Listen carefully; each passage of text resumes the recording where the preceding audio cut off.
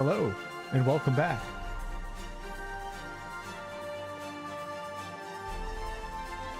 So today we're going to be taking a look at Outward 2. And any of you guys that have been around my channel for over 6 years, this is, I think, the first RPG I ever covered on this channel. I might have covered Bloodborne on a different channel in 2017. But for all intents and purposes, this is really the first RPG that I covered, that I got into, and is responsible for the direction of this channel. So appreciate you guys being here. Now keep in mind, this is an alpha, so judge accordingly. There's going to be no voice acting, which is actually going to be in the game when it comes out. A lot of the UI is unfinished. Things are janky, buggy, incomplete. Tutorials are missing. All sorts of things are missing for this game. So we're really just jumping in here just to feel it out and hopefully be excited for the future, as 9 Dots is doing early access for this game. I think they're aiming for summer of 2026. So yeah, we'll be checking that out too, and then hopefully the game can come out half a year or so after that. But Outward 1 is one of my favorite games of all time. One of my favorite indie games of all time, I always say that. It's definitely a hardcore indie RPG / survival game. Like I say with Kingdom Come Deliverance, this is not a game for everyone. But for the people that it is for, it can be truly something special and amazing. The first game, as janky and low budget as it was made by like 6 to 11 people throughout its development period.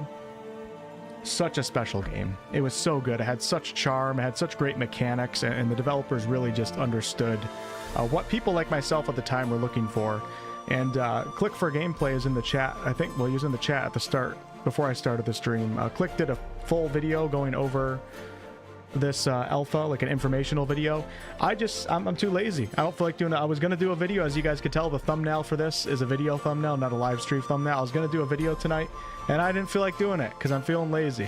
So we're just going to stream it and just go through it and try to have a good time. Dragon, thank you so much for the 5 gifted. I appreciate it. So yeah, anybody that watched this channel 6 years ago, it's great to have you guys back. I can't wait to jump in here, even though it is an incomplete alpha. But let's see what this adventure holds. Here we go. And this is going to be a, I believe, 2-player co-op game if it's like the first one. But as you can see, you can do split screen, but not during this this demo, this alpha demo. All right, so we got normal. Hey, Silver. Normal mode, and I think there's... What are they showing here? Normal and hardcore are the only 2 that are showing right now. Hardcore is permadeath mode, I think, is what they're planning, something like that, which is pretty cool. But we can only play on normal, so that's what we're going to do. And this game is already hard enough, trust me. We have our starting location. I wonder if I can get into the options. Hold on one second. Just going to bring the master volume down a little bit while I'm in character creation. I can't concentrate. Leave it at 50. What's up, Twitch chat? All right, starting location. So from what I understand, there's going to be 3 different starting locations in this game. We have Simeon's Bastion, which is not available right now in the alpha demo. We have Tramontane, which is not available as well. But the one that is available is Haboob. Sealed away for generations and only recently reopened, the city beneath the world teems with magical secrets and ancient mysteries, waiting to be unearthed. For you, a simple clerk, it might just be a quiet place to settle down and make your life in your newly acquired home. One of the greatest things about Outward is they like to design characters to be really bad at the start, just normal people that get put on really difficult tasks and put into really dangerous situations. And that was one of the big appeals of the first game, is you're just a normal person. And it's going to be the same thing in this game. And same with Kingdom Come Deliverance. That's one of the appeals of that game as well. So this is going to give us agility +1 and strength -1. I believe the devs did say that your... Actually, no, not your starting location, but let's... Background. Your background choice is also going to give you an attribute increase. But when the game actually comes out or during early access, this should also have an effect on dialogue, like some in-game reactivity. I think there's something else that it has an effect on too, but that's not present in the alpha right now. So for backgrounds, we have Thug, Shipwreck Survivor, Ereburn Refugee, Aberdeen, Soroborian, Traveler, Warrior's Heir, Elat Worshipper, Calixa Worshipper, Lone Wolf.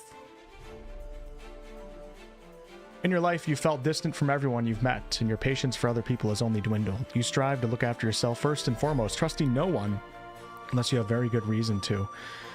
Tempted to go with that because what I want to try to do is, obviously we're going to be checking out the melee combat, but I would like to get access to mana as well. So maybe the intelligence boost will be good. Either going to do that or Shipwreck Survivor to give myself a little bit more survivability. We'll go with Lone Wolf. This doesn't really matter that much right now in the alpha.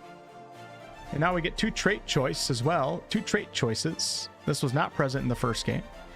So Chemist is going to give Intelligence 1, Con 1. Let me just find one that quickly will give me what I want. Intelligence 1, Strength -1, Agility 1, Con 1, Willpower, Con, Strength, Willpower, Con, and Agility.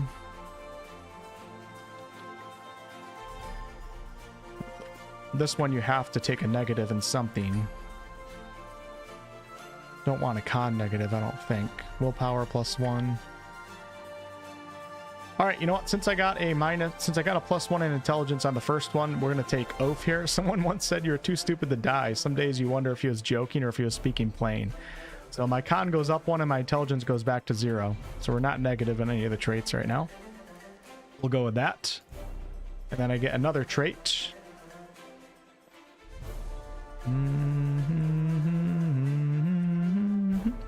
No sense in really spending too much time in an alpha demo on this stuff, but just trying to make sure I don't screw myself in the beginning. I don't know if I want a -1 to agility. I think I'm going to do this actually. So Chemist, there's going to be a -1 to con, but I already have a +1 to con. So we're just kind of evening everything out here. Sure, why not? The smell of herbs and the whir of an alchemy kit has always fascinated you. We'll go with that. Okay, your story so far. Sealed away for generations and only recently reopened, the city beneath the world teems with magical secrets and ancient mysteries waiting to be unearthed. For you, a simple clerk, it might just be a quiet place to settle down and make a life in your newly acquired home. Missing some text there. Something in your life, you felt distant from everyone you've met, and your patience for other people has only dwindled. You strive to look after yourself first and foremost, trusting no one unless you have very good reason to. Someone once said you were too stupid to die. Some days, why does this feel like it's accurate? Some days you would wonder if he was joking or if he was speaking plain. The smell of herbs and the whir of an alchemy kit has always fascinated you. So yeah, I mean, the background choice and the traits, they don't all really necessarily go together, but who cares? It's the alpha. Let's get into the character creator now. As you can see, they're definitely adding a lot more compared to the first game in terms of like RPG type things, and the character creator is much better than it was in the first game. It was very bad in the first game. Not that it really mattered that much, but it's nice to see them kind of make it a little bit better in this one, so we can actually customize a character that looks somewhat like you want it to look like. Keep in mind, this is a small studio again making this. I think Guillaume said that he wants it to be considered a AA game though, which is pretty exciting. If the early access is enough to help fund them. So let's go with preset. We'll go with that one, and then we got all these different ones. It's going to go really quickly through this. I can't really tell what this is doing. We'll just go with that. Skin color, so you guys can see here. We'll go with that one. Skin texture. Oh yeah, we've got to be accurate to real life, right?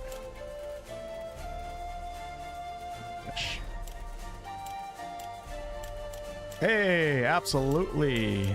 We're not doing no Gen Z hairless chest, you know what I'm saying? Next thing you know, I'll be posting on TikTok. All right, we'll go with that. Skin detail too, don't need anything. On to face. Thank you guys for being here. I appreciate the thumbs up on the stream today. This stream is going to live on, hopefully as kind of like a video in the algorithm, since it's some gameplay for an upcoming game. So I appreciate you guys hitting that thumbs up button. And like I said earlier, if you guys want an informational vid going over all this, click for gameplay. Dropped a really good one yesterday.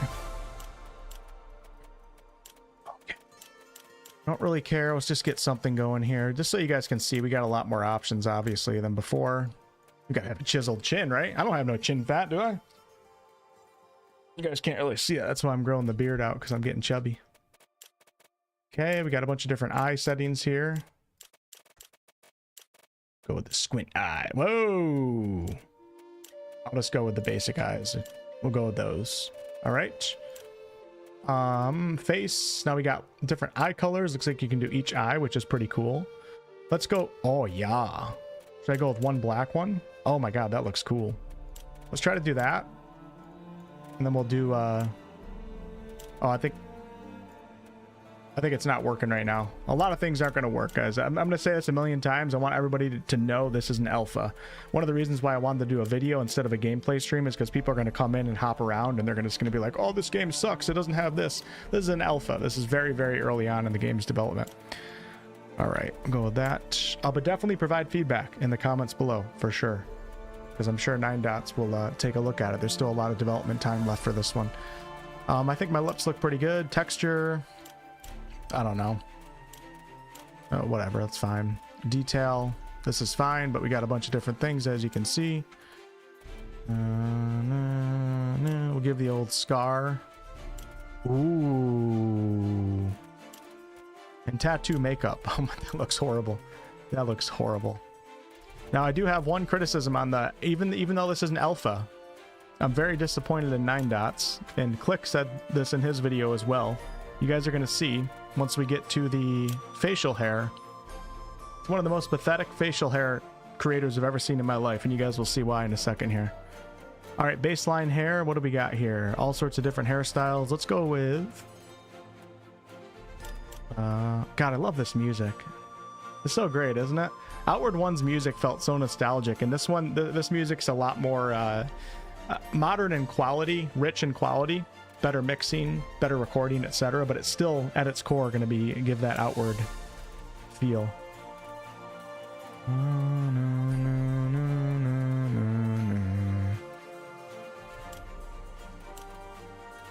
Trying to look for like a scruffy one. That looks like me, doesn't it?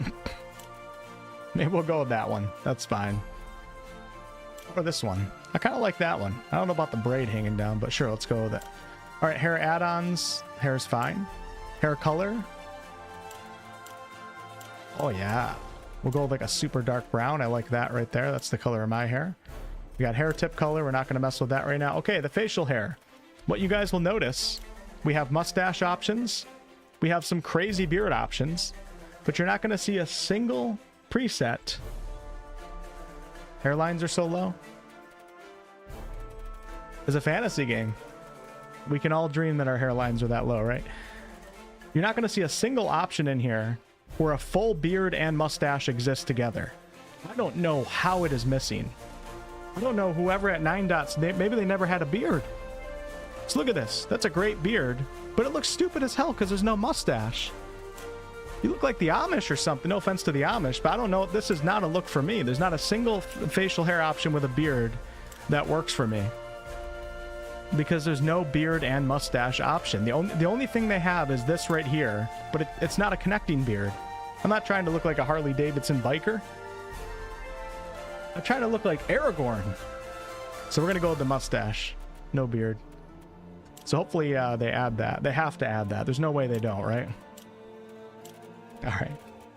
Eyebrows, let's puff those suckers up a little bit. I like those. You guys like that? What's up, David? I'm pretty sure you're safe to offend the Amish because they won't be on the stream. You never know. You never know. All right, we'll call him Wolf. Yeah, we'll call him Wolfheart. How we looking? I think he's looking pretty good. Hey, Fireheart, what's up? Sorry, y'all, I'm missing a lot of the chat, but I want today to be focused more on the game. It's going to be the game is already challenging and confusing as it is, but in alpha form, even the owner of the studio even told me himself, he's like, this is not designed for people to really necessarily play. It's more so designed to have one of the devs alongside you telling you things to do. So, all right, so I'm going to have to focus a lot. And it's already hard as it is. Outward One was pretty difficult. The learning curve is high in the beginning. And then eventually, once you get over that, it's not that hard, but... I gotta turn the audio up when we get in game. The city under the world, hidden and lost in the aftermath of the scourge, felt more like a concept than a reality. If someone had told me 60 years ago that I would call Haboob my home, Haboob. I would have raised an eyebrow. Haboobies. For over a century, the birthplace of the Cabal of Wind was closed off. So, when the path to Bellowgale was cleared, I couldn't resist its invitation. Bellowgale. I needed a new beginning. A separation from 2 turbulent lives in a row. But turbulence awaits here, just like anywhere else. Most yearn for nothing more than tranquility. Work hard. I'm happy. Buy a home. Stay within the walls. Let the curious cats venture outside. But curiosity can be kindled when you get a taste of danger. You guys see in the top right, Alpha, everything may change. So once again, another reminder. Things are going to be very, very incomplete. A lot of the UI, the crafting systems, etc. All right, so we're in the game right now. You can play with controller, but I am doing mouse and keyboard. By the way, this alpha does open up to people, but you have to register. It's a private alpha. And then when early access launches in the summer, it opens up to everybody. It won't be an alpha. I think it'll be a beta at that time.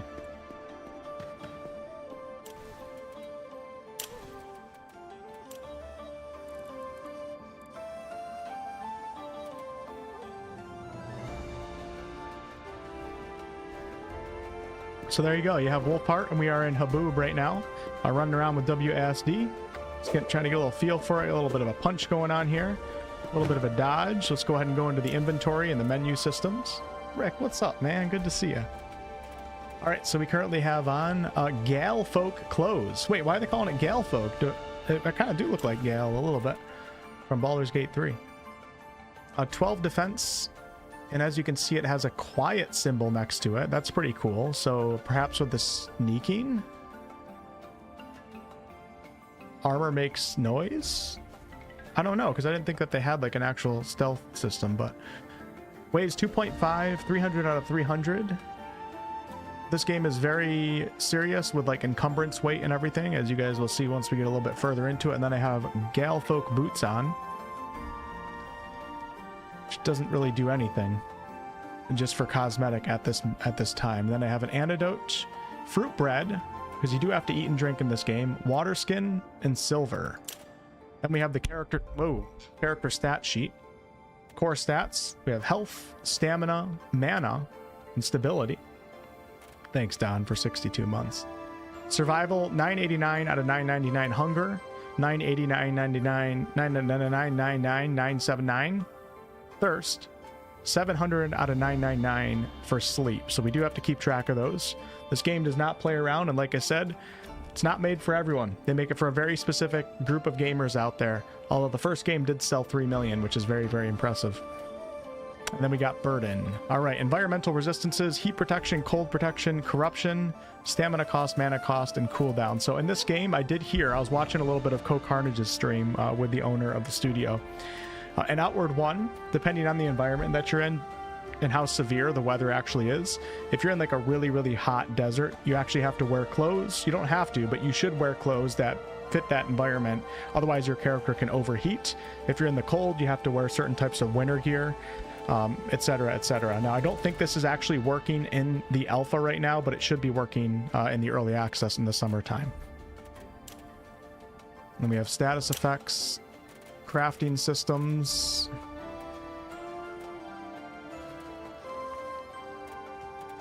Okay, I see how this works. So if I want to craft a torch, I need wood, and then it looks like a cloth. Campfire kit, 4 wood. Scrap tent kit. And we have quick slots per skill, per trainer, calendar, and a quest journal. Call to adventure, Haboob. A first night in your new home. All right, let's go ahead. We're just going to walk around a little bit, and then I'm going to come back here and go to bed, and it's going to start a cutscene, and then our adventure actually begins. But I just want to feel this out a little bit. Pick up fire rag recipe scroll. Yo, Kit, what's up, man? Okay. And then we have an incomplete crafting system for alchemy, of course. I think they're probably going to make this look a lot better and be a little bit more intuitive. All right, let's go out this way. Check my settings again real fast.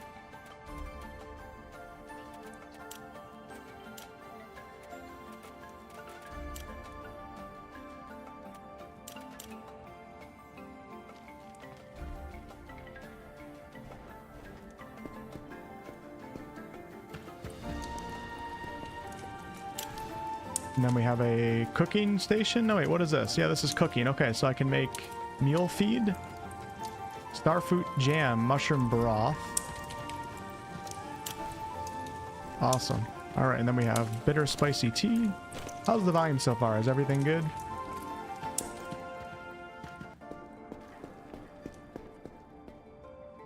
Pick that up. Like I said, this is all very important. So, oops.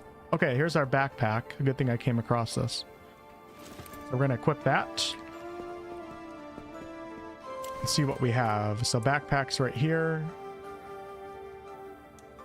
And you can see pockets 4.4 out of 10 for weight, and the backpack can hold 20. This is all stuff that's very, very important in this game to pay attention to.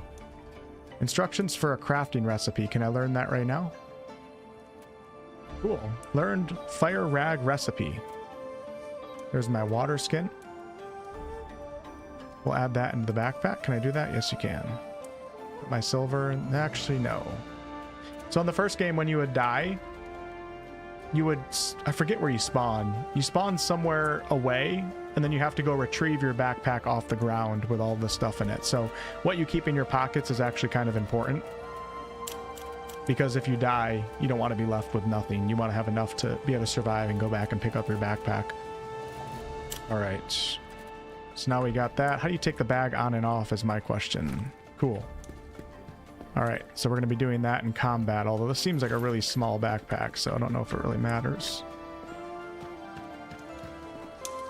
Weeping Pearl sword recipe. Thanks, Brandor. I appreciate that.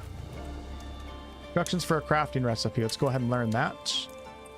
Weeping Pearl swords. I think we're gonna have to find like an anvil or something before I'm able to think about crafting that.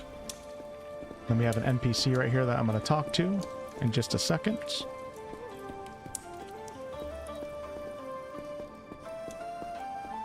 Whoa! Do you talk, sir? So yeah, like I said, there's no voiceover at all in this alpha, but they are planning to have it when the game comes out, at least to a certain extent, but it's just too expensive for them to do it right now when they're not finalized with the script yet. Okay, this seems to be some type of merchant, so we'll take a look here. What does he sell? A crowbar? Did they have crowbars back in the Middle Ages?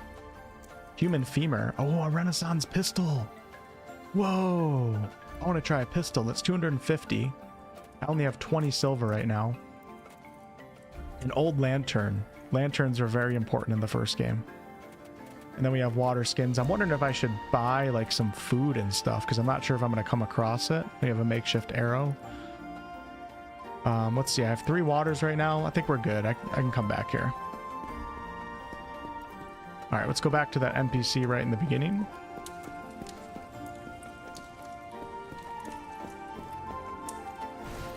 Pistols were OP in the first one. Yeah, I remember using them. I forget the class or the build that you would go with. What was the build that you did with the pistols? I forget the official name. Right, I suppose congratulations are in order, yes? Owning a house in Haboob is quite the feat. How long have you lived here? A few years. I was lucky enough to get my hands on it when the city gates opened. I had a good time here. Lots of moments with the people of Haboob. I'm really going to miss them. Why leave then? I must return to Berg for business and take care of my ill mother. After all those years, I can't say it's not bittersweet. Haboob means something to me now, but home will always be Berg to me. Alright, I'll take good care of it. I'm sure you will. Now all you need to do is turn it from a house into a home. Thank you for this smooth transition. Of course, so tell me about yourself. I'm curious to know what kind of life will fill these walls once I'm gone. I'm not sure yet. There's nothing wrong with that. Not everyone needs to have a grand purpose right out the gate. I think life is much more fun when the unexpected finds us. Well, you must be exhausted, but you should pay the Chamber Lord a visit if you get the chance. Buying a house comes with a trail of paperwork you might want to attend to sooner rather than later. If you do have some energy left, however, you should join me at the tea shop. This calls for a celebration. See ya, Harry. Haboob in Cyberpunk 2077. Said the tea shop. We should meet him there.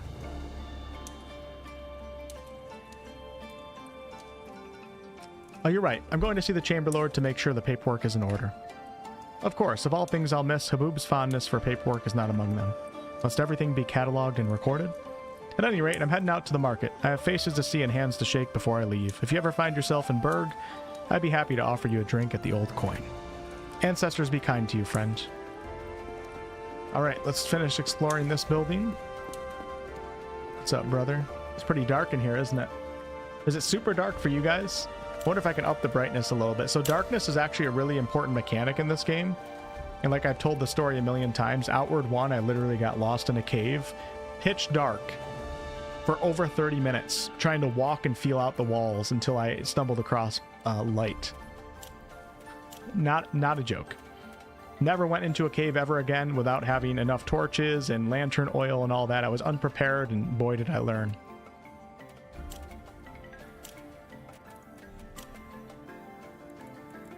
Up it to 2.5, and we'll see what that does. When we get outside, it might be a little bit better. What's up, Sunglass? So yeah, a lot of this stuff, like a lot of the NPCs that we're coming across, probably don't have... some of them you might be able to interact with when the game comes out, but this is alpha, so... Alright, we can drink straight out of the fountain here. Cool. So let's take a look. Let's go in here. So my thirst is currently 911 out of 999, so let's go ahead and drink some clean water. All right, and I'm going to try to gather it, but I don't think I have a skin to gather it. I think if I drink out... Okay, quantity 3 out of 5. So let's go ahead and see if I can fill. Quantity 5 out of 5. I like taking things slow. This is great. Okay. All right, brother.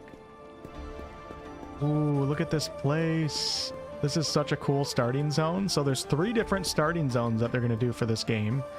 So you can start in a completely different location and then work your way over to this zone eventually if you want to. My God, this is amazing. What a... Especially for Alpha 2, like what a visual upgrade from the first game. But at the same time, it still holds that outward feel. It doesn't feel like a different game. So I heard, oh my gosh, look at that. So I heard Guillaume, the owner of Nine Dots and the creative director, say that Haboob, the city, is basically, as you can see, it's kind of in, this looks like trees, but this is some sort of cave that we're in. A cave with lots of trees, I guess. And for a year at a time in this region, there's a big sandstorm. So everybody comes into the city of Haboob to get out of the sandstorm, as you can see up there. Something tells me we'll be going out in the sandstorm and have to be wearing special gear. This guy looks like me. I think we do. That's funny. Which zone has the rune magic trainer? I'm not sure, but we're going to be going up to a trainer here shortly. And if I didn't watch some of CoCarnage's stream, I would have no idea where I'm going or what to do right now. Because like I said, this alpha isn't really designed for a good experience.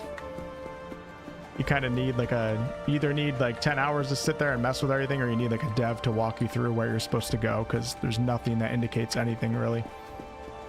But I think I know where the trainer is because of CoCarnage's stream. I think it's down in there. So we're going to pick up some skills here soon. Well, let's check out this house first. Oh, this is the Chamberlord. Great. Our newest homeowner. I suspect you have come for the deed. It is on my desk. Feel free to grab it. A home to call your own. It's quite something. The perfect occasion to celebrate, I dare say. With a symposium returning from their latest expedition, this certainty will be Haboob's most exciting week in quite some time. Were many people trying to bid on the house? As always, the first name pulled from the lottery lacked the funds. You were the second pick and the right one, it seems. I wish I could offer everyone a chance to have their own home. Sadly, the landscapes of the city prevent me from doing so. How often does a house go on sale in Haboob? You've got your hands on the first piece of property on sale in a long while. Sebastian's decisions to sell his own affair. I assume he weighted it with care. Anything else I need to know about the house, sir? No latent defects, if that's what you're wondering. It's about as sturdy as they come. The home is as old as the city itself. Interesting fact, it used to be part of the old cistern network. Despite Haboob's seclusion, we were able to mend both past and future together. In fact, the old turbine is a remnant of that time. Anything happening around town? As I mentioned, we are expecting the symposium to return any day now. I hope I'll be around when they return with their discoveries. Other than that, the Blue Chamber has called for a council in Berg later this year. A lot of lore and references to things that you experienced in the first game. I look forward to meeting my peers from the other tribes, but I would much rather spend time with my patronage. Now, what exactly is this symposium doing, sir? It's not always clear, is it? I guarantee their expeditions have always been fruitful, or at least that's what they report. It would be best to ask them directly. I would personally describe them as Haboob's first archaeologists, but they say that description might be somewhat restrictive when it comes to the scope of their research. And what kind of research? Mostly artifact discoveries and archiving. They have so many projects I can hardly keep up. Alright, I must return to my duties. Congratulations again and good luck. So let's grab our house deed. If we can take a look at it. Thank you guys for being here. Thank you guys for the thumbs up on the stream. Hopefully Outward 2 has a successful development period, because I am very excited for this game. And I'm excited to share it with you guys as well, for those of you guys that didn't know about the first one or this one. To the Haboobs! What's up, Stuart? Feeling pretty good. Who else can play already? Right now, it's only a few people in the media, and then on the 8th, I think, if you register on their website, you might have a chance to get into this too. Otherwise, I think you're going to have to wait until the summertime when early access opens.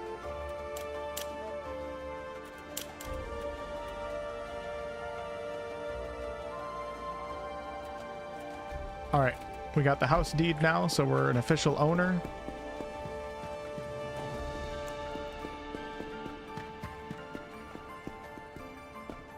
And like I mentioned earlier, this game is going to be split screen and also 2-player co-op. The way they did it in the first game was you would come over to your friend's game and you would follow their world, and their story would be their story, and you would help them with it. And then when you go over to your game, they would come over to your world and help you with your quest, etc. But the cool thing is that you get to keep the gear and things that you pick up in your friend's world. So it was still extremely motivating to play with other people, because I remember playing with my buddy 2-Bit, and I would go to his world and come back to my world with like a super powerful axe or something like that. I can't remember if the first game had a jump or not.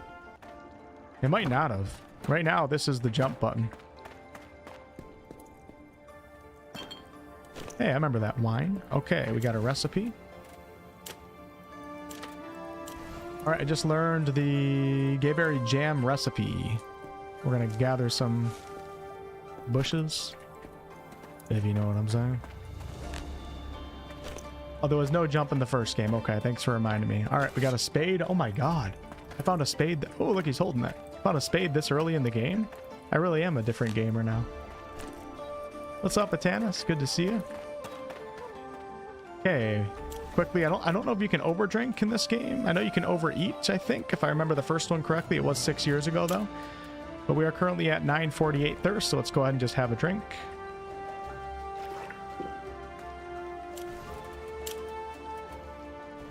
Now we're back to the top. I'm the shovel man. Alright, so here is the skill trainer. I'm going to walk in from the front, and like I said, the only reason why I know this is because I listened to the owner on Co-Carnage's stream. Otherwise, everybody would miss this.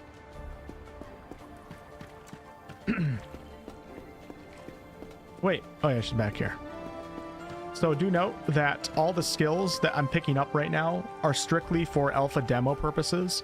When you actually play the game, you're going to have to earn these skills and do a bunch of things before you can get them all. But for this alpha demo, they wanted to give players the option. Wait, where's the skill trainer? Oh, I might have to go to bed first. But anyways, when I pick up... Oh yeah, let's go. When I pick up the skills, I'm able to get all of them from this trainer, and that's not something that you can do when the game actually comes out. Hey, brother. How we doing? I'm the shovel man. I feel like I remember this name from the first game. I heard someone became a homeowner today. Have you had the chance to settle in yet? I'd like a drink. Here, on the house. Pun intended. Spore tea, great for mages needing mana. I just use it for hangovers.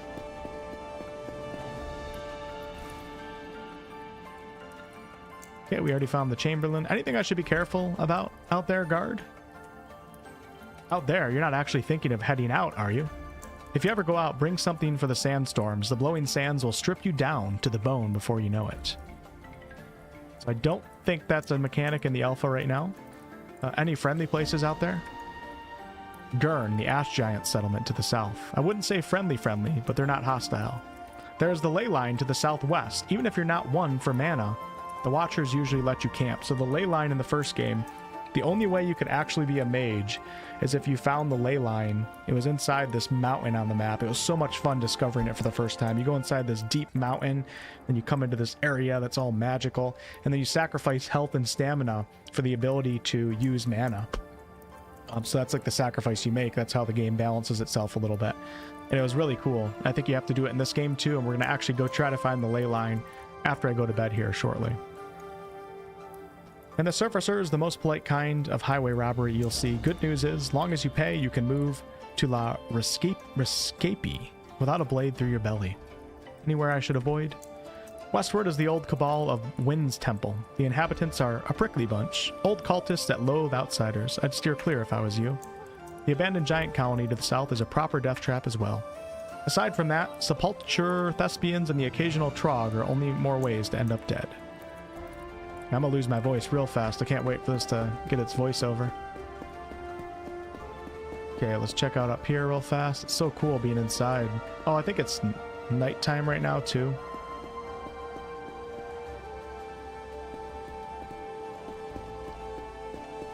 Yeah, get that ley line juice. What's up, Easy? How you doing? Remember running across the map all the time to get all the skills? Yep. So many great memories of the first game, and a lot of them involve being lost and getting destroyed. Okay, so what I'm going to do is I'm going to do a quick loot, and we're just going to check out these buildings, then I'm going to go to bed, and the quest is actually going to start, and we'll get into combat and all that good stuff. It's super dark in here right now. Do I have a torch? I don't. Even if I did... Oh, wait, hold on. Is that what I'm...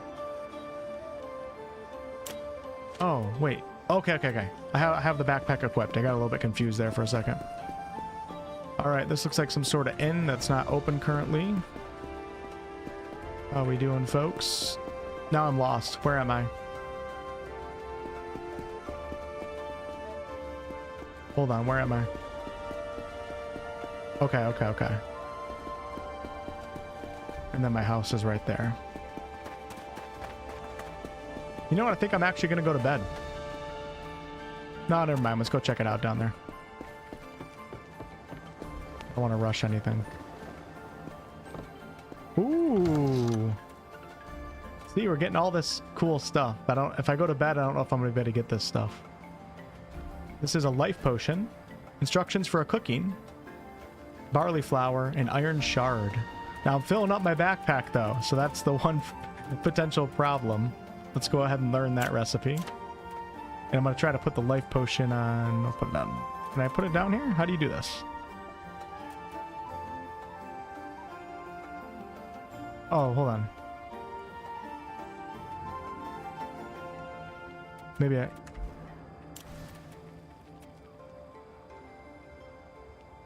don't know how to put it on a... We'll try that in a little bit. Not too sure.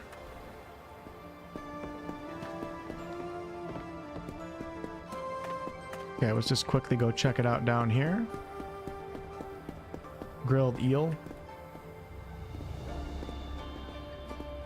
Any plans to play through the original before the sequel? Possibly, depending on when it comes out.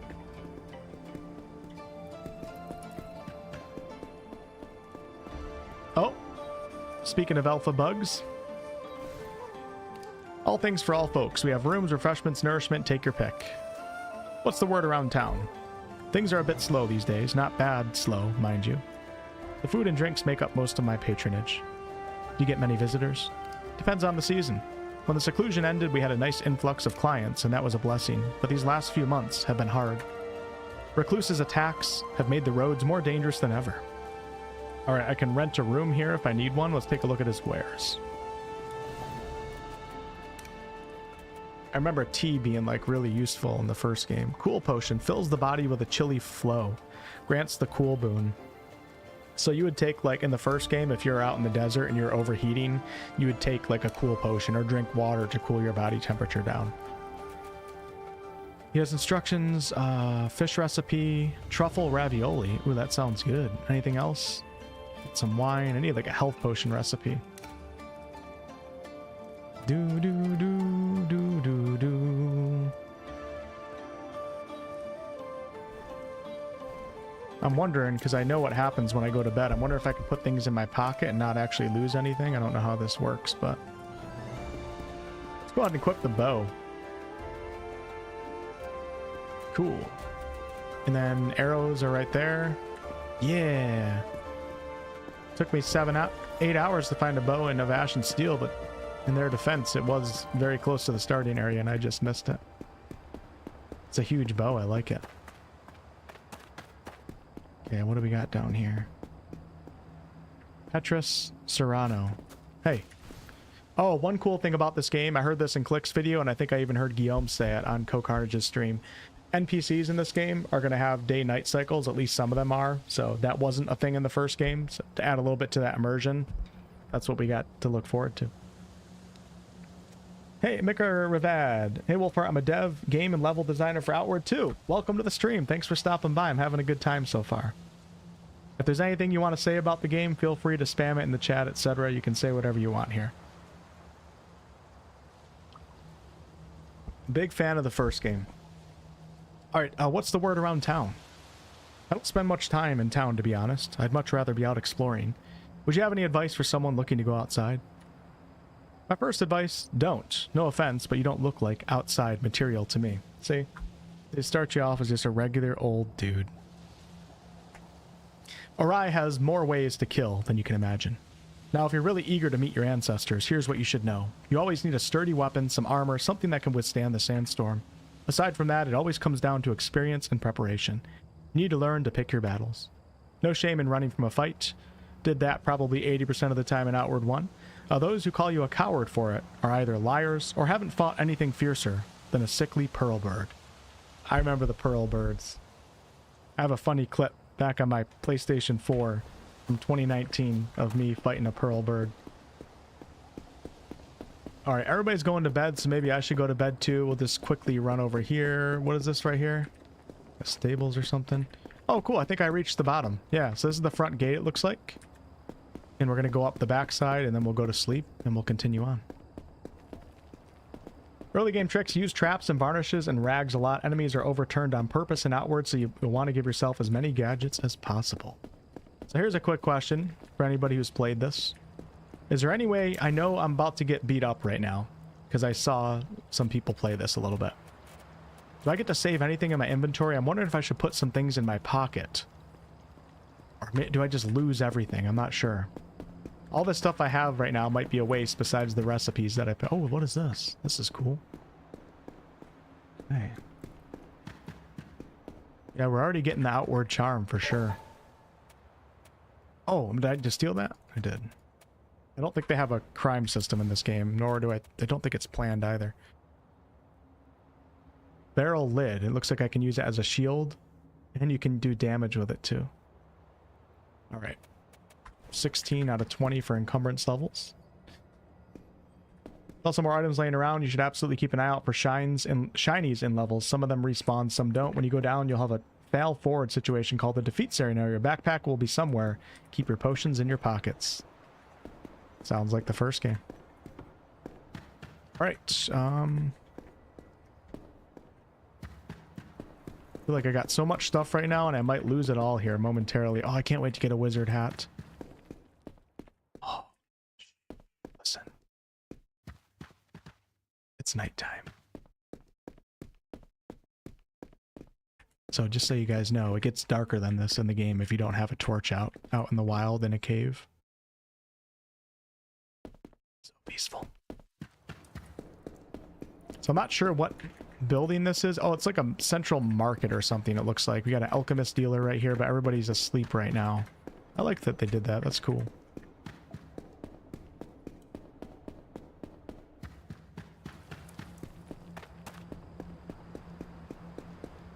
Do we know how many devs are working on Outward 2?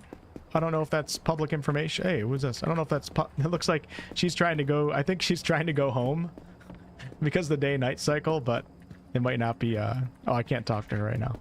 It might just be incomplete because it's the alpha.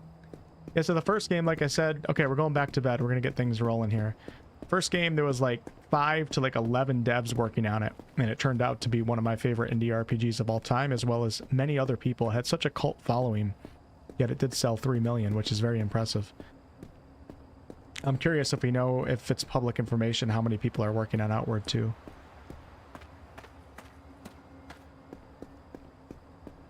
You talking about getting lost in a cave at night reminds me of playing EverQuest on release and losing a character because I got lost in the sewers and had no light and dark vision. Yeah, I love RPGs that make choices really matter and like make weapons and equipment really matter too. And this is definitely one of them in terms of making sure you have the right equipment. Otherwise, you'll get completely screwed. You can't... They're not going to hold your hand. They're not going to give you a get out of jail easy card. Up to you. All right, we're going to bed. Here we go. Should I do a save? Wait, can you save? I don't know if you can. Star, thanks for the Twitch Prime. I appreciate that. Yep, I'm live on YouTube, Twitch, and Kick right now. So if you guys see me talking to somebody that's not in your chat, that is why. All right. So we have reading and resting. I think this reading is a new system. I'm assuming it's not implemented right now, but it looks like we can read books before we go to bed, which is really cool.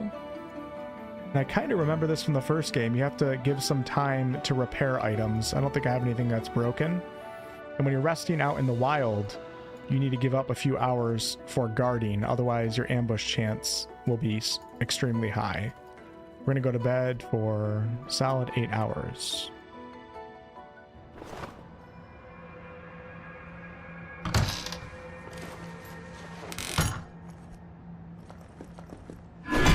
That would hurt. That would hurt. Mace to the head. I got a mace next to me right now. Who the hell is that? Oh!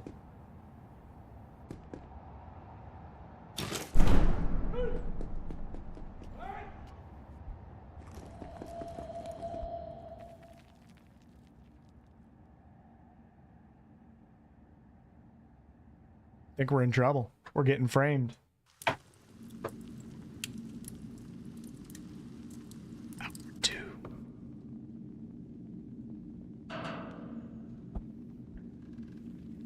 I remember using the chakrams in the first game. Wonder if they have them in this game. Hello? Mista, get me out of here. Everybody looks like me. Oh, it's the Chamber Lord. Good, you're awake. Apologies for the cell, but the circumstances call for measured actions. A guard is dead, shot. My men found the smoking pistol in your hands, and Sebastian's bloody journal in the victim's. Please tell me you have an explanation. Oh, let's just tell him the truth.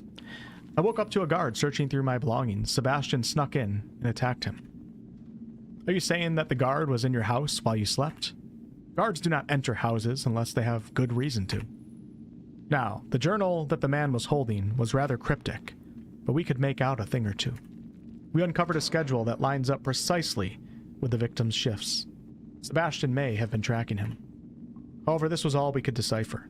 The rest is still heavily coded. Even the symposium's head scholar was clueless for the symbols we found in it. If there's any hope in this situation, it's in decoding that journal's secrets. If you manage to find Sebastian, then perhaps your redemption lies within the folds of his mind.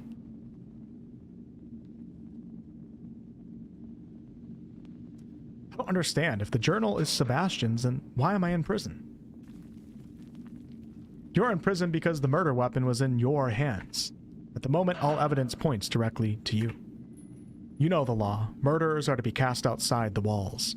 And that's if the other guards don't take matters into their own hands. If they want revenge, I don't know if I can stop them. It may sound harsh, but the truth of the matter is, without proof of your innocence, I must act on behalf of Haboob and its citizens. You have to help me out, sir. I certainly do not have to help you out, considering the murder and all, but all I can say is this. Finding Sebastian is what you should focus on right now. It is your only hope. We know he left the city. No one has seen him since. Out there, at least you have a shot at catching him. Your exile begins now, friend. As unfair as it may seem, some would argue that this is better than no chance at all.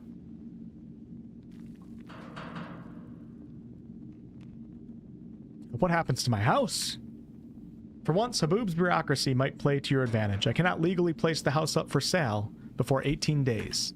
Similar to the first game. A similar situation happens in the first game. It's different, but you're trying to get your house back. Which means I can return it to you if you exonerate yourself in time. At least let me grab some things from my house first. Unfortunately, it's a crime scene now. Anything of yours that hasn't been seized as evidence is in the chest over there. That will have to be enough. Alright. When can I return?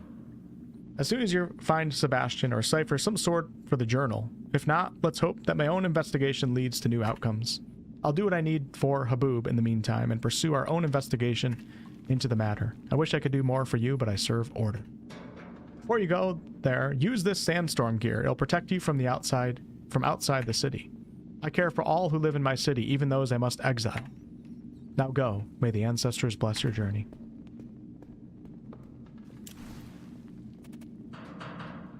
Alright, we got Galfolk. I'm already losing my voice right now. Galfolk Helm. Cool. I have a bandage and a mushy steak. Currently not hungry. Yeah, that was unacceptable. If it ain't broke, don't fix it. Yeah, exactly, right? Alright, what do we got here? I got my burlap sack. Sweet! All my stuff is in it. I think I lost the things in my pocket, though. Damn, I had it backwards. Okay, how do we pick up the backpack? Oh, I have everything. This is great. Hallelujah. It's great, but at the same time, I'm almost encumbered.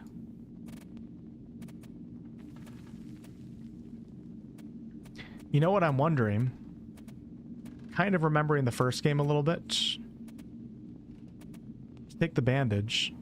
No, I don't know how to put things on the hotbar.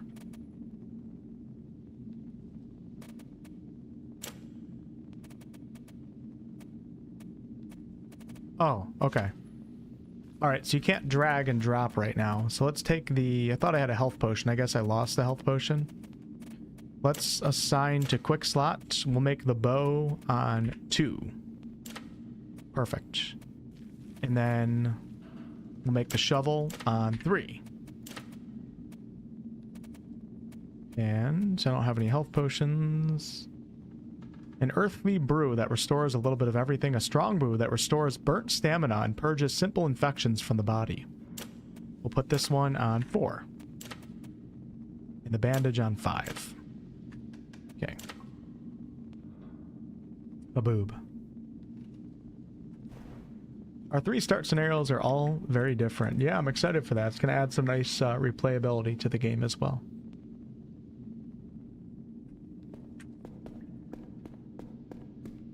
Okay, let's take a look at the quest journal. It's in here somewhere.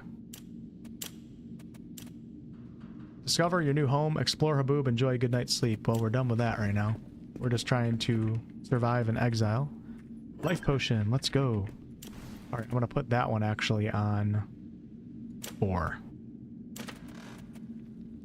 Or Q, but then I'll press it by accident, so we'll do that.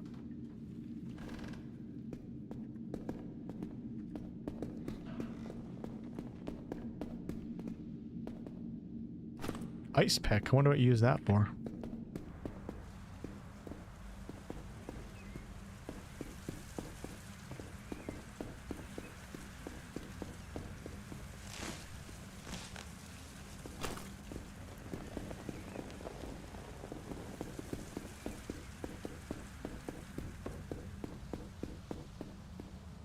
Yes. Alright, so I should be able to equip this lantern if it's like the first game.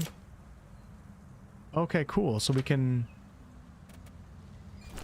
equip it to main hands. Or we can equip it to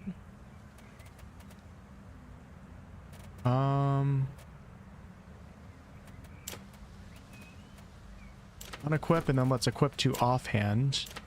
And then let me see if I can put this ice pick in my main hand. Ooh, look at that. Now, I think this does have... can only be used for so long before the oil runs out.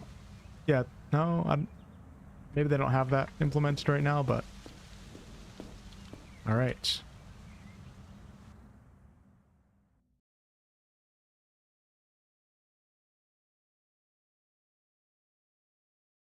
As a man with a full beard, I am appalled they didn't include the mustache in their full beards. Yeah, Mecha Rivard, we're going to have to criticize your game right now, even though it's an alpha, and we're going to demand that there better be an option in the character creator to have a full beard and a mustache. Full beard, going all the way up to the sideburns. No gap in between. We're very disappointed.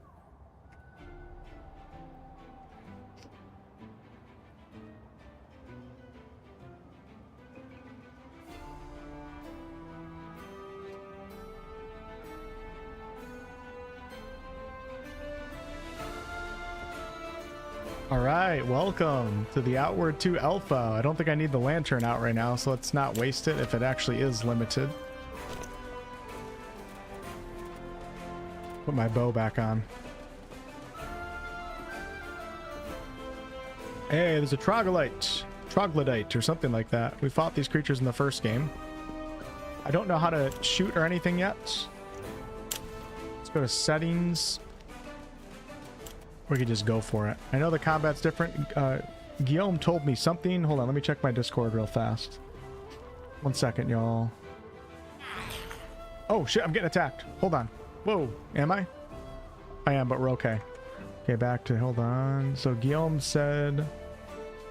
combat controls. You have one button for each arm. If you click and press, you do a simple attack that is easy to combo from and into. If you hold the button, it does a special attack. Holding while in a combo will do something different than if you hold from a neutral position. Oh, cool. So in short, click plus hold does something else than just hold. When you combine this with dual wielding, you can very seamlessly do interesting combos with a variety of properties. So yeah, dual wielding wasn't in the first game, if I remember correctly. I don't really have anything to dual wield right now, so we're going to start off with the bow.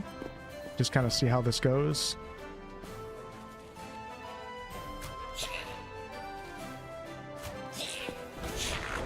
Oh, shit!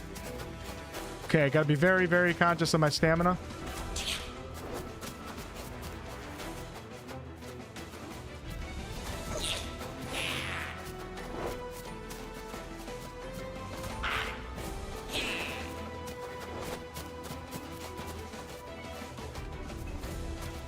Oh, God. Oh, let's go, baby. Come on. If that was me in Outward 1, I would have died instantly. I got lucky with the bow start here, because I think in melee combat I would have died. Okay, pick up star fruit. Cool, we can get the arrows back. I like that. Star mushroom. Oil. Hey, so I got oil for the lantern. We got some wood and some silver. Can I pick up anything out here? Yes. Unfortunately, I don't have a pickaxe, so we can't mine.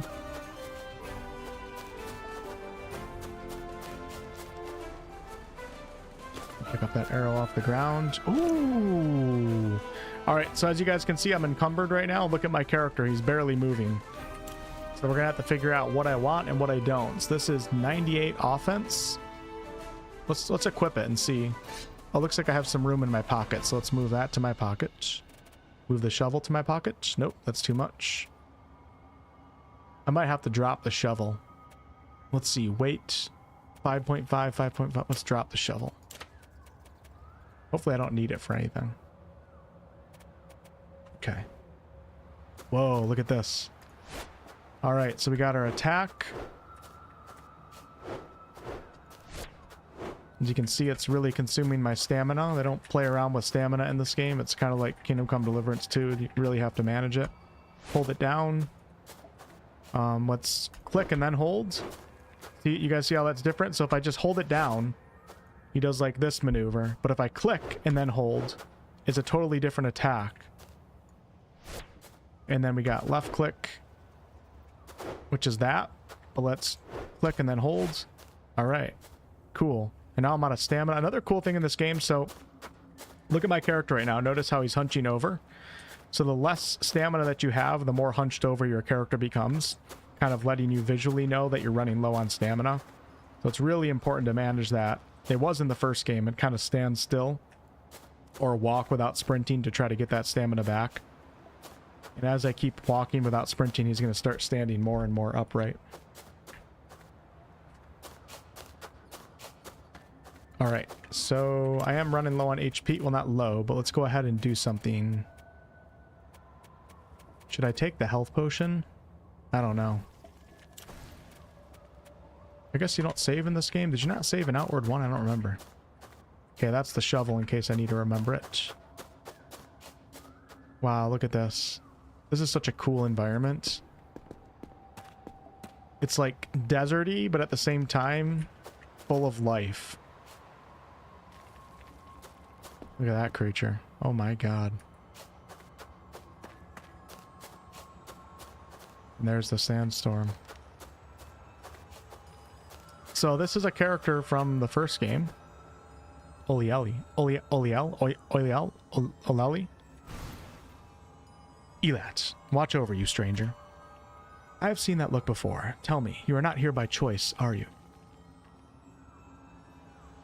I think I've seen you around town before. What happened to you? I suppose I've grown to be quite recognizable, haven't I? It's a long story, but you can say this was a gift from Elat.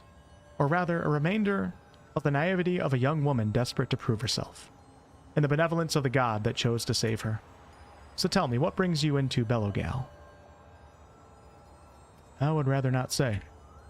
Fine, keep your secrets. If you do need something, feel free to ask. I'm looking for a man, pale, skinny, with a goatee, goes by the name of Sebastian. No one like that on the Western Road, I'm afraid. That being said, I doubt they would go very far without stopping at one of the settlements. With recluse activity picking up lately, most people avoid the road when they can. What can you tell me about the symposium? We are Haboob's premier research organization, young and eager, like me. Thanks to the Chamberlord's support, we can unearth the secrets of Orai's past and use them to become a repository of ancient knowledge. I have days I feel like I've seen everything, but with the symposium, I realize there's much more out there than I could ever imagine. I need help surviving out there. It's never an easy thing, asking for help, but I've made my share of mistakes, so perhaps I can help you avoid some of them. How do I find shelter? I will say, you are not without option. I've only just returned from the Gleamway. If, like me, you have a curious and inquisitive mind, you might find interest in such place. Although it is not without danger, it remains the quickest path to the ley line. So she's given us information on how I can go acquire mana. So I can actually use some skills. Some spells and stuff. So that's going to be the main focus of today's stream. Magic is one way to stay alive in this world. It comes at a fair cost, but the balance is yours to control. You can be wise about it or not. That is up to you. Do you know other settlements that I could shelter in for a bit? I know a few places in Belogale where you might be able to find sanctuary, for a time at least. If you head eastward, you'll stumble upon a group that calls themselves true Levantines. Tread lightly. In my days, they were better known as the Sand Corsairs of Abrassar. They've since eased up on their banditry. Now they'd prefer to charge tolls. Less violent, just as greedy. There's also Gurn, the ash giant colony across the sand dunes to the north. As long as you can respect their customs, they don't mind letting outsiders stay. Neither place is perfect, but they're much safer than sleeping out while the sands are raging. A word to the wise, an open mind and a helping hand will open many doors. How do I find food and water? If you head northwest through the arch on the wind chime path, you'll soon reach a pond. Gotta remember this. Head northwest on the arch to the wind chime path. Okay. It's a quiet little corner. You should be able to forage for mushrooms and gayberries. It's also a popular watering hole for pearl birds. There's a good meal if you catch one. Unless you like raw meat and dysentery, you'll want to start a fire. I wish I could help out on that front, but I haven't carried flint and steel in years. It's hard to go back to striking rock on metal once you've learned to summon a flame. Okay. Here, take my old tent. It's got some holes and tears, but it'll serve you well enough for now. It's also quite easy to get turned around, so let me add a map to that. Don't forget to drink clean water. No amount of swords or spells can save you from dehydration. If there's something I can do to make your situation easier, let me know.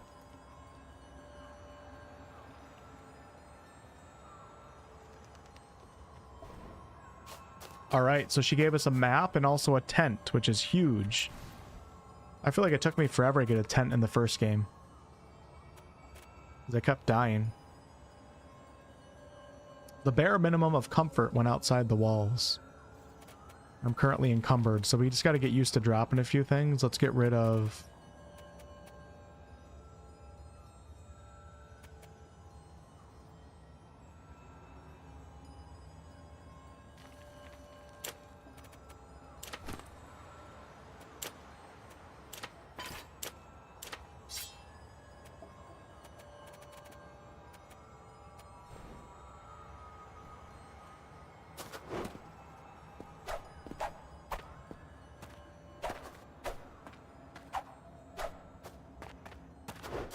So it looks like there's no block. This is when you have the shield, that's what it does right now. I don't know if that's how it's always going to be or what, but all right, let's get a little bit of health back. Hey, look, there's a dead pearl bird right here.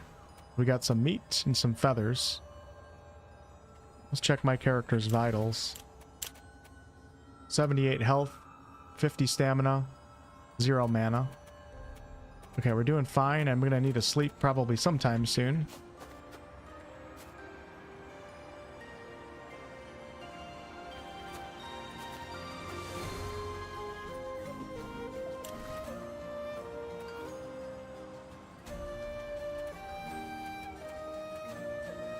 Didn't she give me a map? Here it is, the Bellowgale map. Whoa, this is so cool. I love the art style for this map. So in Outward 1, you were given a map, but you never knew where you were at on the map unless you're familiar with the environment. So as you can see, it's going to be the same in this game. It doesn't pinpoint your location. And I love this. This type of like map system is so much fun, and it encourages so much engagement with the world around you. I remember in the first game, like the only place you know of is the lighthouse at the beginning, which you can see on the map. And then I'd be like 5 miles away from the lighthouse, diseased, hurt, dehydrated, pitch black outside with a torch that's dying. And you look on the map and you don't really know where you are. So then you just kind of climb up to high ground, like up a mountain or something, and look out in the distance, and you can see a lighthouse in the distance, and you start working your way that way. And you just start learning the map more and more. I have no idea where I'm at right now.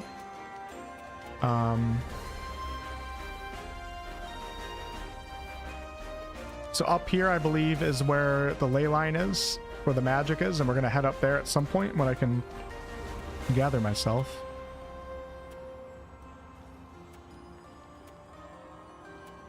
I have no idea where I'm at right now. Some geysers.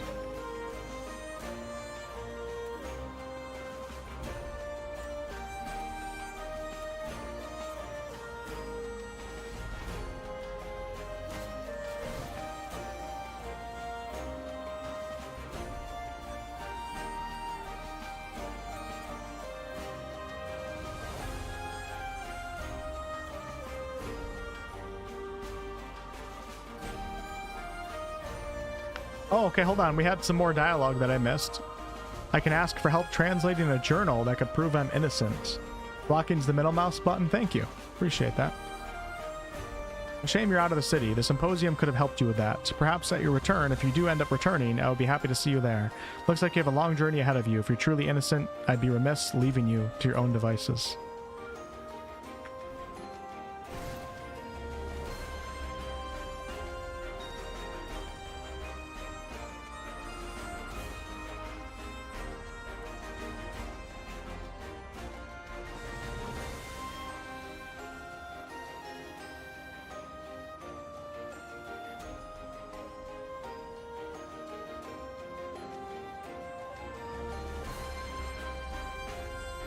Okay, how do I get out of the conversation?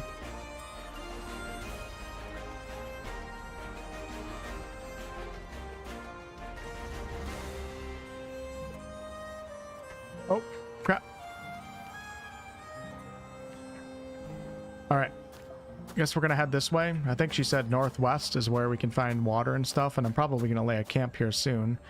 I'm trying to look for something in the environment that kind of will let me know where I'm at on the map so we can get our bearings here. Like, what is that tower right there is what I'm wondering, if that shows on the map somewhere. I wonder if that's it. No.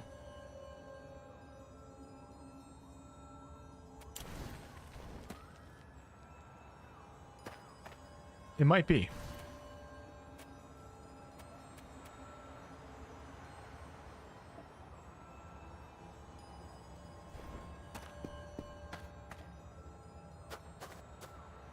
Oh, there's another thing behind it too. Is that? Oh, that's Haboob. Okay, that's the city. Okay, hold on.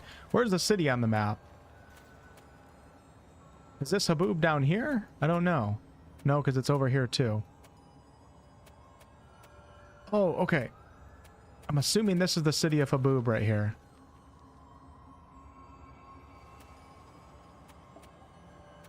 Let's just start going. Part of the experience is getting lost, and we'll figure it out as we go.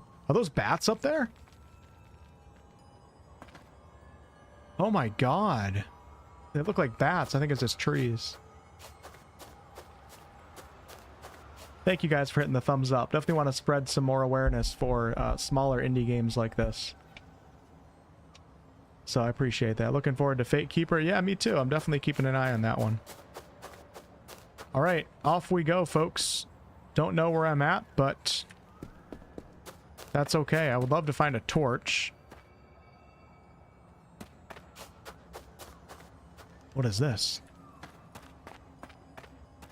Man, this is so cool. The first game, one of the best aspects of the first game was it really captured exploration and rewarding exploration. And I'm sure this game will be no different. I'm already getting that feeling right now. Okay, so this is the entrance to Haboob, it looks like. Look, Chamberlord told me about your little situation. Jog on, yeah? Don't show your mug for a bit. Other guards might not be so nice. Shoo. Okay, so this is the main entrance door to Haboob right here. Wish I knew where it was on the map. I don't think it's that. I think it is this down here. This must be Haboob. So if that's the case, where's the front door? Is it that?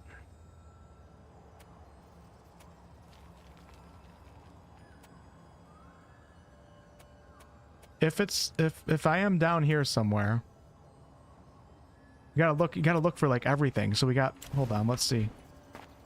It's so dark out. Maybe we're gonna, you know what, we're gonna rest. Let me lay down a camp. I'm getting a little bit nervous right now.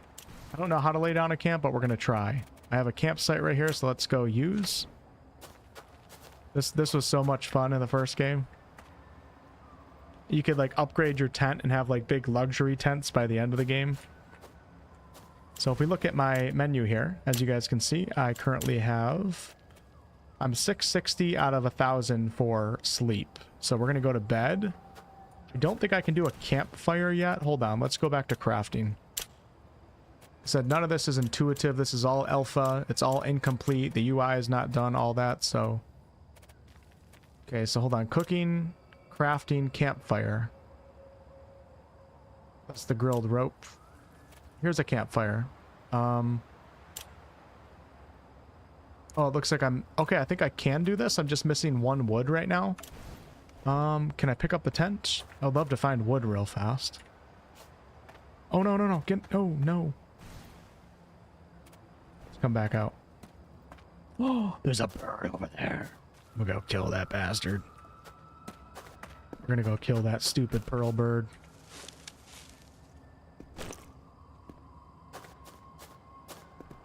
Oh man, I feel like I'm an avatar right now. I love this.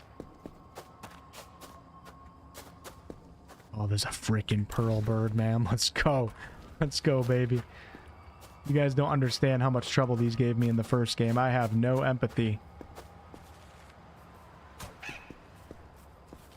Uh-oh.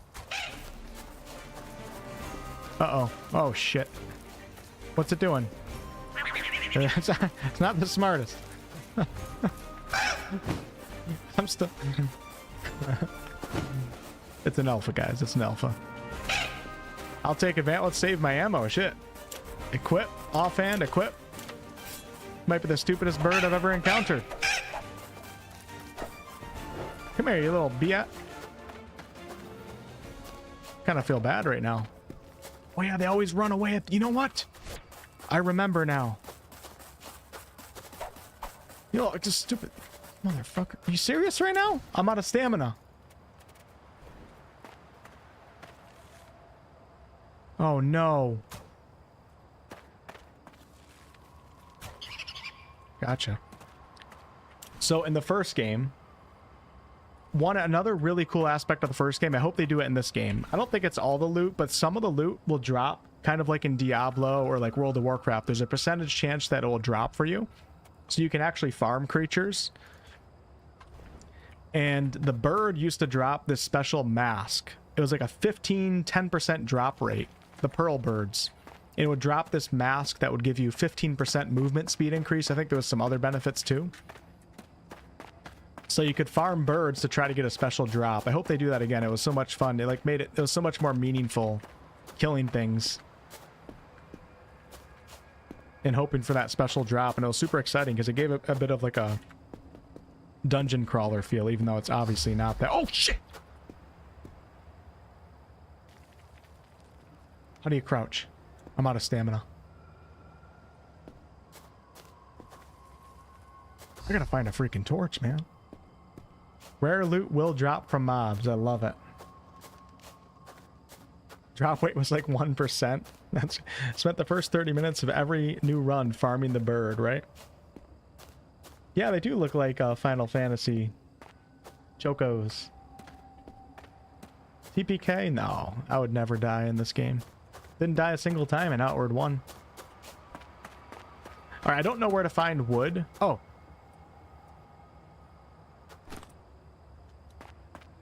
Let's find a nice little cozy spot to camp. Where you guys want to camp? Let's see. I think I like right here. So I guess you can just go up the trees. I'm not sure if they're going to have like a axe method or what, or if that's how it's going to be. Remember, all this weighs adds to my weight. So as you can see, I'm now encumbered right now. But let's go ahead and craft and see if I can make the...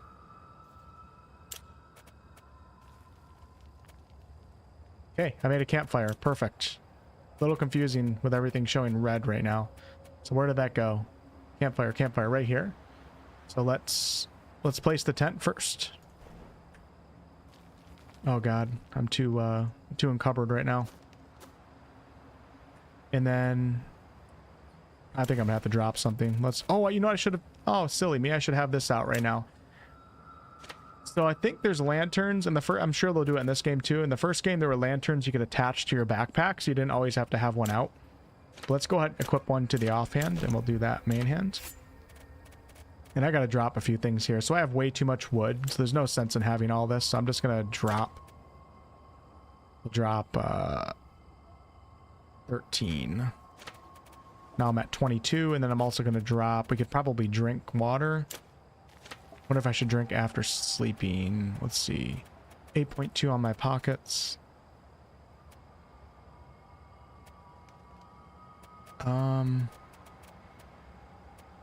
Wood's very easy to get, so I'm just going to drop all of it. Iron shard. I'm about to drop those too. They weigh 0.8. We're just worried about surviving right now, not worried about getting good stuff. Okay, so there we go. Look at that. I want to move my tent. I don't like it right here. Hold on. I want it right here.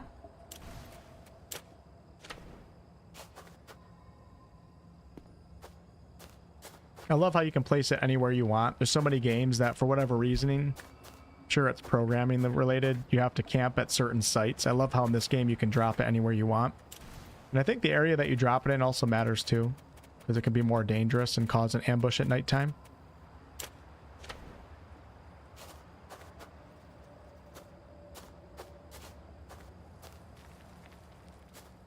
In Outward 2, you can attach more than just lanterns to your bag. Bag slots nullify attached item weight and vary from lanterns to two-handed crafting stations.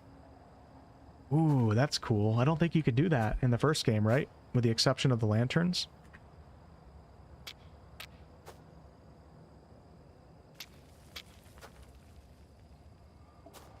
Do I need flint and steel? Oh, I wasn't standing close enough. Is magic the same? Yeah, I don't know. Maybe Mick can answer that question, but I think they're still doing a bunch of rune stuff where you cast runes on the ground. I think I saw it in their marketing. Okay, let's go ahead and... Does that keep me... Oh yeah, so you guys can see in the bottom left right now, my health and my stamina. And then to the right of that silver bar, you can see a sun and a snowflake. And you can see that my little bar is moving closer and closer to the sun right now, because my character is actually warming up. You can get too warm, I believe. You absolutely can. And you can get too cold as well. But if I was in a cold environment, you might be dropping a campfire like every 100 yards or something like that to warm your character up. I don't know what I'm trying to figure out right now is how to... Let's try to cook something. Okay, so here we go.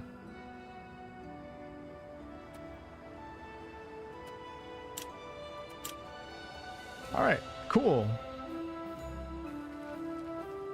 Let's go ahead and craft some jam. Cannot craft. No cooking station close enough. Oh, do I have to put like a pot or something on top of it? I'm assuming I have to have like a cooking pot. There must be like some sort of cooking station that I don't have yet. So that's fine. I don't need it right now. Let's go ahead and just pack it up.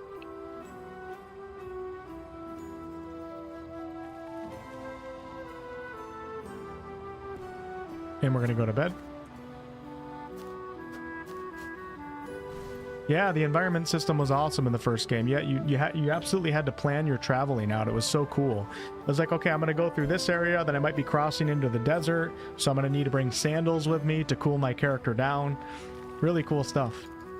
All right, so we're going to do a 6-hour... I don't know how you can tell. Okay, is it like 11 p.m. right now? So we're going to want to rest through the night. So let's go 12 hours sleep. Also, you can see as I increase the guard, the ambush chance goes down. So let's go 23% ambush, 10 hours of sleep. All right, I like that right there. And we're going to get thirsty, hungry, and good sleep.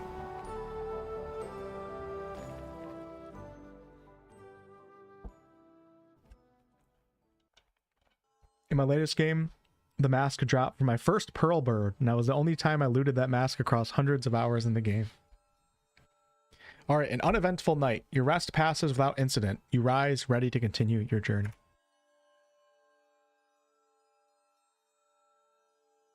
What's up, Austin?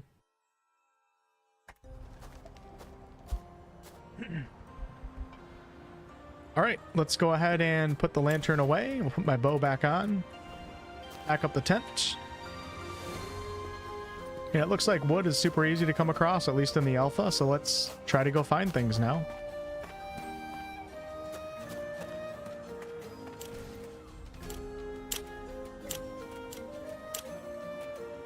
I'm very thirsty, and also pretty hungry.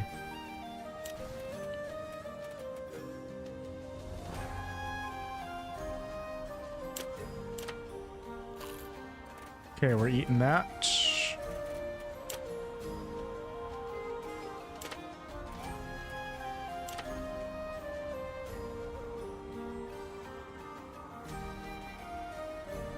How do you put weapons away? Not let me use my water. Oh, I'm out of water. Quantity 0 out of 5, so we got to go fill that up really quickly.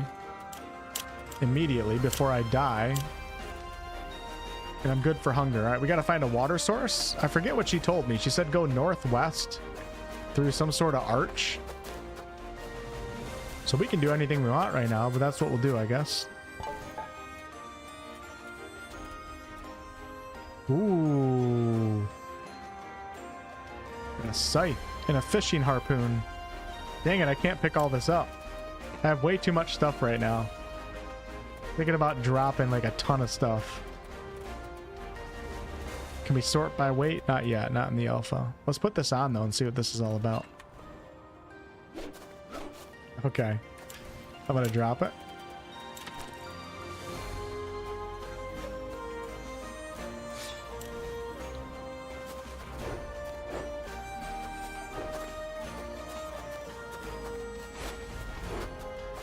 All right, we're going to use the fishing harpoon. And I'm going to drop a bunch of things here. We're going to drop the shield, drop the knife, keep the bow. Put the lantern right here. Okay, now we're looking pretty good.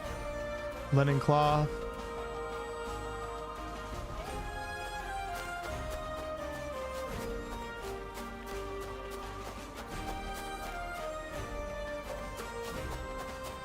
She said something about an arch, so I mean, I see an arch right here.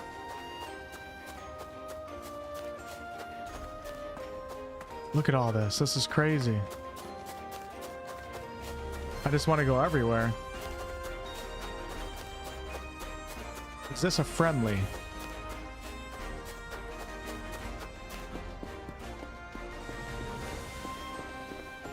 I think it is.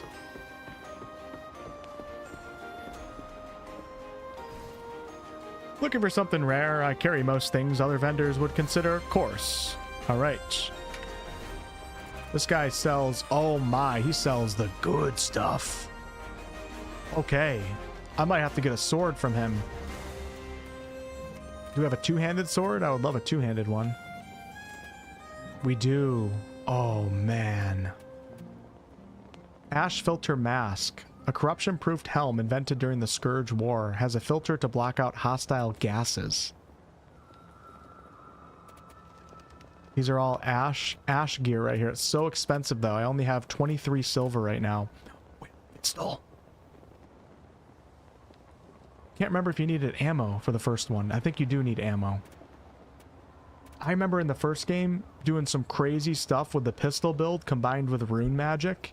You would like drop a rune on the ground and then shoot your pistol and it would take on an elemental effect of the rune. We have the chakrams. Oh man, we have a bigger backpack. Okay, this is number one right here. This is what I got to get. I'm so happy. This is free. I'm so happy I came across this guy. This is going to change everything. So let's pick that up. And I'm going to confirm trade.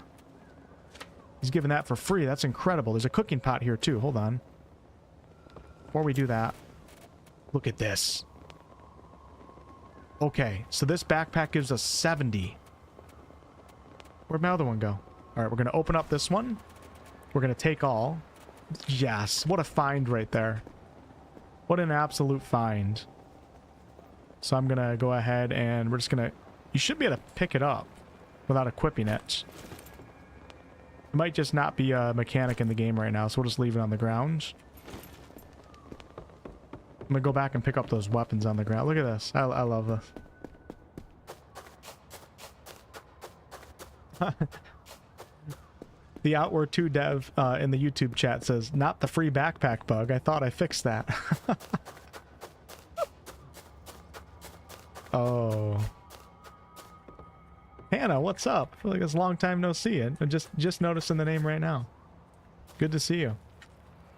All right, what did I do with those weapons on the ground that I dropped? Didn't I drop a bunch? Was it not right here? I think I dropped... Okay, here we go. Pick that up.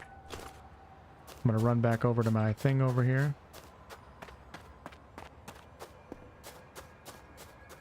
Pick up the iron shards. Sure, we'll pick up the wood. Some of the wood. Okay, great. My character is getting really hot right now. As you can see, there's some sort of status effect going on down here. Oh, well-fed, maybe?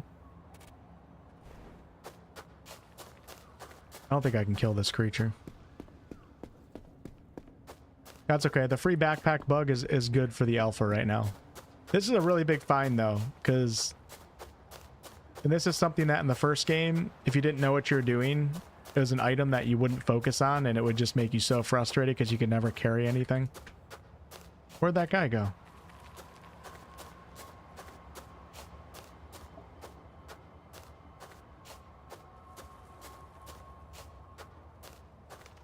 But bigger backpack means you're moving slower too. Hey, Luna. Surprise. Can you die due to dehydration and hunger in your sleep? I actually don't know.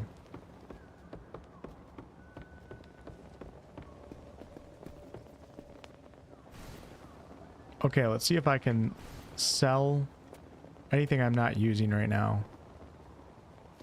How do you sell?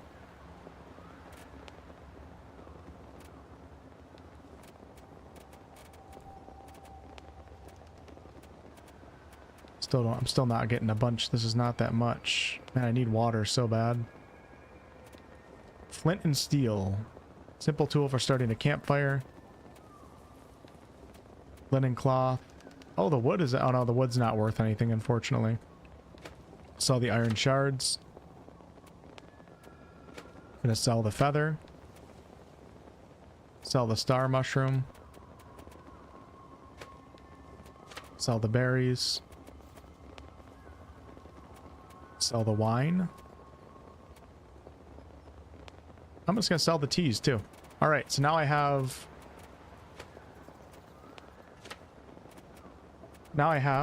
55 silver, and we can probably pick up. We have a band. Oh, recipes. I could pick up some arrows. I have 8 right now. We have a poison rag. I think I want. I could pick up. No, we don't need more water skins. Where is that cooking pot? Cooking pot. So we're going to grab 1 cooking pot. Damn, that's expensive. Oh man, I wish I could buy some of this. Maybe a backup lantern? I don't know. I'll buy some torches. Here we go. Torches and the gun. But don't you need ammo for the gun? I think you need ammo. Oh, you do. Okay. Shit. I don't think the ammo you can pick back up like the arrows. I wonder if it's worth spending money on right now. If I get rid of... Let's see. What can I get rid of? I want a gun so bad. We can get rid of the star fruit. Oh, we gotta try the gun. We gotta try it. Getting rid of all my food. That's stupid. Need to hang on to the map.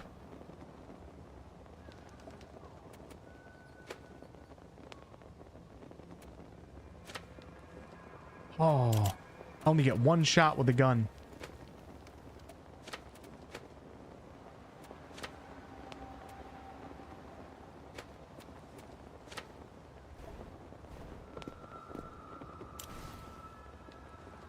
Wait, did I do something wrong? No, I didn't. Guys, look at this. Oh, I bought a nut. I didn't buy ammo. Hold on, let's put... Yeah, let's look at the gun. So the gun is one-handed, so I can have it with a shield or another one-handed weapon. Or maybe a torch, too. Look at that. How do you light the torch? Aha! I am completely out, though. Hold on. We're gonna have to go farm some so I can get some ammo. I have 5 silver right now. Oh, I can buy... Alright, we can buy one bullet. There's nothing else I should really sell. I could sell the antidote, but I feel like I'm gonna die if I do. I'm not gonna get poisoned. Let's sell it. I'll kill some more pearl bugs too. Alright, perfect.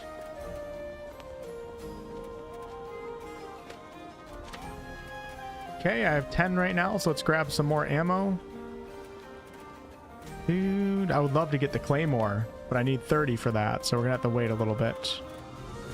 Okay, we have 2 bullets right here, so let's go.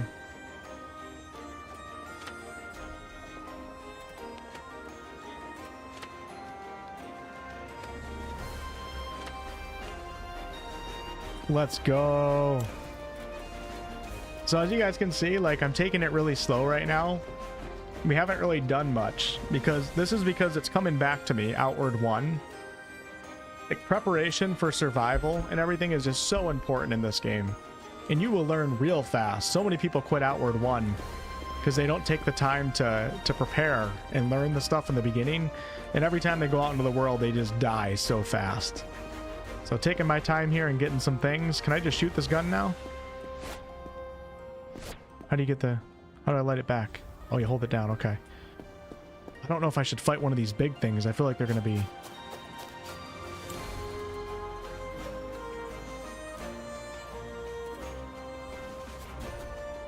Next to your backpack's weight, you have little icons that tells you what you can hook to the bag.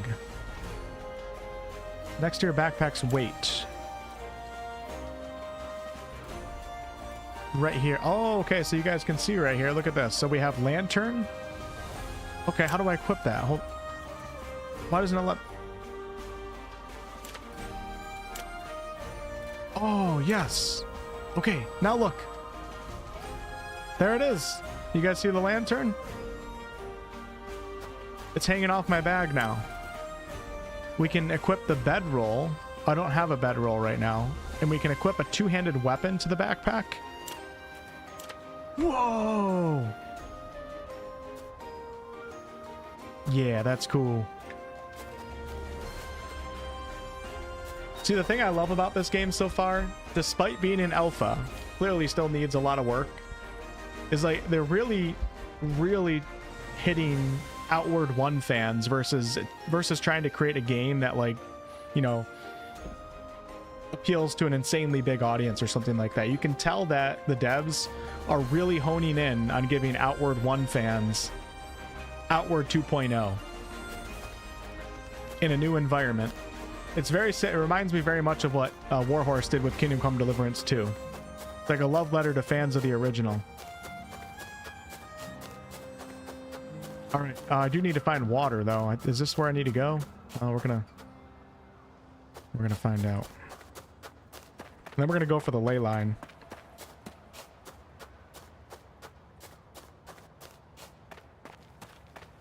Oh, you don't have a bedroll?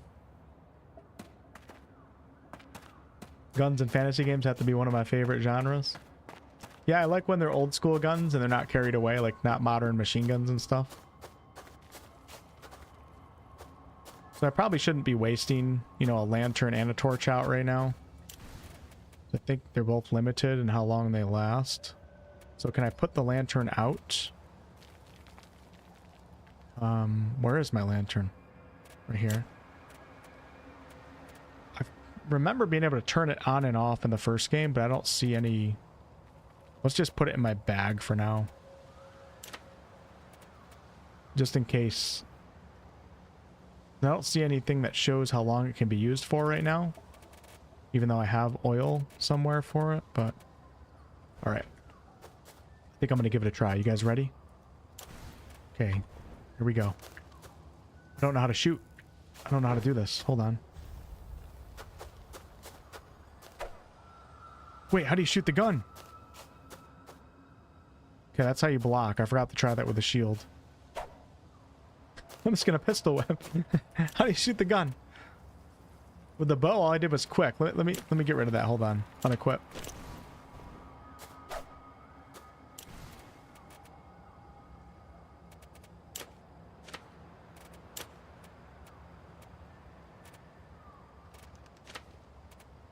Hey, you know how to use the gun, Mick? Do you know? Is there a... Wow, look how dark it is without the...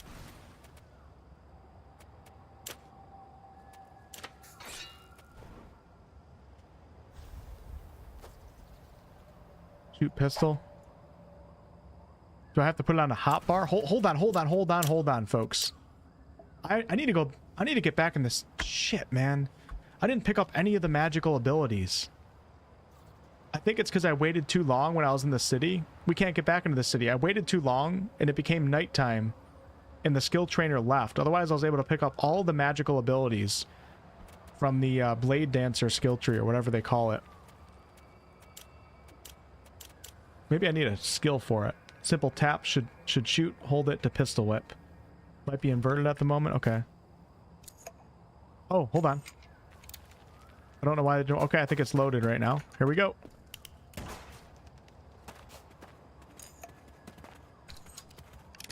Uh-oh. Oh, shit. They gotta work on the sound effects a little bit.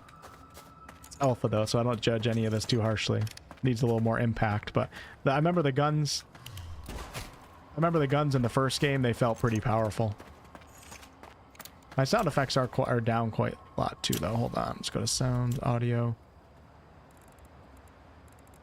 Bump that up to 80. See how that does. Yeah, just gotta make it a little bit more impactful. Oh shit! Here we go. don't think this creature wants to fight me. Oh, you know what I'm supposed to do? That's what you're supposed to do before you get into combat. I think this guy might be bugged a little bit.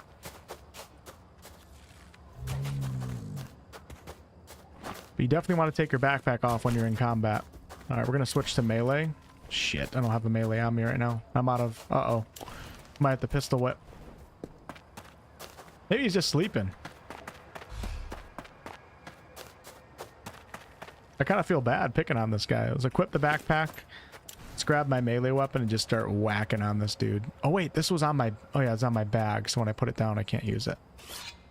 Did have arrows, but... Alright, here we go. Oh, shit, now he's pissed off. Yeah, I think he was just bugged out a little bit. Come on, baby, let's go. Very best. Very best. Very best. Oh, wow. Oh, man, I'm almost out of stamina.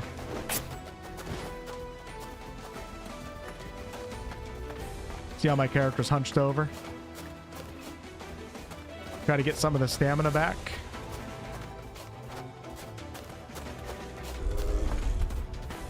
Before I start swinging again.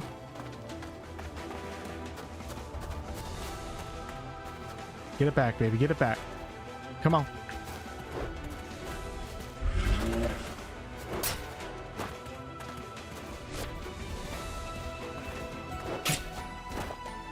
I want a dual wield. I gotta find 2 one-handed weapons.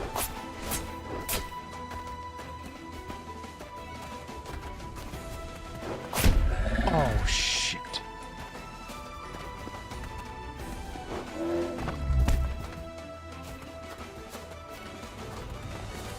My stamina is just so bad right now. Come on, get him. There we go. Okay, where's the backpack? Let's go ahead and throw the lantern on. Screw the torch right now.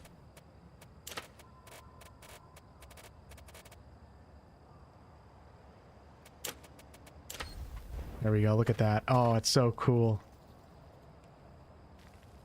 The build Wolfheart is playing is a bit outdated. We did a major pass on most enemy AIs for next week's playtest. You'll find mushies to be a little less sleepy.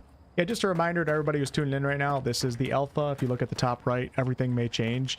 So when I come across bugs or like, you know, an encounter where something's extra janky or not working right, it's not that big of a deal. We can call it out so the devs know about it, but I wouldn't be too harsh on like criticism of stuff like that until we get to early access. And then, you know, of course, that's the final 6 months of the game's stages where they can make their changes and everything a little bit more representative of how it's going to be on 1.0. But this game's still got at least a year of development still, so maybe more. If I remember correctly what they said. Yeah, I really need water. Oh, I love willow trees. Let's go. Oh, you little bastard. Come here.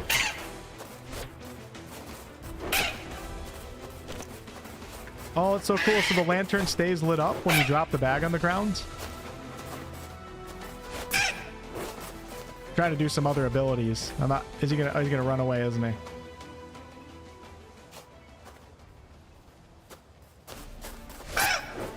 Not today, you stupid bird. All right. Get some of that meat. Even I think I can actually cook now. So let's drop a campfire. I really need water though, like really bad. But let's drop a campfire right out here. I think I still have it, don't I? Oh, wait. I gotta craft one every time? I don't see it in here.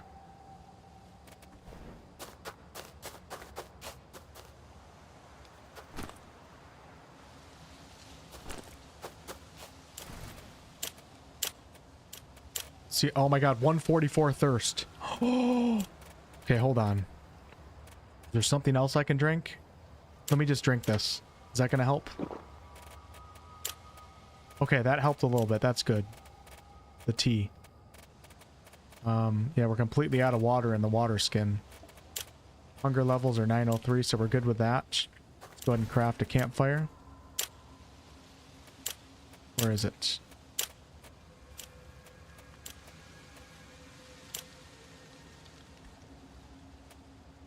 Okay, go back into our inventory, and we're gonna put this sucker down right here and see if I can maybe do some cooking. I have 2 water. Oh wait, I have 2 water skins? Oh my god, I do. You are a genius. Thank you. Okay. Never mind, we're not dying for water right now. Oh, okay, so all right. So maybe I think it would be pretty cool if you guys were able to implement this. If you have water skin on your, well, I don't know. I guess it's not that big of a deal. If it, I was assuming that I didn't have another one because when I tried using my quick slot for water skin, it didn't pull from the water skin, but they're 2 separate water skins, so it doesn't necessarily have to pull from the other one, but all right, let's go ahead and assign to quick slot. Put that one on 5. Is that my full one? Yeah, okay, so now we can just straight up drink. We're at 827 for thirst, so let's go ahead and cook something.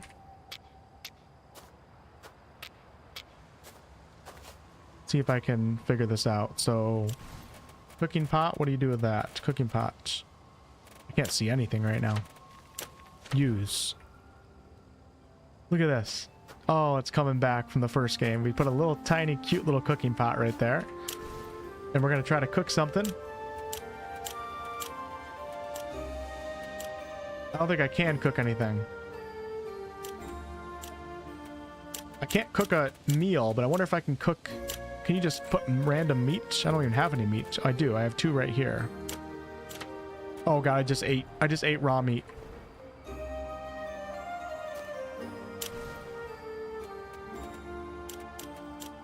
Okay, here we go.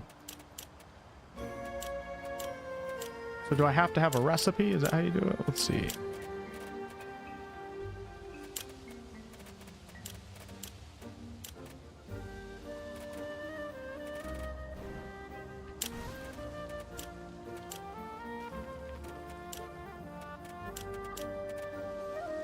T. Interact with the campfire and throw some meat in there by clicking the item slot in the right hand part of the menu. Aha! Thank you. Okay. Alright, there we go. Should I cook 2? Okay, perfect. Alright. Then we'll craft. No crafting results. Oh wait, I need...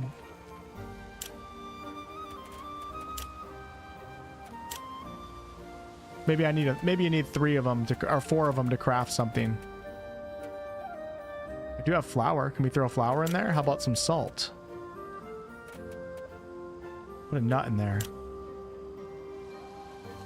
No crafting result.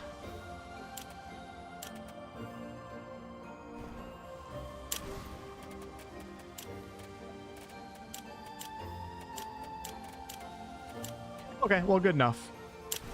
It's probably my own stupidity, but also that it's alpha and nothing's really explained that well. But either way, when early access comes out and the full game comes out, it'll probably be a little bit more intuitive, and also I'll have guides out on the channel. And click for gameplay will of course have a bunch of guides and stuff like that. So we're gonna put it away for now. I don't really need it. I just wanted to do it, but there's not much to it anyway, so it doesn't matter. Do nothing. Yeah, do nothing equals good enough, right?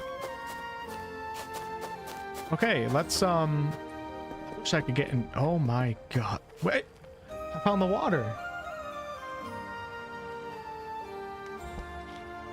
So what we can do here is I can gather water into my water skins. But keep in mind, these also weigh more when you have more water in them. So let's do one more gather. Oh, I guess I'm full. And also, I think drinking river water is dirty water. Man, it's been 6 years since I played the first game. And dirty water has a chance to disease your character. So as you guys can see in this water skin, it says water type river water.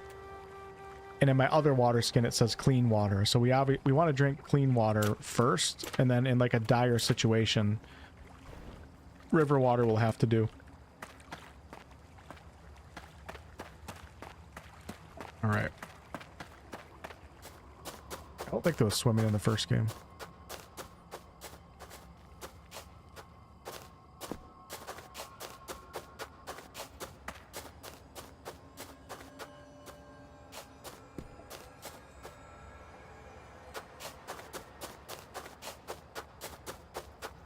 So what I think I want to do is I honestly don't know what to do. I wish I had the skills. I really screwed up the stream tonight. I wanted to have all the magical skills and then work up here to try to unlock a mana and then use those skills.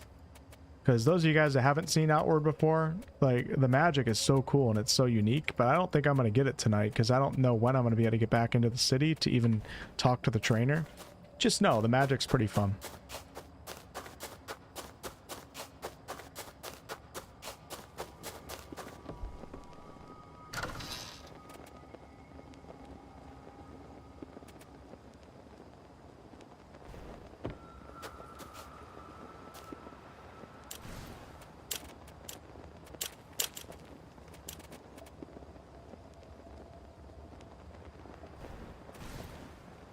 So I think, hold on, what we can try to do, if this is the city right here,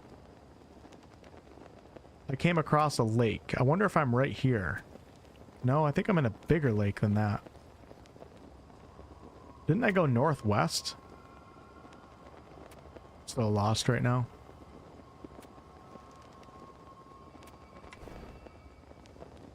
We might have to rest until daylight. This is too scary, man.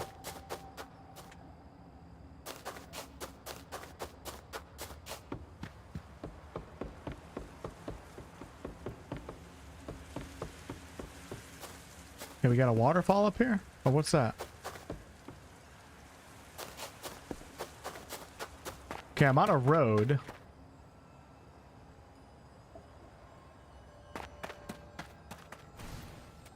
Maybe this red line? I think the main gate must have been right here, and I think I went out. I think I'm up here somewhere. Don't know for sure. I think I'm right in here somewhere.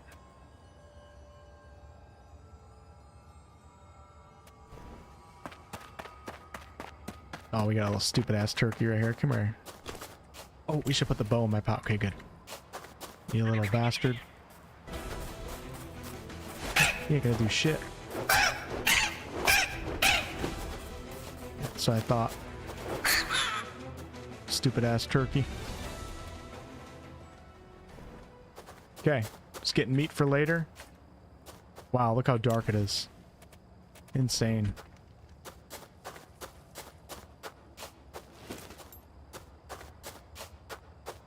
The backpack mechanic in this game is so much fun.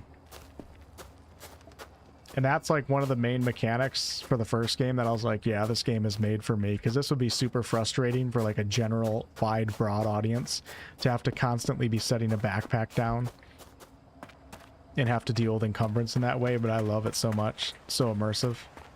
Glimmer shell. Okay, we got a pearl.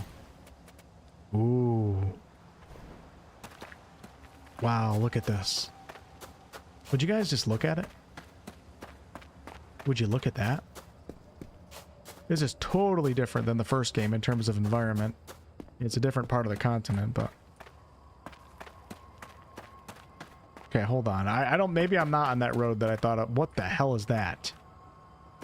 We're going bow for this one.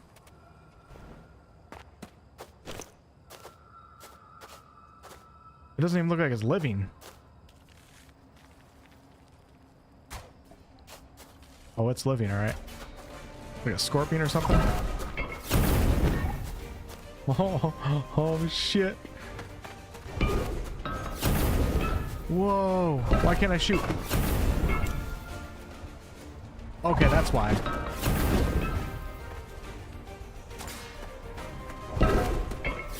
I should put my... Should I whack him with it? Oh, dude, I'm gonna die. I'm gonna die. It's over. Shit. Drink the potion, dude.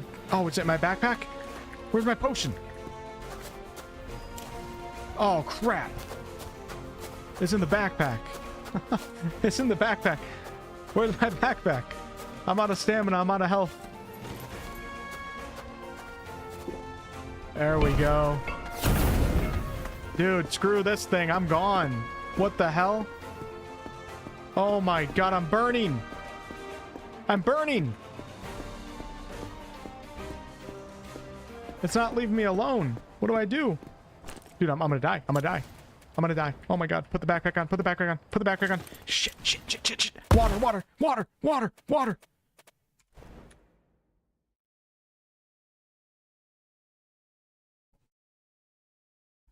I thought about jumping into the water, but then I don't know if that's a mechanic in this game. That's why I didn't jump in, if you guys were wondering. Because the little lake that I was at earlier, it didn't let me swim in it. Down, down, down by the river, you run blindly towards what you hope is safety. Then a slip and a tumble sends you into the dark waters of one of the Bellowgale's rivers. Well, I'm not on fire anymore. You cling to a piece of driftwood as you try to keep your head above water.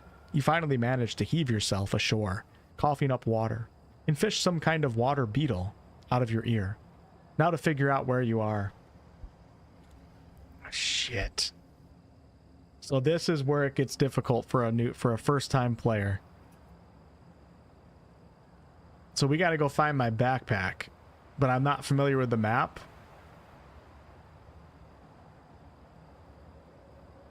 This will be online. Yes, it'll definitely be online. Golfer guy, nice name by the way. I love golf.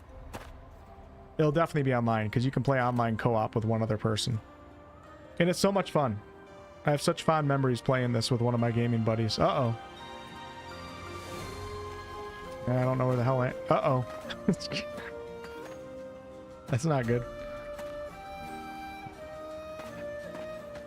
Oh, we're definitely injured. We're definitely injured.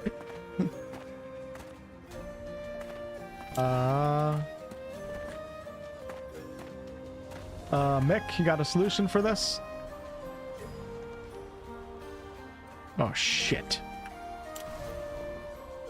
I hit F5. I know you're not supposed to do that, but now I don't know how to get... There we go. Okay. Whoa! Whoa! Uh-oh. Wow. Hey. Oh, let's go, baby. Let's go. Oh, dude, this thing doesn't die. Oh, man. Yep, we're in trouble. Oh, shite. Put the weapon away, dude. Okay, where am I right now? I don't recognize anything. I see beehives, sand dunes, trees. Oh, there's my backpack. What? They put it all the way down here? What is that thing?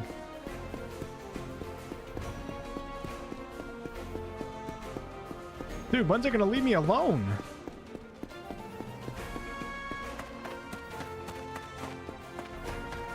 Come on. I'm a first-time player. Take it easy on me. Thank God. Alright, does it show the backpack on the map? I thought they did that in the first game. Maybe they didn't. I think I was right with where I was at when I died. I think I went across the bridge and then I died somewhere over here. Alright, let's go back and get my backpack. Yeah, the map's art style is amazing. Please don't change this. I mean, you can make it look better, but this is so amazing. It reminds me a little bit of Kingdom Come Deliverance, Elden Ring maybe a little bit. It's like the more artistic style map. It's so much better than like a UI computerized looking map. Oh yeah, backpack is on the compass. I actually don't see it on the compass, so maybe they just haven't implemented that yet. It might have been only in the first game. Or they just have yet to implement that, because I don't see it on the compass right now. Oh, shit. I know where my backpack is, but it's not showing on the... Maybe when you get close enough? Is that how the mechanic worked? I'm not sure. How many biomes does it have? Hopefully Mick can answer that for you in the chat. All I know is there's 3 different starting areas, and you can visit them all and do content in all of them, regardless of where you start. And then there's a 4th area that's like a higher level area. I think Click for Gameplay talked about it in his video. That's what I'm kind of like quoting right now.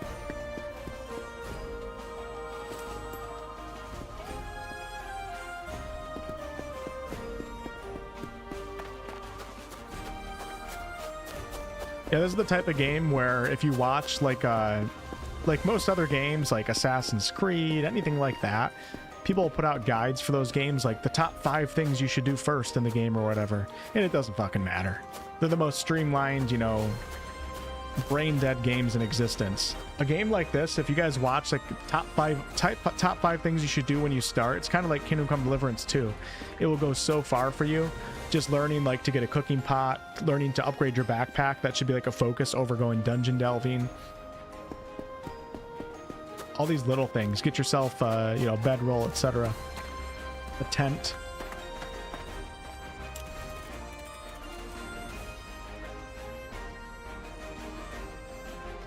All right, so I think I'm gonna camp. Try to get some health back because I think that's a way to get health back. I don't want to waste my only health potion. Mick says there are 4 regions with each multiple biomes. Oh, cool. Notably, Belogal has the blue forest and sand dunes, mushroom forest, rocky passes, and the deep jungles. Okay, let's just go right to bed.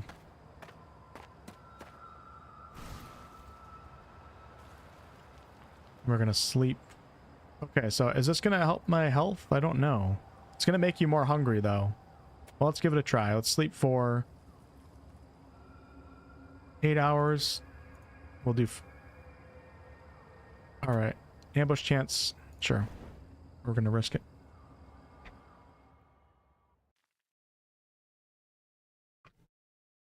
If I do end up getting into this, luckily I'll have given a survival game addict buddy doing all the grind for me. Yeah, if you play co-op, I'm not sure how they're going to have co-op in this game, but like I said earlier, in the first game, you could join your friend in their world, but your quests and everything wouldn't carry over, but items that you get in their world, you can bring back to your world. So if a friend comes to your world, they're working on your quests. When you go to their world, you're working on their quests. It wasn't a shared quest system. I'm assuming they're doing it the same way. I could be wrong. But like I said, you could bring items over. So if you guys go dungeon hunting together and you find a really cool sword, you can bring that back with you to your game. Yep, I guess that is that's confirmed to be right. Oh shit, I got ambushed. No! You wise guy, are you kidding me right now? Unbelievable. Shit. I don't have it hotkeyed. Oh no, where's... Shit, dude. Oh, great. There's a freaking turkey on me, too. Oh, God. Fight each other, please. Fight each other. Fight each other. Please. Oh, I got in the tent. I'm hiding in the tent. I'm hiding in the tent. Oh, yes. Let's go. Let's go. They're actually fighting each other. I'm fucking gone. I am out of here. Oh yeah, we're gone. Let's go. Wow. Drink a potion. Oh my god. Whoa, look at this. This is awesome. We're getting into the jungly area. Okay, are they finally gone? So much for that rest. Hold on, what does that mean? Does that mean it's like the path to the ley line? Why am I thinking that? Oh, there's a troglodyte up here. So you guys see this right here? Oh, hold on. What's this? Let me get... Guy's gonna come running around the corner.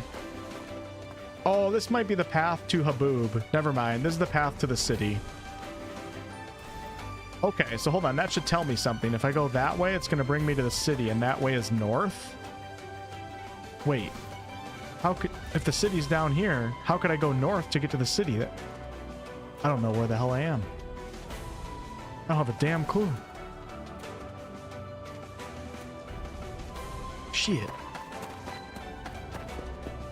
Okay, we'll figure... Oh, we got a sleeping demon right there. Figure that out another day. I'm going to kill this guy, though. I want to show you guys what I'm made of. Okay, no more playing around. Let's go ahead and... We're going to hotkey this... Yeah, we're going to put this on... Ooh, what does that mean? Oh, let's put it on the bag. Assigned a quick slot. We're going to put it on 3. So all these other buttons would typically... You guys can see you can shuffle through multiple. It's behind my webcam, but as you guys can see, there's 16 different hot slots here. So... Even though you're not going to probably see it today, because I screwed up and didn't buy the skills, you would be filling these out with skills from multiple classes in this game. You can have mercenary skills, like rogue type skills, rune magic, all sorts of cool stuff, but I don't have anything but basic stuff right now.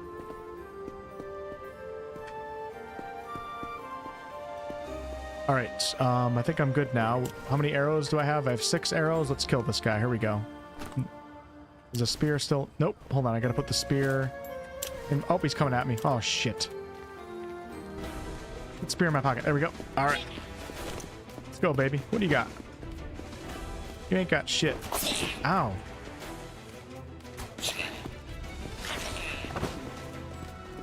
The hell is that? Oh my god. Abort mission. Abort mission.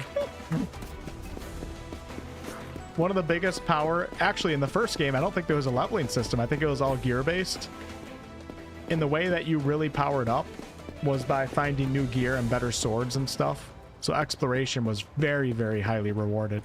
You guys know how in like many other RPGs, you find a new weapon in a cave, and sure, it might be better than the weapon you have, but it's not really making the game that much easier. In this game, like when you explore a cave, if you get through a cave, especially early on when you're so weak, and you pick up a new powerful weapon, it's like a huge, huge power boost. Very, very rewarding. I remember there's this one druid-like axe that me and my buddy 2-Bit picked up. You guys know what I'm talking about? If you guys play Outward 1, this one axe that was super powerful. You had to fight like this tree creature to get it. Oh! Haboob! How can Haboob... Okay, Haboob to the west. So that means I must be over here right now. Oh, yes. Okay. We're gonna go get magic. Wonder if I can sneak in the city. That would be cool. Wish they would let me in the city. I just want to get a kill, though. The game in the beginning said there's no shame in running, so... Is that a ship? Wolf can't catch a break. Welcome to Outward.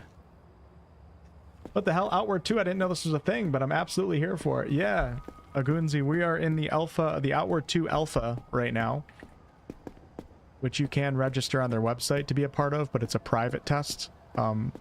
Right now, they've only given it out to certain media outlets and content creators.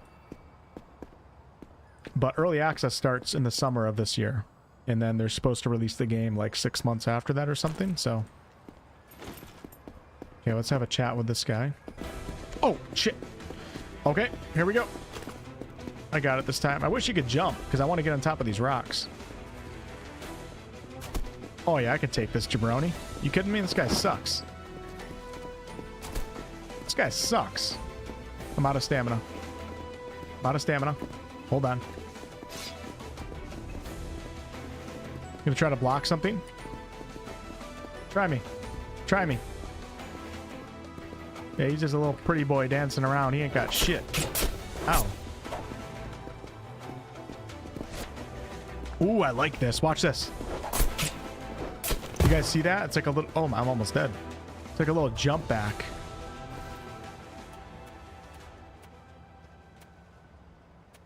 Okay, I do have bandages. That stops bleeding. Do bandages heal you? Let's try. No, I think it's only for the bleeding effect, so that was a waste. Ooh. Quarterstaff.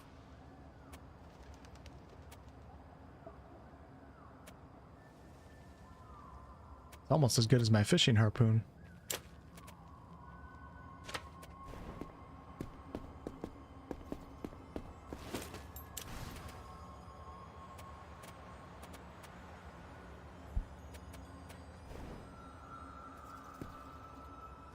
How do I feel about the idea that every single AI has gotten smarter and harder to deal with? I like that idea. I think it's great. Especially, I mean, this game is less janky than the first game, so I think it will kind of even out in that way. Part of the first game was the difficulty in the first game. One is it's just a hard game, but part of the difficulty was also learning the jank of the game. That actually had it. The jank had a style, and you had to learn how to work with it. But this game is definitely less janky than the first game so far, even in alpha. So that might even it out a little bit. So I'm all for harder opponents. And actually, now that I think about it, the first game, after you get like halfway and you learn how it works and everything, it wasn't that hard. So I'm all for it. All right, let's I'm trying to heal myself. I guess should I eat food? Let's see. 7, 8. We're looking good on food. I guess I will use a health potion. I would love to sleep though. I'm just afraid I'm gonna get woken up again. Let's try it again. Ooh, I got a crowbar. An iron skillet? Sure, we'll take it. Bitter spicy tea, flint and steel, and wood. Okay, we're gonna drop a tent. We're gonna pitch a tent. See if this will actually heal me, because I don't know if it will. Right on the damn road, why not? Right in everybody's way. In the next build. Okay, cool. Alright, so let's sleep. See that ambush, y'all? 70%. Let's try to get that down to, yeah, 12%. I like that.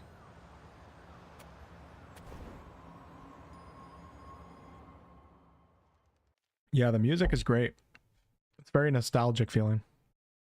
What's up, Scott? Outward 2, man. Happy to be streaming it tonight. Alright, let's take a look at my HP now. Cool, I'm full on HP. I love it, so I don't have to use a health potion every time. You just have to be aware that you risk getting into an ambush at night, and also your health and hunger levels go way down. So we have to now drink and also eat. So let's have a drink. I feel like the survival genre goes so well with RPGs. And then we're going to eat some... Sure. Is that going to go up? Hey, there we go. Perfect. All right, we're looking good. I want to go buy the claymore. I hate this fishing harpoon. How much money do I have right now? Well, I think I could sell a bunch of things to get the claymore. Why is there a boat right there? Does that thing fly in the air? Am I going? Is that a boat? So I know where the guy is that sells the claymore. I might run over to him to buy it. I'm kind of curious what this is, though. Oh, it's not a boat. It's an old boat.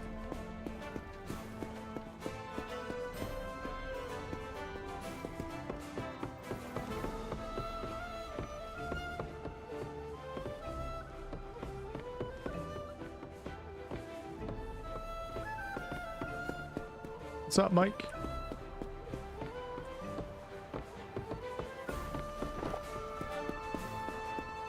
I don't think I can get up there, actually. Alright, I'm gonna go try to buy a claymore. Man, I want in on the city so bad right now. Just to talk to the skill trainer. Oh, see how tight? You guys look at my stamina right now. Yeah, he's huffing and puffing. So he's gonna slowly stand back up. Yeah, I played Outward 1 back in the day. Actually, one of the reasons why I like it so much and I talk about it so much is because it's one of the first games that I covered on this channel. If you go back and look at my 2019 Outward videos, I was recording from a PlayStation 4, directly from it with the PlayStation webcam in a $50 PlayStation headset. And I used to go live on Twitch to do my recording. It was the only way I could record myself at the time. So I go on live on Twitch in front of like 2 people, not even on YouTube. And I would be able to use that recording for the video. That's what I used to do. It's pretty cringe, but... Wait, I don't recognize this door. Go over this way. And my videos were pretty bad. I looked back at mine, and I also looked at... so Click for Gameplay. He's another RPG YouTuber that also covered this game back in 2019. I remember watching his channel, which is crazy because we're both still around today. Now we're both covering Outward too. His videos were way better than mine. He'll probably tell you they weren't. He'll probably say that they were like cringe and stuff, but like I went back and watched both of our channels, our old videos, and his were so much better than mine. They were like actually like informational and like edited.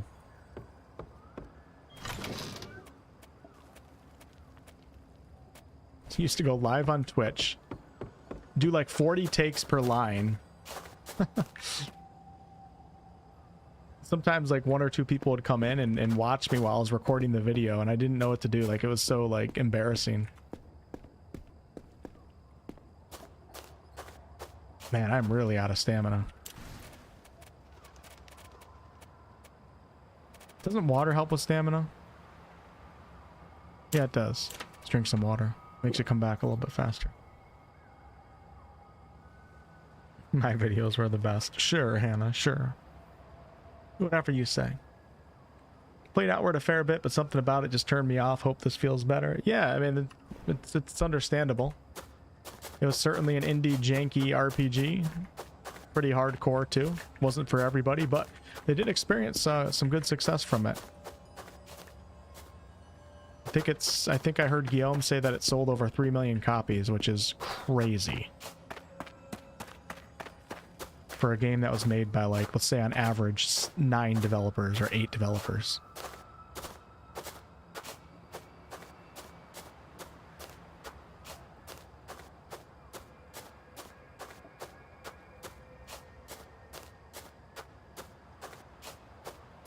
Hey Mary, what's up? Think you're gonna get Outward tomorrow? Nice, enjoy. Like I said, if any of you guys give the first game a try, keep in mind it was made by a very small team, so it is quite janky. With that said, many of us like some indie jank. It has its own charm to it. But take your time. And if you're super frustrated, watch some guides, because if you don't do a few things at the start of the game, you're never going to end up getting through it, so...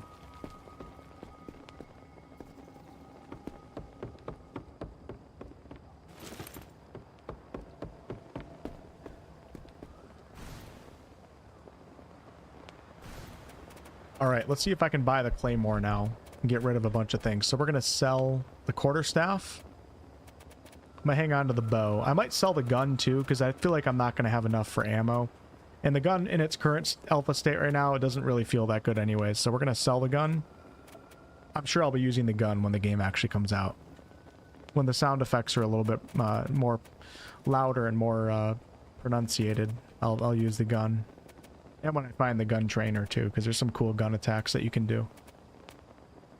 I don't think I need the iron skillet, right? Because I already have the pan. We'll sell the crowbar. I should hang on to both water skins, hang on to the meat.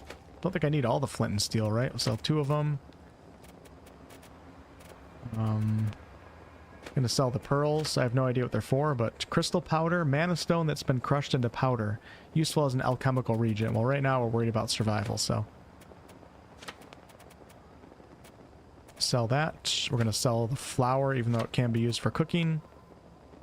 That's alchemy right there. Linen cloth. I don't know how to make bandages yet, but we'll hang on to it. Jerky. Ooh, good. We'll hang on to that. I remember using spice beetles to make tea in the first game, but we're gonna sell them. And wood you can't sell, but I'll just sell it anyways.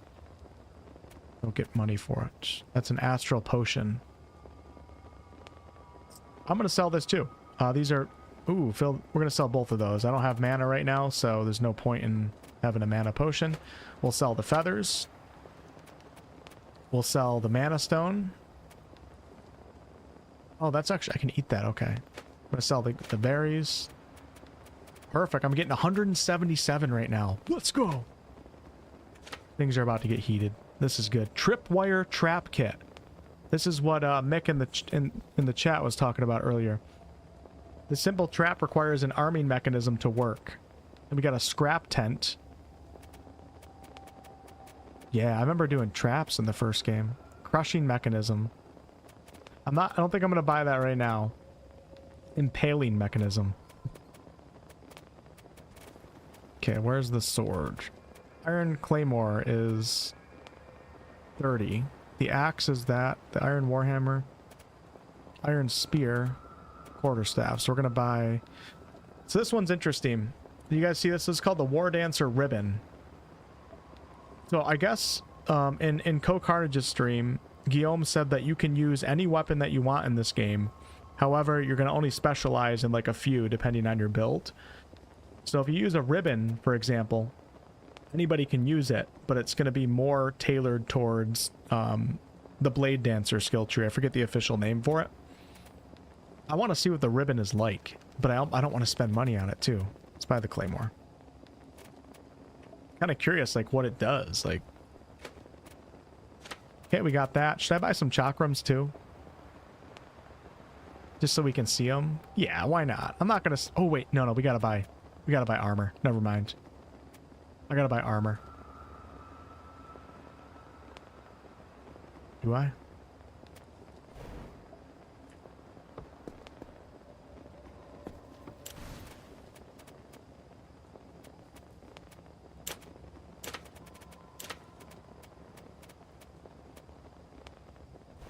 Oh, yeah. Look at that. I love two-handed swords.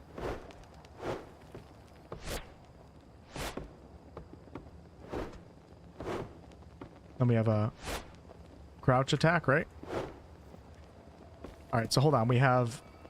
Stamina's going way down. We have the basic attack, which you can swing. We have the heavy attack, right-click. It's like a quick jab. But then if I do a light attack, followed by a hold attack... Ooh, we do that. A light attack followed by a right-click hold. That's something different, too. Then if we do a right followed by a stab... Then I think there's a sprinting attack, too. Yes, there is. Oh, that's great. Okay, cool.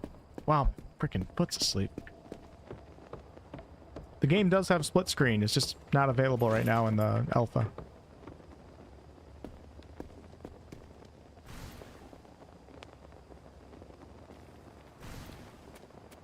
I want to buy a chakram so bad, but I want the armor though too. It doesn't seem like it gives any armor value though. Maybe I should save up for the ash armor actually. So you guys can see ash armor has 56 defense. It's noisy armor. It has physical resistance of 9%, and then it has cold 9, poison 6, warmth 9. It weighs 8. All right, we'll just... Oh, look, we have the free arrow bug. Oh, let's go. Hell yeah. Let's go.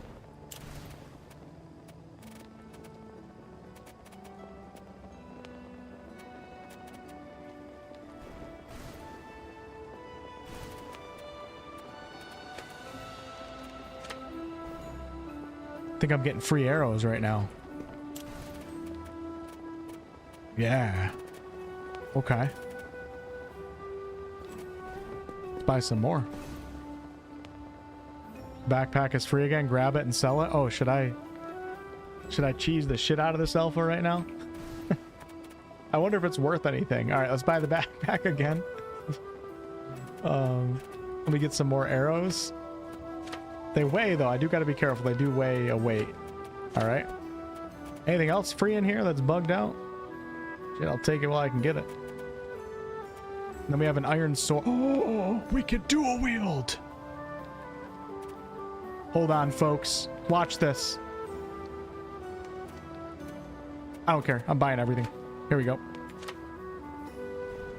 Watch this. You guys ready for this? This is about to blow your mind. Seriously.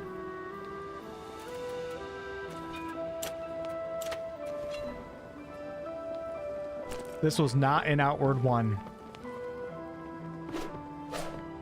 Oh, yes!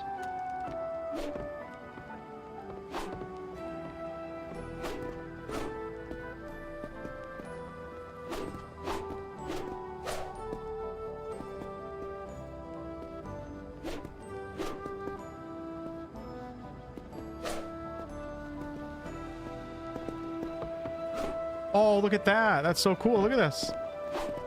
Oh, that's badass. All right. Yeah, we're going to hang on to those for a little bit. Damn, I'm going to have everything in my bag. All right, let's see if I can sell back the backpack. Just cheesing the shit out of the game.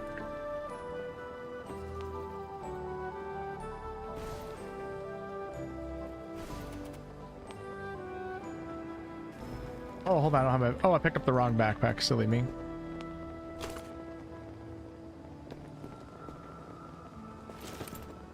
Yeah, we're gonna go for the ley line. No! Damn it, wrong button. Can I sell the other backpack back? No, damn, I can't cheese it. I tried though. All right, cool. Let's confirm trade and let's. Oh, should I buy a health potion? Does he got any health potions? I got 130 left. He does got some tea. Dark Vanish, a potent varnishing that infuses a weapon with significant decay energy. Fire. Oh, let's buy one of these. Let's go. I mean, what do we got to lose, right? Starfruit salad. Seared pearl bird recipe. I should probably buy that. All right, let's head out. I really want to try the chakrams. These are really cool weapons. I'll buy them. Why not? You know, you only live once. I'll buy them all. Let's go. I probably won't play the alpha more than like this session because I'm gonna let early access come out. I don't want to burn myself out on an alpha. So we can just buy whatever you want. Let's try out the chakrams right now. I use these in the main Outward 1 quite a lot. So hold on, let's use. Wow, look at these things. Oh, this is badass. So you used to be able to throw them. It's dual wield.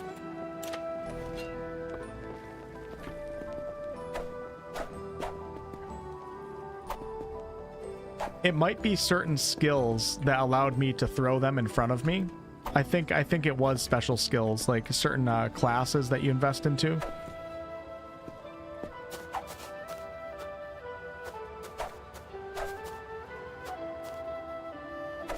I really like how there's different combos that you can do. It's a cool weapon. All right, I might sell those back though, just to get them out of my inventory. And we're gonna head out. It's only 9:48 right now. What time did I start today? I thought it was like midnight for some reason. Need to learn the levitate chakram stance. Yeah, let's get out of here.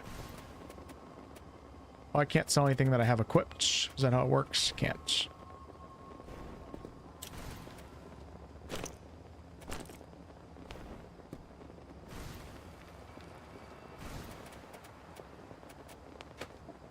Scamming me.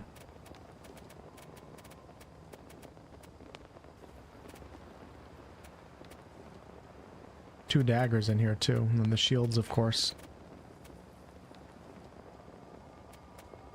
Hey, the shield's for free. We're gonna take it. All right, let's go. Is my lantern? I feel like the lantern maybe in the alpha right now. It's not gonna run out on me. They might not have implemented that yet. Hey, Yamra, what's up?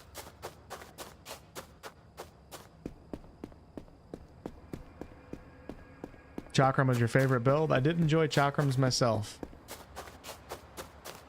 All right, so let me tell you guys the goal right now. Once again, I apologize that I didn't pick up the magic skills in the city, and I'm not allowed in the city right now. I'm currently exiled from the city. But what we're going to do is we're going to head up to the northeast.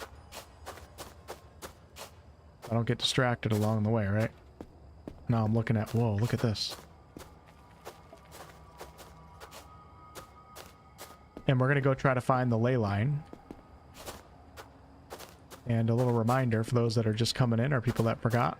In order to cast magic in this game, you have to tap into the ley line. You sacrifice stamina and HP, basically to become a wizard of sorts.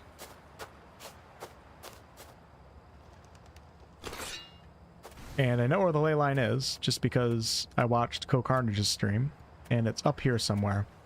I think the NPC that I talked to earlier was supposed to give me hints as to where to go, but it was bugged out or something. So if we go up here, we should unlock the ability to use magic.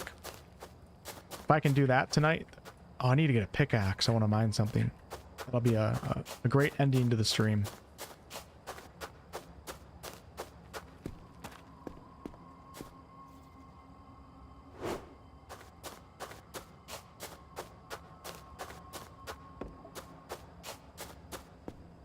And maybe we'll explore a few things along the way. If any of you guys have any questions for me, or if any of you guys are stopping in, feel free to ask now. I'm being a little bit more active with the chat than I was the first half.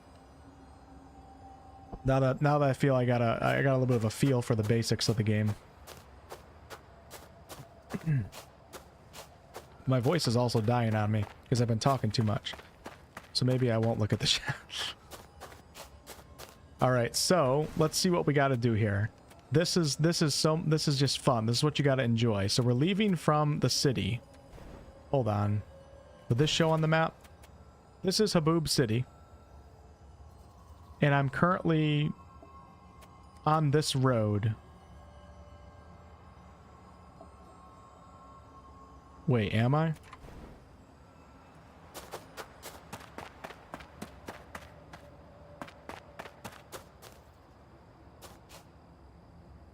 Where the hell am I?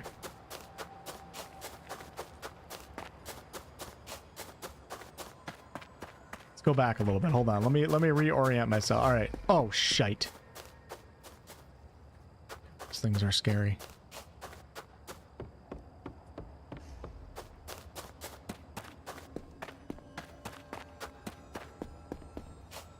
Talk less. That's the key to entertaining.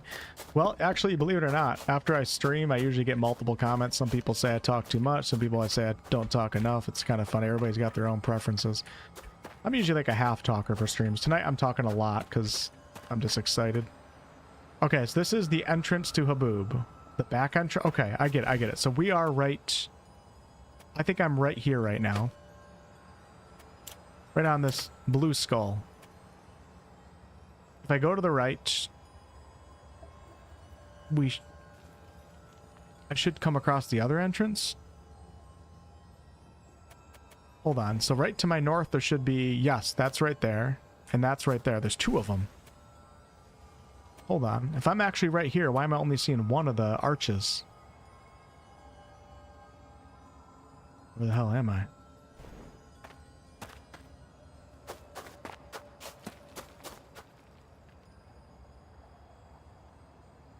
All right, let's go. I kind of want to go in here though. This looks really cool. Should I check this out?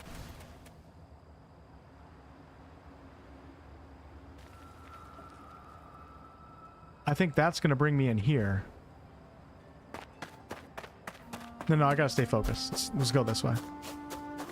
We're at that one. We're heading east. All right, yeah, that's good. Why do I have a shovel out right now? Let me get my dual axes out. Come on. There we go. Did you ever unlock some skills or passes that let you see where you're on the map? Yes and no. The reason why I say yes is because you unlock them in your own mind. As you keep playing and figuring things out and go through the struggle, eventually you'll be able to notice and recognize everything. And with the first game, the devs were really good with environmental design, with having landmark features that are easily recognizable, such as mountaintops or lighthouses and stuff like that. So as you keep playing, you're forced to engage with the world, and eventually you just learn it, and you'll be able to pick things out with no problem. I don't remember any actual skills in-game, though, that let you do that, so... What's up, Wyvern? How we doing?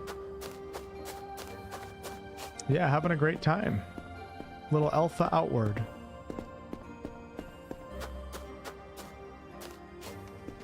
So I don't really know where I'm at. Oh, wait, hold on. Is this... Okay, this is Haboob too, so...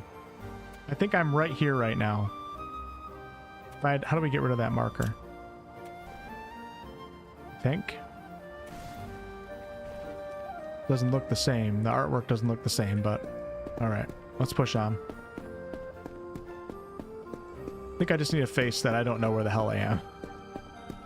It's just part of life and outward. So I have a ship to my right. So would that be... Is that a body of water? Alright, so that looks like it might actually be this body of water right here. If you guys can see my marker. How do you place markers? I think that's right there. It'd be really cool if they gave us the ability to add notes to the map. Could you do that in Morrowind? There was some game that you could do that in. That I played actually not too long ago. You could actually write notes. Divinity 1 let you do it. Divinity Original Sin 1. I think that's right there. Or it's right here. Or it's not.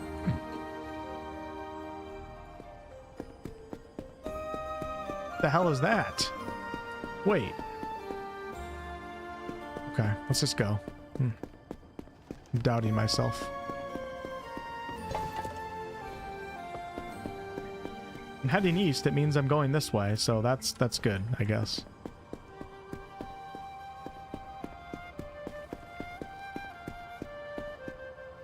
Dev said in an interview that you're going to be allowed to take notes on the map. Yes, good stuff. Oh, we have a dev in here right now, just so you guys know. Mikar Rivard, sorry if I'm pronouncing that wrong, is an outward dev, so.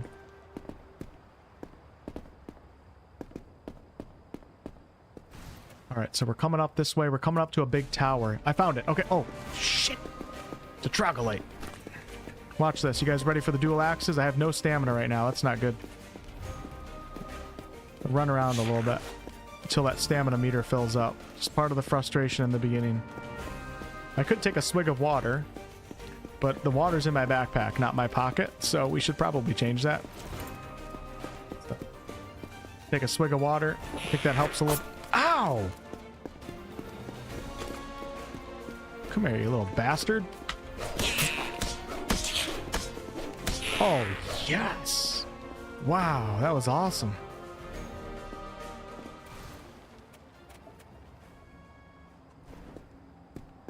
So, one little mistake. Well, not really, but maybe I should consider having a water skin on my actual pocket if I need to drink it while I'm in combat. You guys will also notice my max stamina is going down, so I'm going to have to rest sometime soon. Maybe it wouldn't be a bad time to rest actually right now. Pick everything up. Oh, God bless. Give me a break.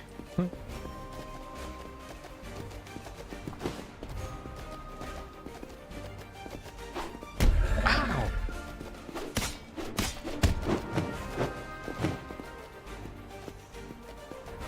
Whoa.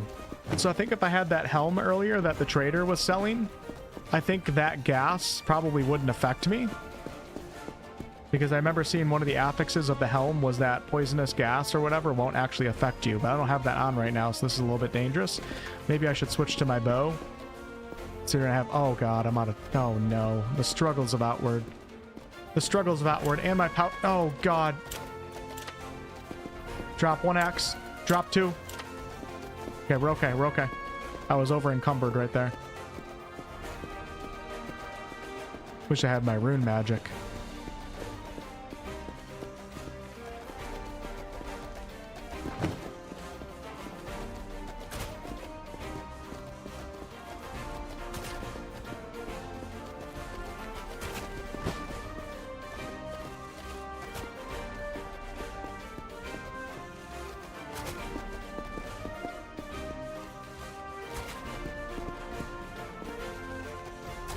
Should I pull out the claymore? It's in my backpack right now. It'd be a pretty cool way to end this creature. I feel like arrows aren't the way to go against an armadillo like this.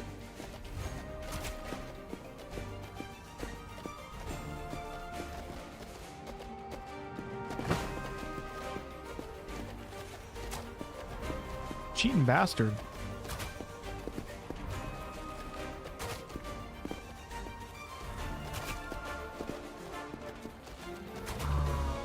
Let's go, baby. All right, we'll pick this back up. So if you guys notice, when I switched to the bow, it over encumbered my pockets because I don't have my backpack on. The dual axes went into my pockets and I was over encumbered, so I kind of freaked out a little bit right there. Ooh, yes sir. Take all those.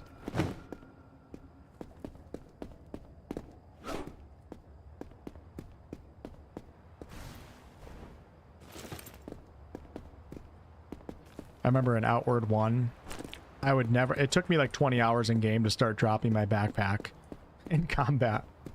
That was so bad. The little things make such a big difference.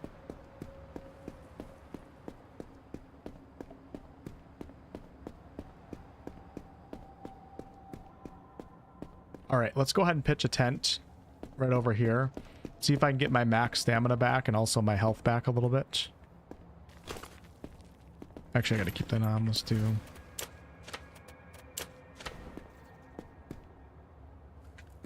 don't think I picked up meat to cook yet, did I? Oh, 2 pearl bird meat. We have 3 pearl bird meat right now.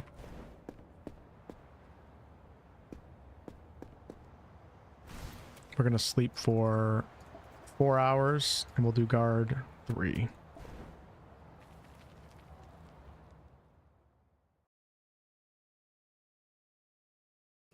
I gotta say, I mean, initial impressions. This is great. This is definitely, you can tell that when the game actually comes out that it's going to be a fun experience. This is great for alpha. I'm loving everything that I see. I mean, not everything. That there's plenty of criticism stuff that I can give, but considering that it's an alpha, I'm really happy to be that the game is in this state right now. And once we get to early access, I'll like gather feedback and actually come up with like legit criticisms to try to help the game in its development. But right now you just don't know what they're going to have and not have and what's unfinished, etc. So, but this definitely has the spirit of the first game, and I like how they didn't really ease on the difficulty. Like, it's still going to be like, there's still going to be a bunch of people that play and get so pissed off in the beginning and then quit. This game sucks. And then all of us Outward fans are going to be like, get good, scrub. Okay, what is this? So this is, we should be right here right now. I don't think I wanted to go that way. Crap. That means I'm going to have to cut through this swamp. I don't even know what this is.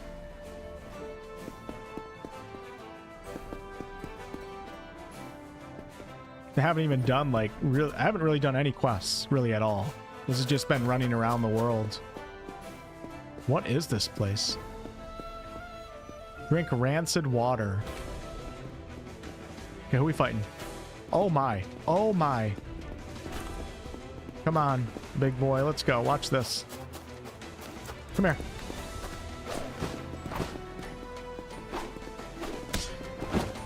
Fighting 2 of them? I'm not scared. Let's go. I'm an Outward 1 veteran. Oh, shit. What the hell? Oh my god.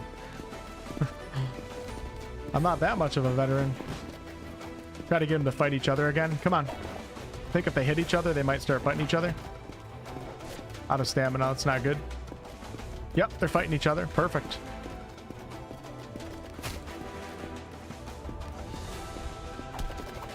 I'm way too weak to be doing this.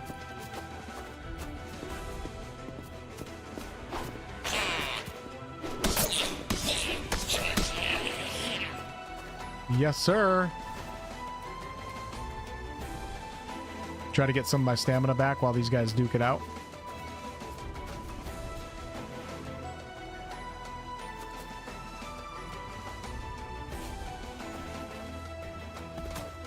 Uh-oh. Uh-oh. Oh, shit, am I over encumbered?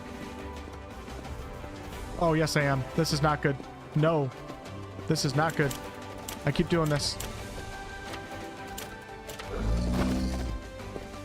Woo!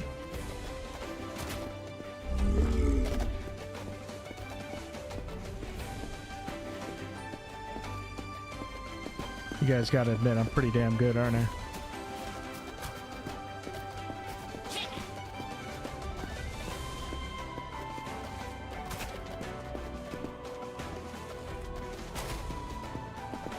So it seems like they're not going with an XP system. I don't know for sure. Like I said in the first game, if I remember correctly, you didn't get XP when you killed, but you did get like very valuable items and crafting items to survive. And gear increases were, you know, major power boosts. Oh, I'm out of arrows. Oh, shite. Oh, that's not good. Can I... Uh-oh. Oh no, we gotta use the torch. It's not lit. It's not lit. I'm dying. Alright. Alright. Let's go.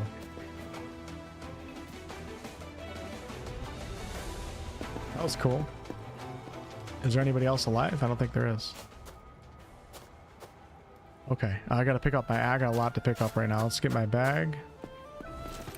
We're gonna do some loot in here. No XP. You progress through skills, passives, breakthroughs, and gear. Cool. So that's interesting. We're going to have to figure out what the whole attribute system is then. So we all noticed, I don't think in the first game there was agility, constitution, and all that, but we noticed that in character creation. I wonder if gear is going to give like boost to those stats, but you don't actually level them up yourself. That's kind of cool. Pick up the silver. Okay, where's my axes? Here's my axes. Let's go ahead and put those away for now. And we're going to go ahead and focus on the two-handed sword, maybe. Do a little bit of gameplay with that.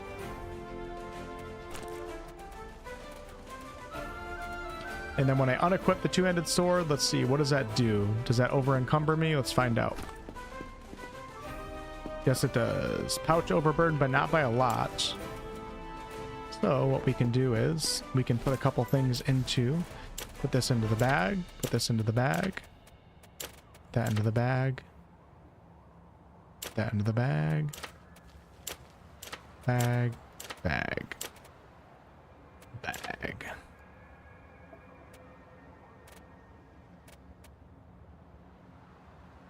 Perfect.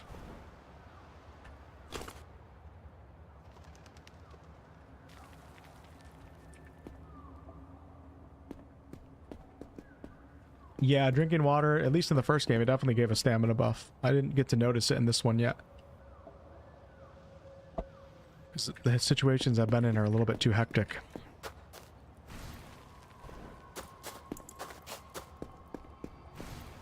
Oh, this is a wind shaman. So shaman was a class in the first game. It was a skill trainer. There was a shaman skill trainer that you could go find. I actually remember finding the hut. It was like a hell of a journey to get out there. And the shaman went really good with the, whatever the gun shooting class was. I don't know if it was called mercenary, something like that.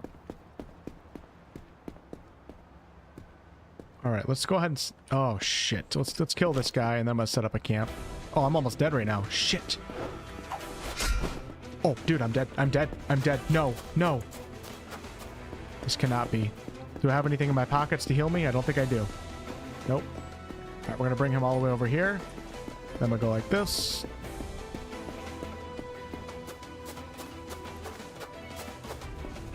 Pop this bad boy on. Don't have a health potion. That's not good. Oh, I do. All right, I got it. Perfect. Drop the backpack. Here we go.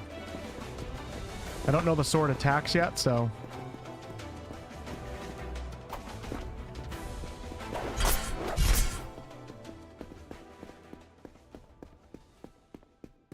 Hey, what's up, Hector? Rob, thank you for the Twitch Prime. I appreciate that. Sarson over on Twitch says, does the bow count as two-handed? I believe yes. Oh, can you attach it to the backpack? That's a good question. I can take a look.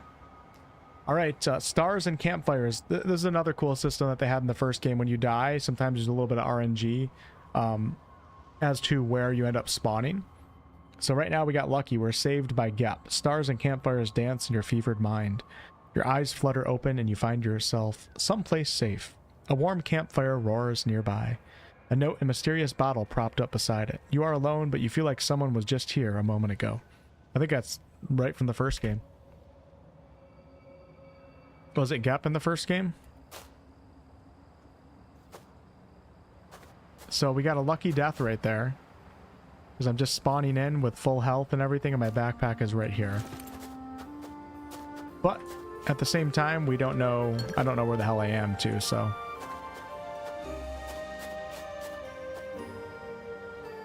That was very nice. I'll just let the campfire go, but where am I? Okay, I think that's the building where I died. Oh my god, that is a turkey mask dream right down there. No, I can't focus on that. There's no mask drop in the alpha, I don't think, so. Just gonna work my way back over there. If I had to guess, I think I am...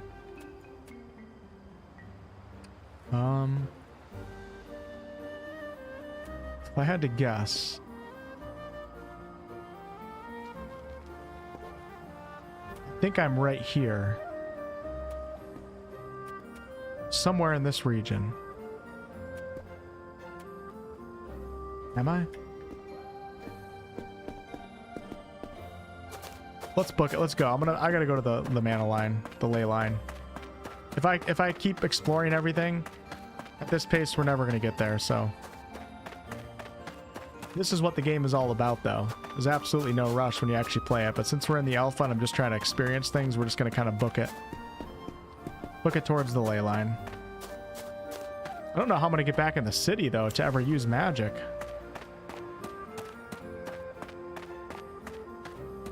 What if there's a put weapon away? Is there a button for that? Doo, doo, doo, doo, doo.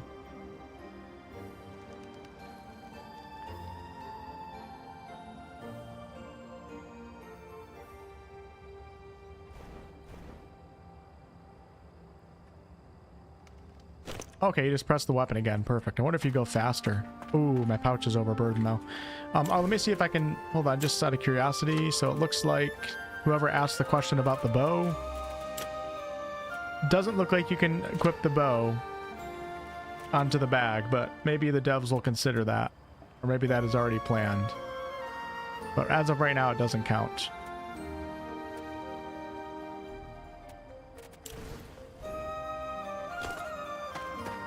Do you move faster without weapons? Hold on, let's see.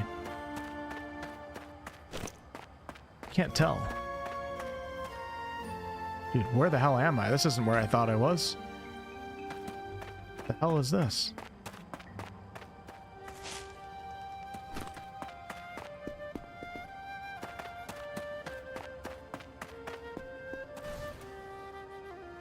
Am I at this thing?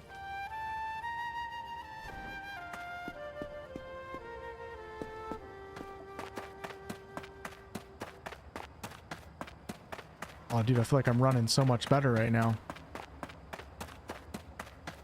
What the hell are those?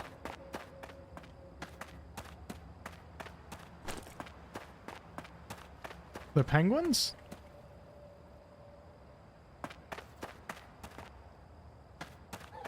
I think I should kill one. Come here, you little bastard. Come here. Oh, wrong button. It's gonna run right me into a dragon's cave or something. Oh my god. I feel really bad right now. I like that overhead chop though, the sprinting attack. These are Vebers, and we got an egg. Sure, we'll pick that up. Okay. The first one, you could equip a stack of arrows without having a bow equipped.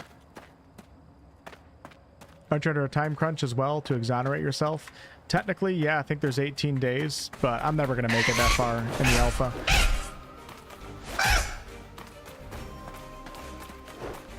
Get.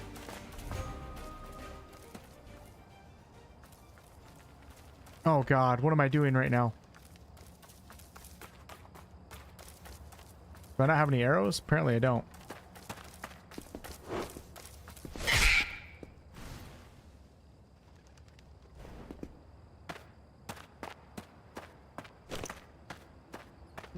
I like keeping the lantern on in the bag so you can just see it right away. It is showing up on the compass, by the way, on the top right.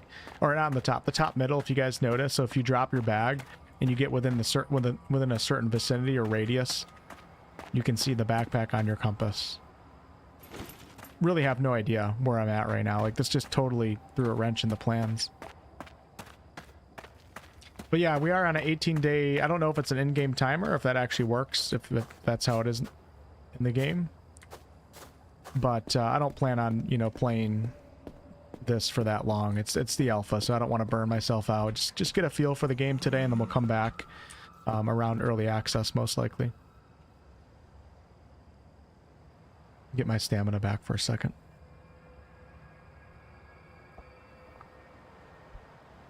Unsubscribed. Oh, I've done a lot worse than kill a penguin in a video game before. What's up, Potato? I would say yes to that for an alpha for sure. Yeah, in the first game I do remember being able to lose your house, so yeah, I'm assuming it is like that in this game. Okay, where am I, everyone? What is this? Maybe I'm on the back side of this thing. Let's try, hold on, let's try to if I'm looking at this tower, and this tower is this thing, and it's to my south, that would mean I'm up here. So if I went to the tower, theoretically, I should be able to get to this and then back on the road.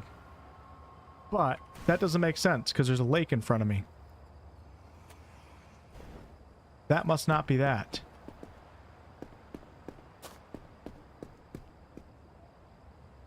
Wait, is there a lake in front of me? What's... Never mind, hold on. I think we're good. All right.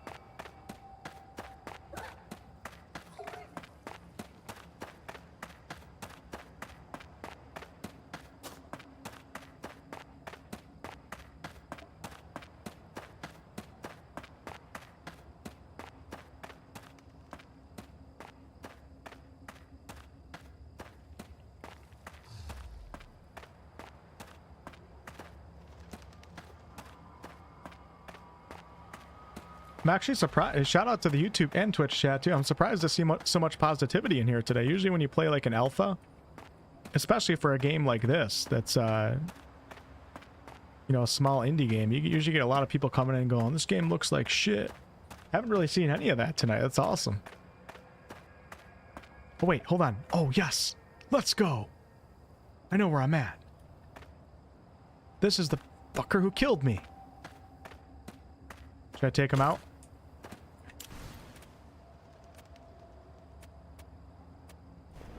Yeah, let's take him out. I'm pretty sure I died right here, so I was right. We're getting pretty good at the map, aren't we?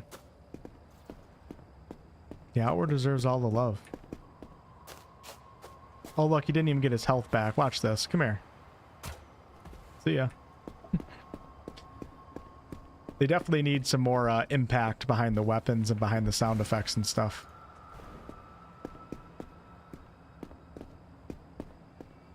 Okay, let's, yeah. Alright. Got my revenge. Wait, did I loot that guy?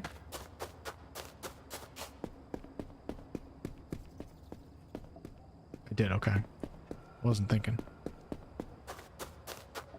wonder if that staff shoots magic. Yeah, whatever. Okay, so if we're back here... Alright, this is what we're gonna do. I'm gonna not go through the swampy looking area. We're gonna come south. Try to get back on... Hold on, am I thirsty and hungry right now? We're doing pretty good. Wow, Gep is really the guy who saved me from death. That really was pretty clutch. Okay, we're gonna go this way. When I get to the fork in the road, then we're gonna start heading up towards the ley line. See what I mean by I gotta stay focused on the mission right now because we'll never get anywhere.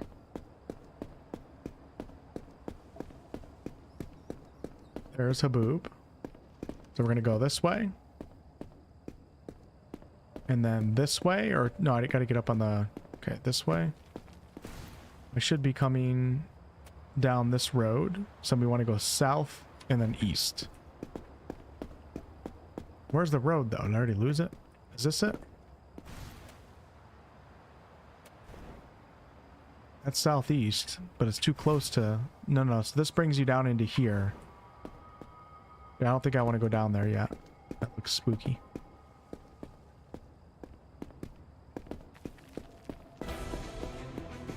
This is where I gotta go. This way. Damn it, I wish I had stamina right now. Drink some water, see if it gets it going a little faster. Okay, he backed off. Alright, so now I should be right... We at the fork in the road? No.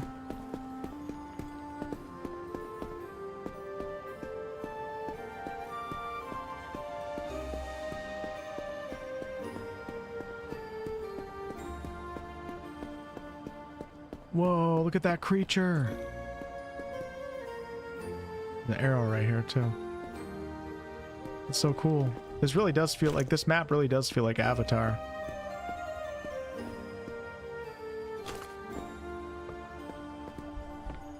Oh, I'm bleeding.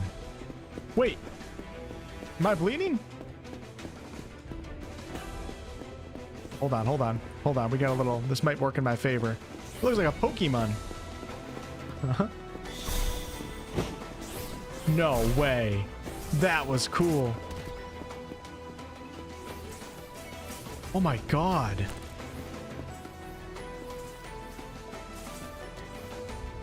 I think I gotta help him out a little bit.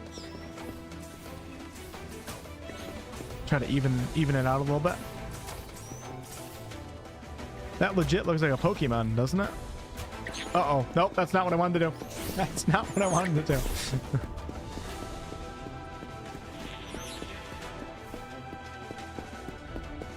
I'm pretty happy I fought this. I didn't expect this, though. Come on, no. Oh, shite. Dude, look at my HP right now. I'm about to die again. Come on, go fight. Oh, shit. What am I doing?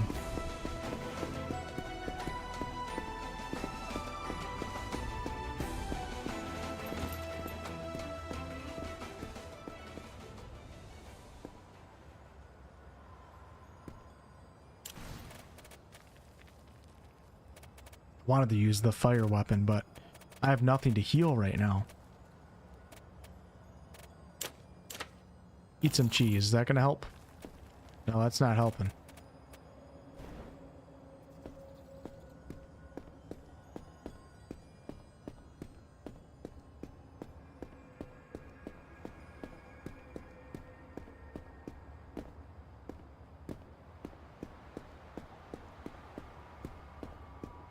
Love when NPC guards actually do their job. 1 HP in a dream. That's all you need, right? Fork in the road, a branch in the river. You guys are pretty wise. Wow, look at it when it lights up a little bit in here. It's beautiful. Then you start feeling like you're on the surface world. Well, we are in the surface world, but we're in like a cave system. I'm not sure if it's underground or if it's sea level or what, but...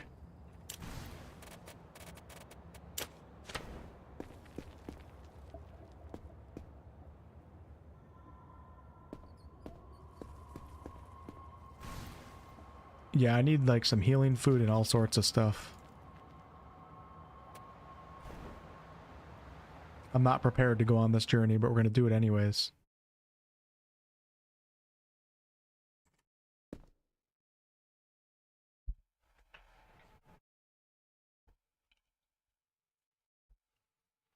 The journey to the ley line. It's not an easy one, but it's one we're willing to take on.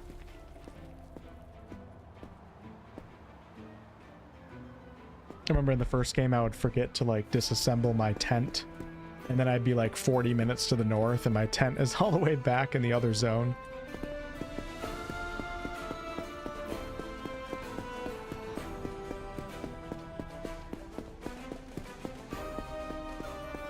Okay, stay away from those creatures. Okay, so hold on, let's take a look at the map. So I think I'm like right here. Or right... Dude, I'm nowhere close to where we're trying to go. This is crazy. The map is huge. And this is just one starting zone. What is that down there? Look at that thing.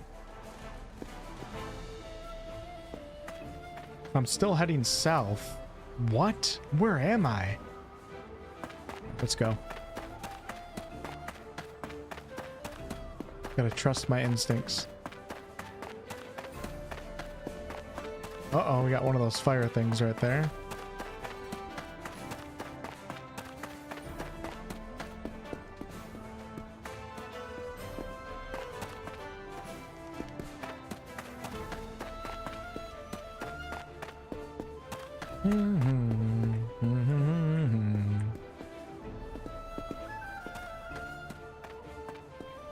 Try to get some of the stamina back.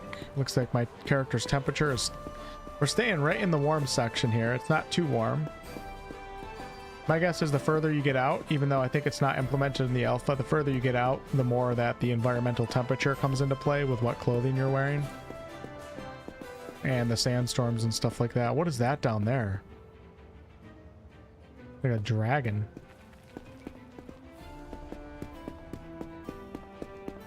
One thing that I noticed, hopefully they can clean this up, because it's really annoying coming up to ledges when you can't jump. It doesn't seem like there's any, there's no way to go up a ledge. I'm getting stuck a lot on little ledges. I'm sure they're well aware of that, but that would be a huge improvement to the exploration feeling of this game.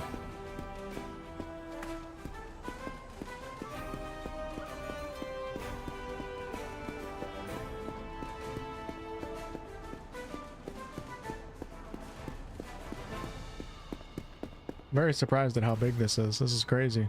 So we should start heading north soon.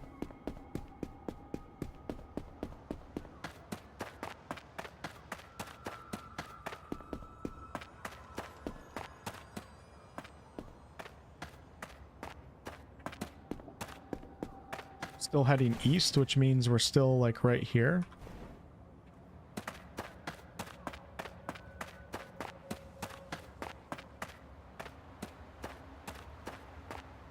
Hopefully there's a merchant or something up here.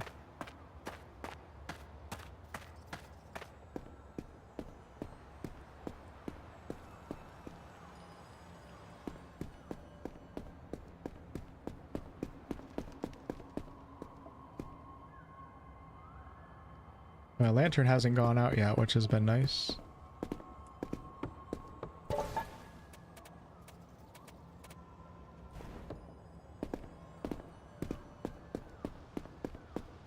Kind of nice when the music's not playing, you're just listening to the ambience and the footsteps.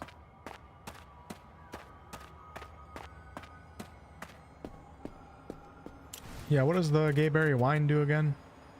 Ooh, look at this. So Gep's drink, a warm and comforting brew that tastes like home, restores a little bit of everything. So that's all I pretty much have in my inventory for health right now. So let's put that on hotbar 4.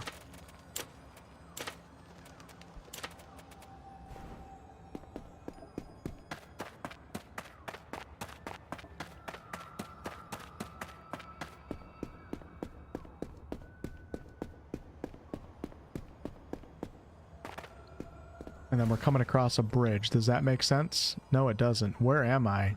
What in the night? How did I end up in the wrong... Where is the bridge? Thought I came up this path. Maybe I'm further up here than I think. Hold on.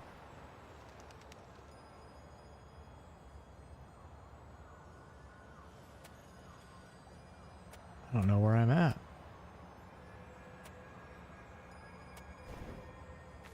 This bridge is heading east. I might have gone a little bit too far north. I might be up in here.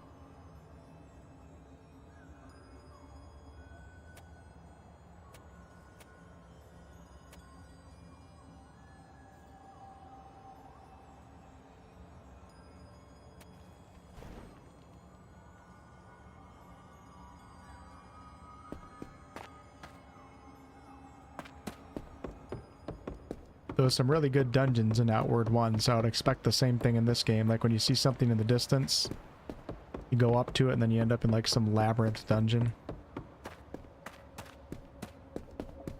Wow, look at the vibe is shifting up here. What the hell is going on? I guess we're going to that thing. What is that? Oh, okay. Look. I don't know how I didn't notice that. So there's the bridge that I went across. Now we're coming up to this. And I don't know if this is going to bring me out over on this side or if I'm screwed and I have to get up top somehow.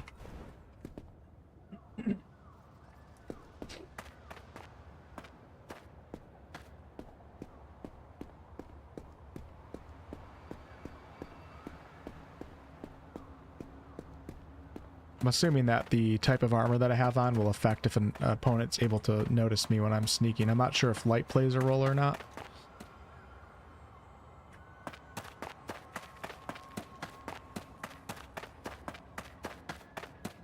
Okay. Well, here goes nothing. Something tells me I'm going to need a couple torches in here.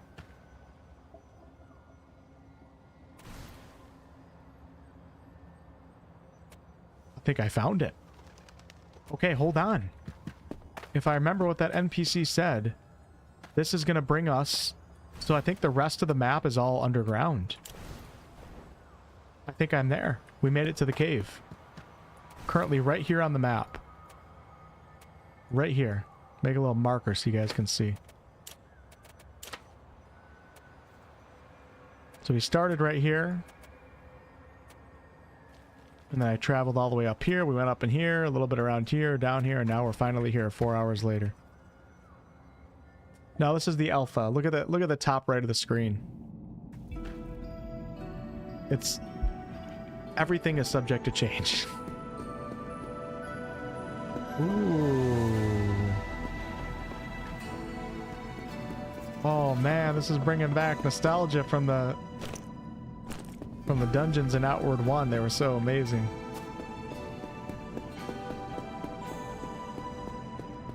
Oh god. So I do remember in Outward 1 getting to the ley line and navigating that dungeon was very hard early on, but of course people wanted to gain their mana early on. So there was all sorts of guides. I remember even making a guide too. I remember my guide for Outward 1 was like, get into the dungeon, stay right, take your first left, go through the T in the wall, stick right, go through the dark hole to the right, 2 more rights, left, straight, right, left, right, straight, and then you end up at the ley line. And I had a guide for just running through it and just running past all the opponents. I wonder if this is going to be like a maze. I don't think I can take on these creatures. I might have to try to run through it too.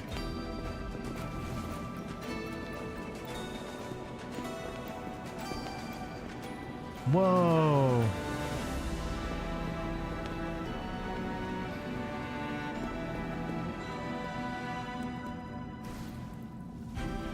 Take it easy, friend. No ill intents here.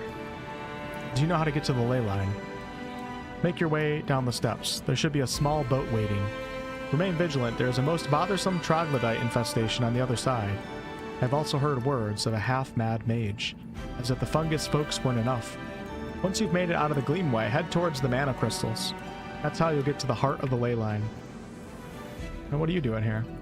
I was hoping to get a cast of the inscriptions on the pillar below. And everybody note, they are going to do voiceover for this game, I think for a lot of it, but we don't have it in the alpha. Alas, I fear those 2 ghosts are beyond what I can take on. Why do you want the inscription? I'm delving into the history of the Cabal of Winds and shamanism. I'm sure you've noticed all the ruins. The followers of the Cabal would walk this path as a ceremony. They would do their final preparations here, then head to the ley line to take on mana, and learn to. My apologies for rambling. To speak plainly, I want to take the inscription back to Haboob for study.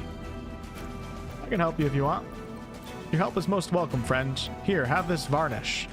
Ghosts are susceptible to ethereal damage. It should help. Careful not to underestimate them. Taking on 2 of them can be a risky proposition. I'm assuming we're going to have ways to sort the inventory, maybe, when the game actually comes out. Because what did I just get?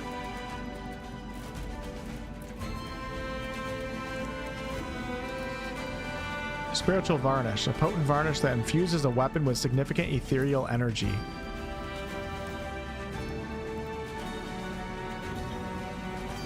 Alright, we're going to try to take on this ghost. Does this guy sell anything? No.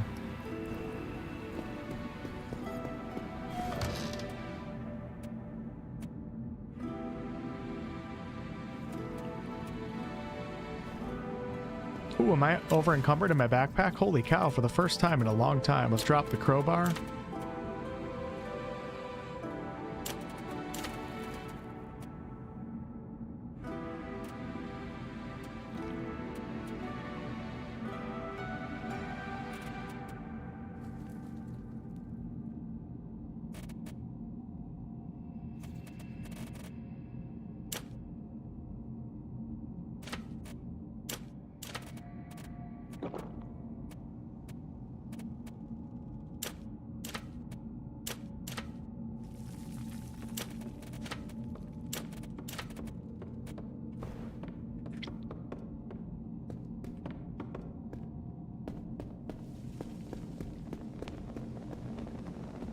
Hey bros, what's up?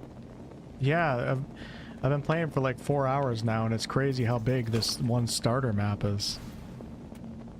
Like, I've only been in this area so far. Alright, we're gonna try to... You guys ready? Let's see what happens. Imbue main hand. Alright, we got a little buff to our sword, so... Well, wish me luck. Here goes nothing.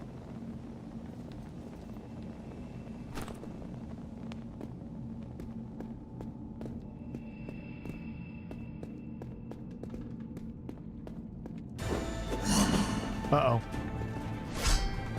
Oh, yeah. Took a lot of damage right there, though. Stamina, stamina, stamina, stamina. I really got to be careful here.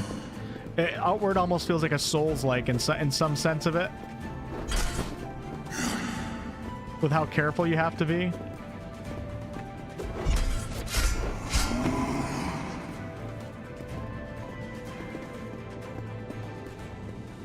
I wouldn't classify it as a Souls-like, obviously, but like sometimes it feels like that with the combat, just because it's so Where'd my backpack go?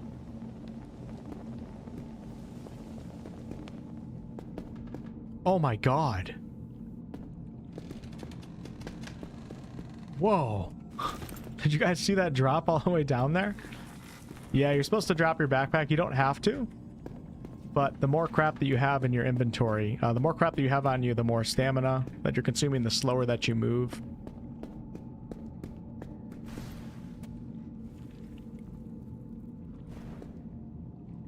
That was cool.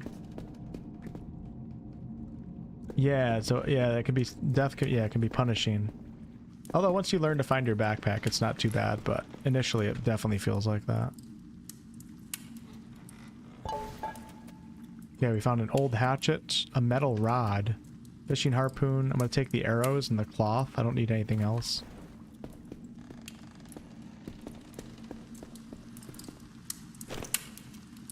Picked up some nut flour. I can't use that for cooking? Apparently not. I do need to...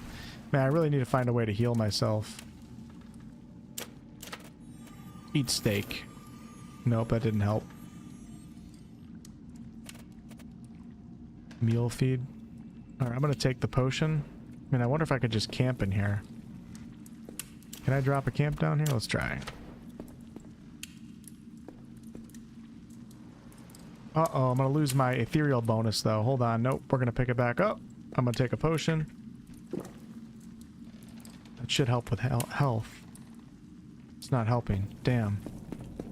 Alright, well, let's push on. Aw, shit.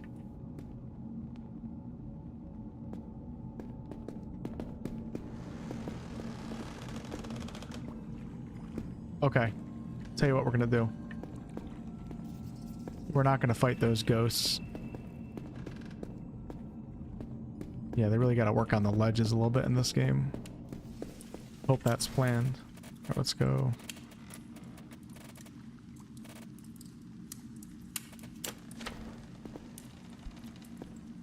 Take a little nappy poo. Yeah, I'm gonna run. But I want my health back first.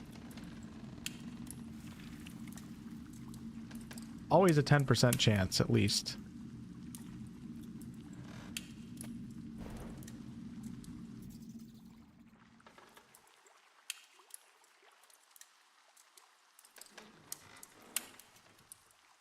Yeah, the size of your backpack made a difference in the first one with how agile your character was. Please don't be a ghost. Please don't be a ghost.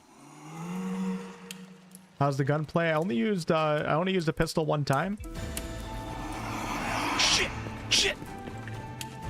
Time to go!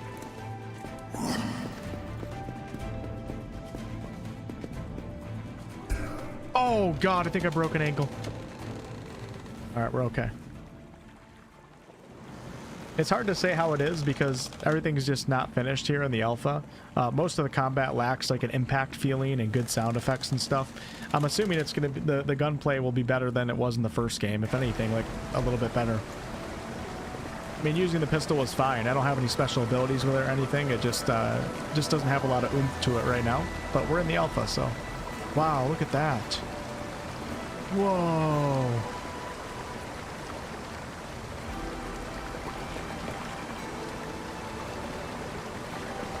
Oh, cool.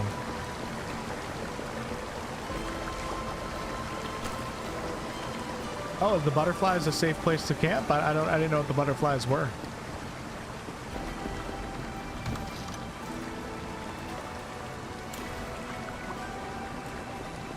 I only had a 10% chance of getting ambushed.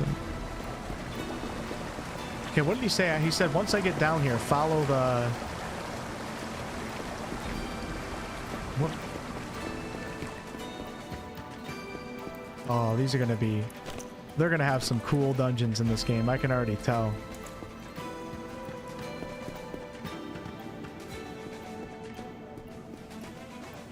Like a zombie or something in that room. Sort of button. Human femur? I don't think we need that, do we?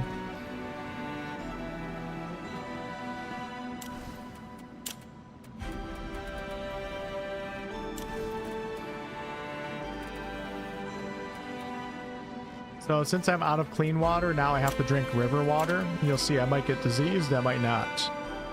I did, so I got indigestion. I don't know where I can see that though. Yeah, look at the attribute system. Defense stats.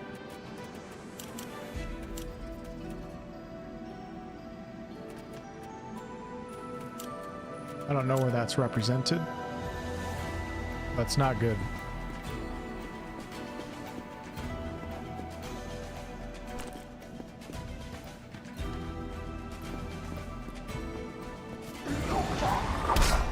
Oh shit, what did I just do? Oh my god.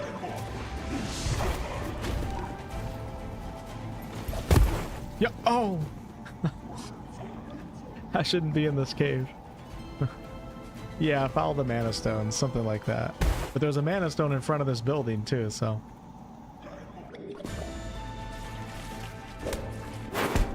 Where the hell am I? What is that bullshit?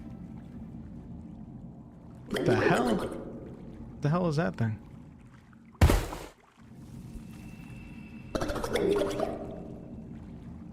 Oh, I didn't read the first one. Your eyes flutter open and you feel the swell of Belogale's ley line move along its path, leaving you behind. Then searing pain flares through your skull, almost like crackling thunder is trapped inside. Okay, we're back at the beginning of the dungeon. Nowhere. My backpack? Where's my backpack? I think they're taking it easy with me on the elf right now with the backpack placements, because I think I remember it dropping where it used to die every time. And now it just seems like it's easy. Let's go try to rest inside. I have like an injury, like a skull crack or something. Crafting status. Oh, status effects. Okay, mental shock. -5 intelligence, -5 willpower. I'm going to set up a campsite in here. We'll see if this does anything. Try to get my HP back. And then we're going to book it for the ley line. I think I'm just going to run through everything. And this is all so I can wield magic. Isn't it cool how you have to go on like this journey?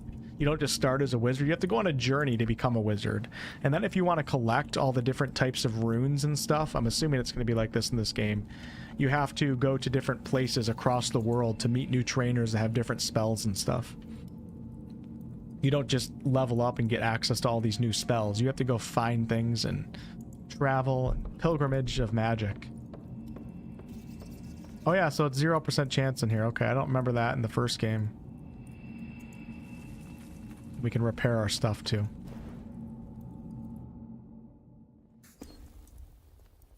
Can you poke attack? I don't know if you can with the great sword or not. You can with a spear. I think there is a poke attack, but I don't know the combos yet, so.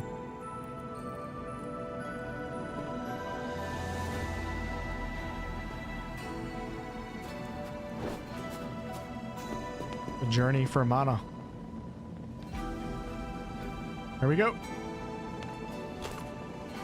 Damn it, over encumbered.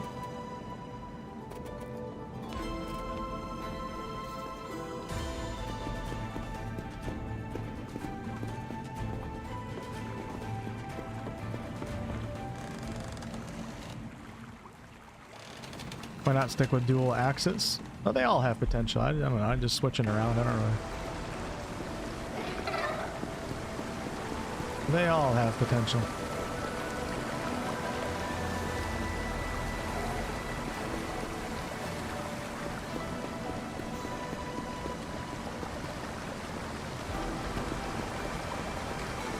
Okay, we got a troglodyte here. I can take this guy on.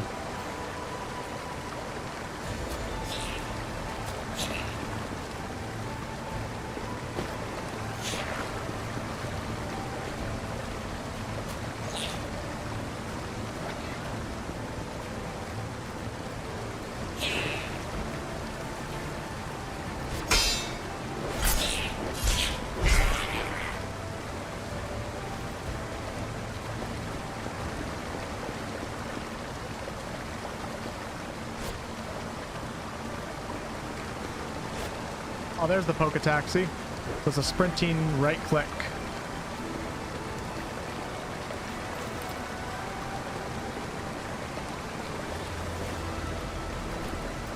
Ooh, I just picked up.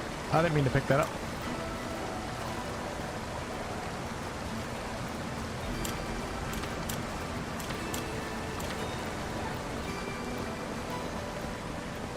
Excuse me, little buddy.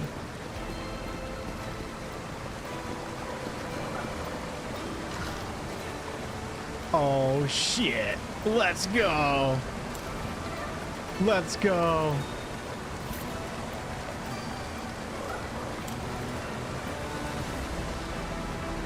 So that's... It doesn't actually give me any armor? Interesting. So this is old war scraps reforged and given a new life. I wonder if it's just because it's in the alpha and it's not complete. My helm, my hood, is the same exact stats, and it weighs less, so why would I ever use the helm? I could sell the helm, though.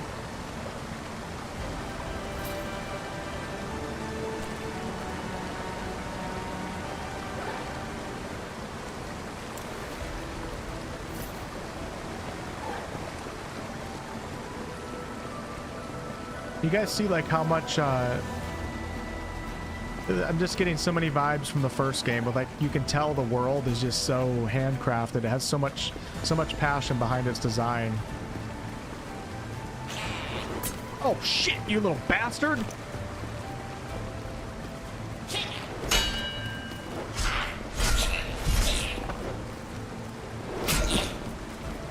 Shit, man, I don't have a lot of HP. Come on. The hell are you looking at?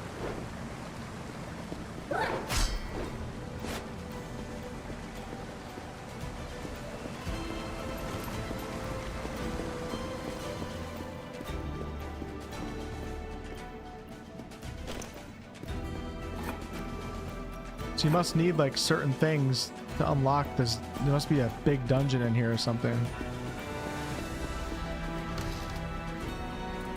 Music's a bit loud right now.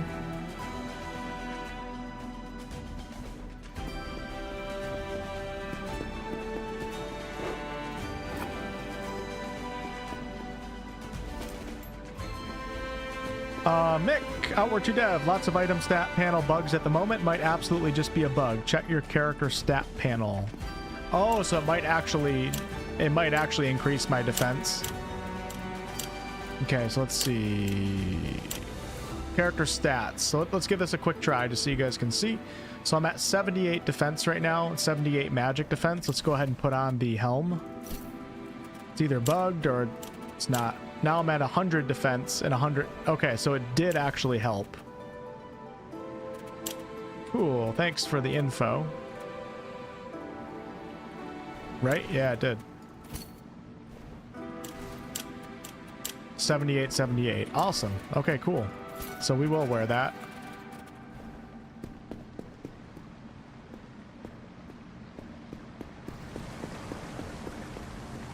Okay, I want to go this way.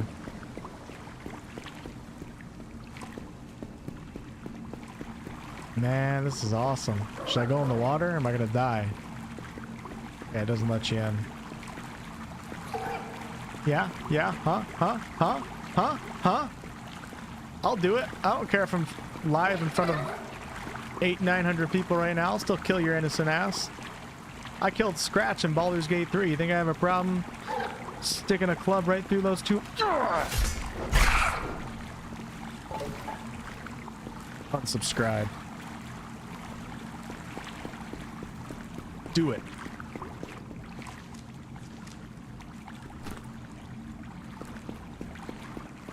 All right. Wait.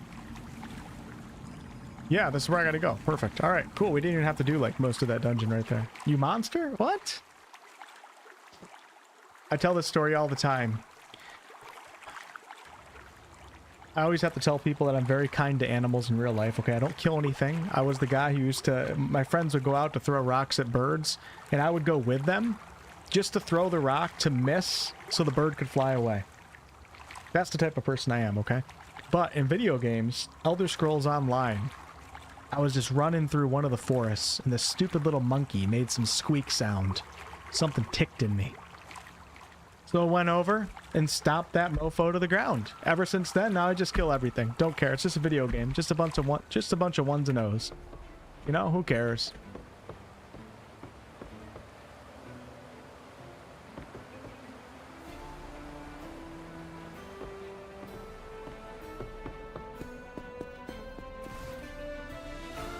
Okay, I'm assuming I came out right. Where did I come out? Just a bunch of ones and O's, you know? And don't let anybody tell you that it's not.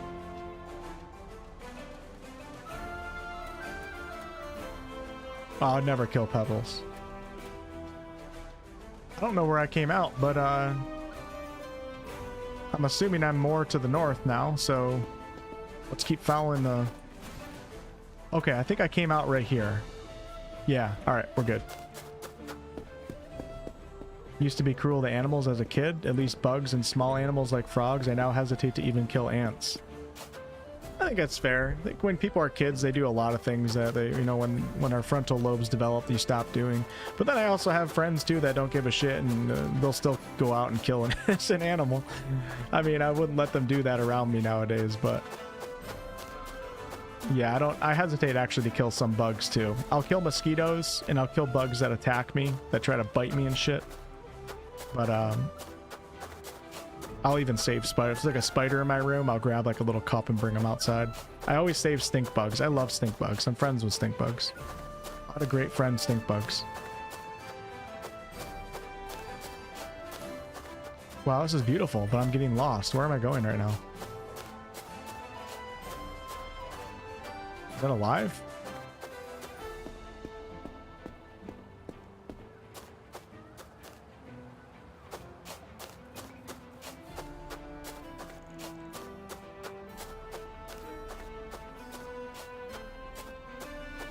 It's funny how we're all so different from one another, you know? But then you think about the animal kingdom, like so many animals wouldn't hesitate to kill another animal. It's brutal out there. So I think about like some people that I know in my life that kill shit. I mean, I don't have anybody that's out killing little baby bunnies every day or anything like that. I think you guys get what I'm saying, but the freaking animal kingdom is brutal as shit, man. So it's only natural that some humans do it too. We have intelligence though, so we should be able to think about our actions in ways that animals can't, but still, man. Woo. You guys have watched Animal Planet before, right? There's some crazy shit that goes on. It's not pretty. It's not the beautiful wildlife that we all think it is. Shit, I'm out of stamina. No! No! No! I don't want to die. I just want my magic. Just want my magic, man. Leave me alone. I think I found it. This must be it. This has to be it. I'm gonna trick this guy. You killed a cat? That's kind of fucked up. Oh, shit. As a city kid, we threw rocks at each other. Did not end well for me. Why would you kill a cat? They're pets. Hey, I don't know. I might be a little worried about you, Zero. At least you feel remorse. There's hope for you, okay? I don't swerve when a squirrel darts in the road. That's on the squirrel. I would. I remember I ran over a squirrel one time and it hit the back. Oh my god, I was like ruined for a month. I ran over its back legs and it was still alive and it was in the road going like this, trying to get across. I think I questioned, like, should I just run it over again? I never ended up doing that. And I would, like, for a month, I was just, like, depressed.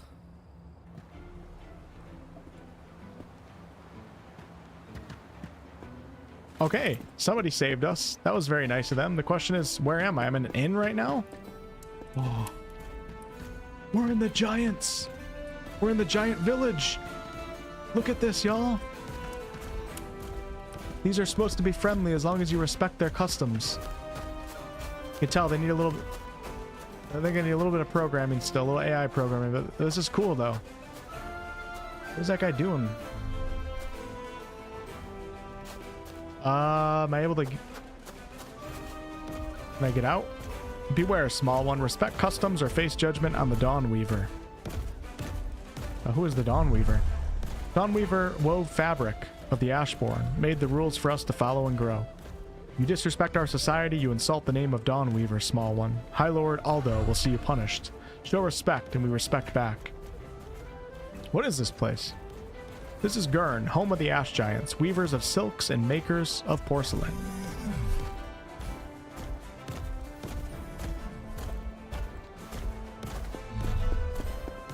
Oh, I thought they had me trapped in here. I would explore that more, but I want to get to the ley line. I'm hungry and thirsty right now. Salchi says, awesome game so far. Mika Rivard, best of luck going forward with the development. Yeah, we're all, I think most of us in this chat and in this community are rooting for you guys. Solid start to the alpha. Game definitely has a ton of potential, and that's really all you're looking for when you play an alpha. Are they on the right track? And the answer to that is absolutely yes. Where am I? All right, so we're at Gurn. Is that Gurn? Now we got to figure this out. How far away could I possibly be? You gotta look for little features. So like this rock with the holes in it, you could find that. Everything's accurate. Going over some sort of bridge. Is there water? Yeah, there is water. So it... Oh. Am I going this way? Hold on. Am I heading west right? Yes, we are. We're heading west. So I think... What is this over here? Am I going to hit another town? Yeah. Oh, now I'm getting carried away. Hold on. What is this up here? Is that a guy on a mount?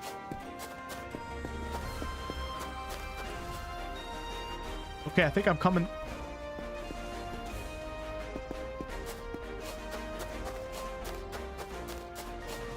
No, he's not on a mount. It's just a giant. Is he friendly? Liz, he got a rocket launcher? Okay, I think he's friendly.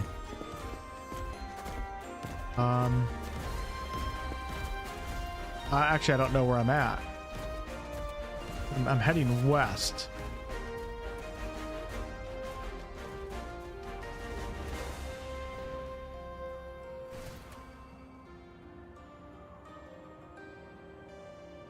I think I got to be somewhere around here. It looks like it's matching up. You guys see the tops of the buildings? All right, let's go back this way. Yeah, it's definitely lining up. So I think I'm somewhere in here. I don't know if you can go inside there, but we're gonna not worry about that right now.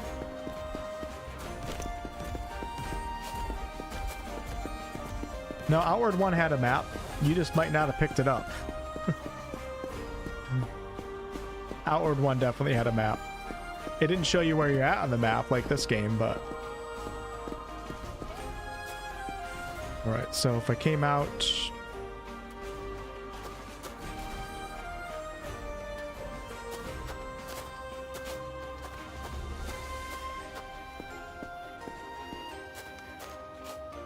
I think you were just following this. That's the ley line.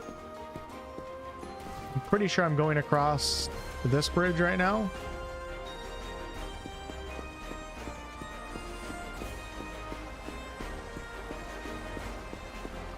Yeah, the map is very detailed in its alpha form, and the devs did really good in Outward 1 with creating landmarks in the environment that are easily recognizable.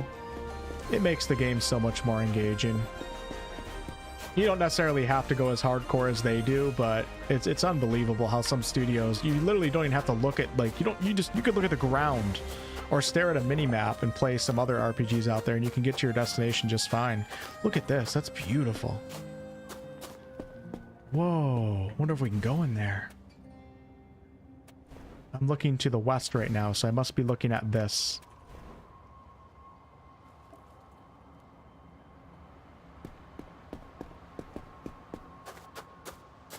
It's unbelievable how stupid some games treat gamers. It's crazy. Really pisses me off. Well, a lot of us probably are stupid, myself included, so.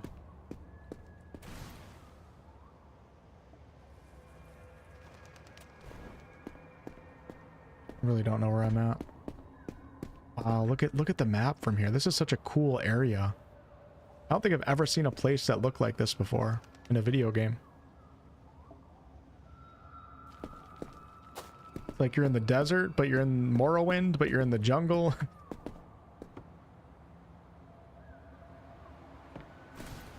Okay, so if I'm looking at the yellow over there, the sand, that's to my south, so I am looking down this way.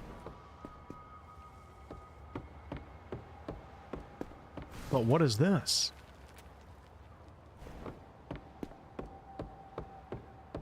Thirsty or hungry? Good thinking. I am, and in real life, absolutely. Why am I stupid? Where is it? Oh. Nope, we're doing good. The giant saved me. Outward 1 got me into playing thousands of hours of Valheim, and then Elden Ring. Probably wouldn't have the constitution for either of them without. Okay, so I've arrived. This is still the giants, but I don't know what.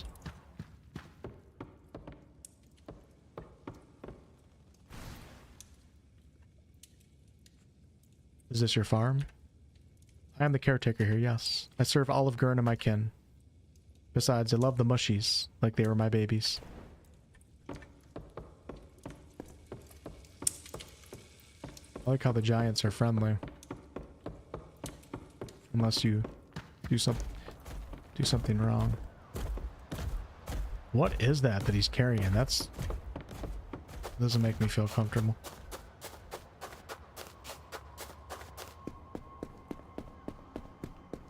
Okay, let's go... Oh my god, you can go down here too? Jeez.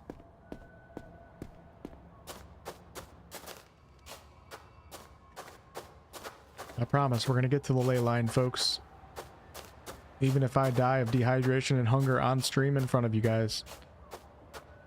Wouldn't that be crazy? If I died from hunger and dehydration while playing Outward? Well, I'd make the gaming news, I think. If that happens, can you guys get the devs to put me in the game? I just want to be a character. Just find Wolfheart. He can be like this hermit character out in the woods. He's got a little hut. A wolf.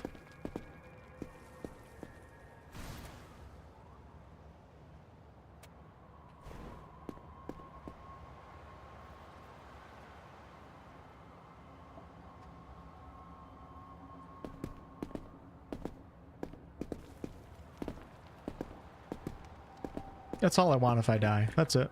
You guys can all unsubscribe from the channel and all that stuff. It's fine. Just want to be in the game. That's it.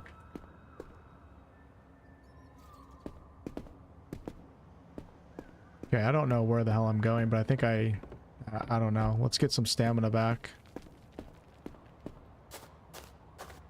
Trying to get up there, but I don't think there's a way to go. I think I have to go south.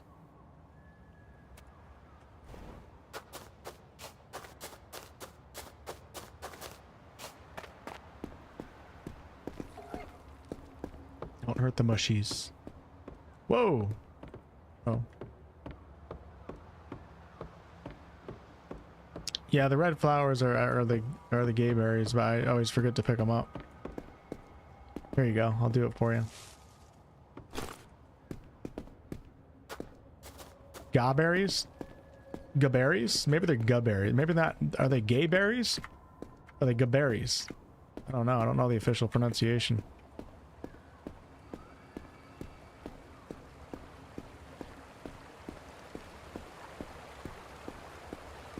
Guess if I eat enough, we'll find out, right?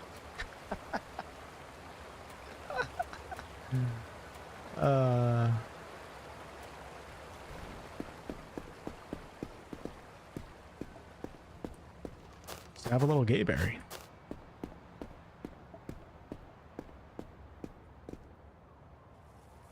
I legit don't know where I'm at. I think this is where I need to go, though. We're gonna go east. I think I'm like somewhere in this area. Ooh, this is good. It literally is like a desert in here. This is so cool. Now, you guys can see, so look in the bottom left. I don't think this is working right now, but the heat of my character is going up. Or it's indicating that it wants to go up. So it's possible, like in some of these areas, you have to like take some of your clothes off and eat some gay berries, you know what I'm saying?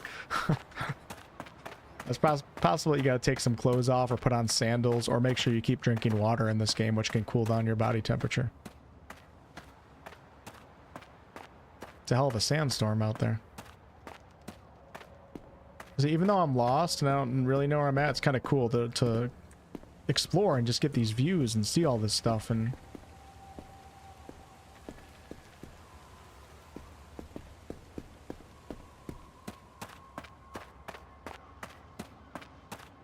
oh yeah, I forget that you get the beetles from picking the berries. I forgot about that.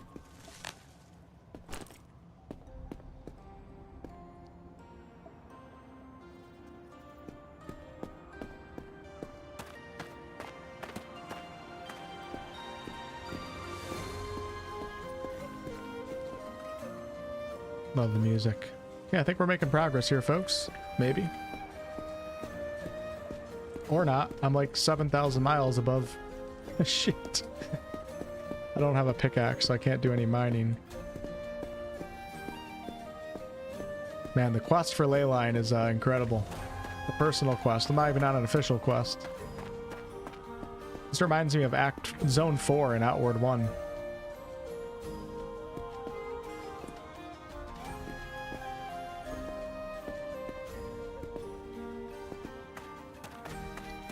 I don't know if walking into water cools you down. You can't actually swim in this game, Braz. It blocks you, at least right now it does in the alpha, but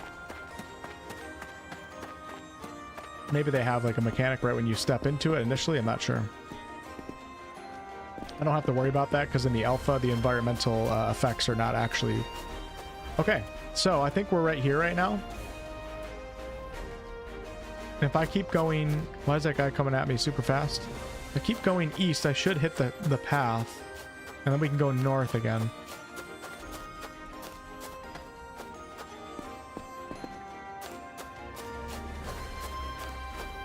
Oh, you stupid ass turkey, come here.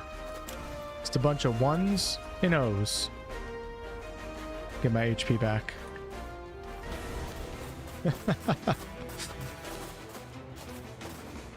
Try some combos here.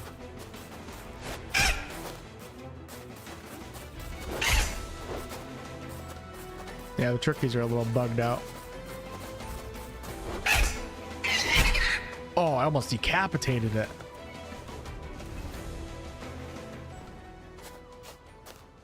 Still have that concussion.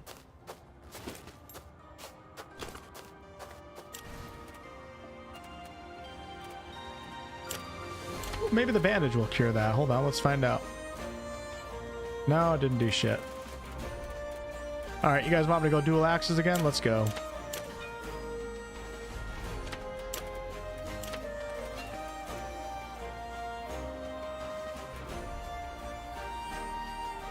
Problem is, it's got to take up... Okay, so we got to go axe on 3. Axe on 4. There we go.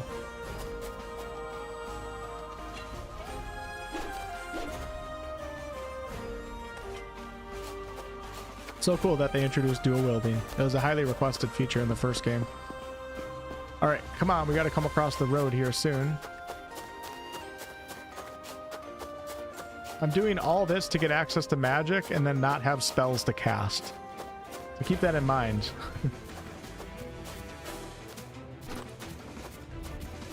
Because I screwed up the beginning.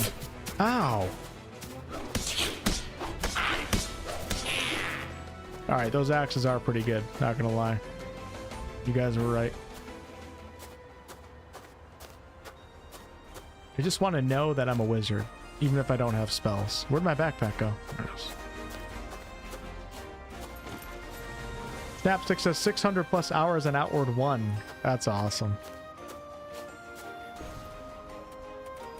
The only thing I'm worried about with Outward 2 is they're doing early access, and I'm all for it. Like, I hope that they make enough money and get everything that they need, because I'll obviously support them. But I thought I heard Guillaume say that, like, you get access to 2/3 of the quests in the game. Like, you get the entire game, but you can only do 2/3 of the quests. That kind of worries me a little bit, because I feel like when the game comes out, nobody's going to be excited to play it. It's like too much content. I hope they cut off like some actual maps and stuff.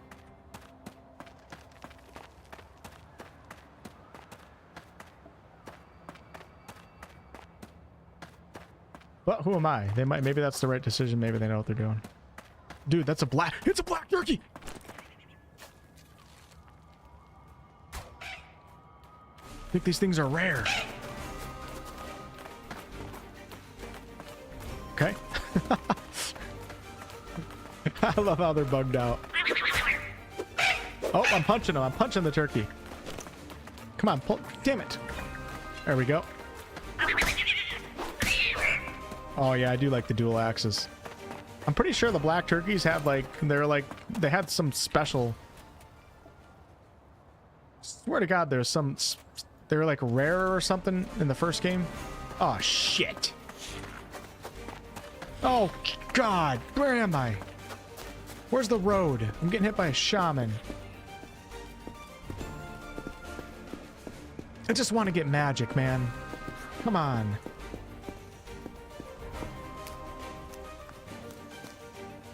Can I steal a baby troglodyte? Oh. Yeah, give me that. Can I get up there?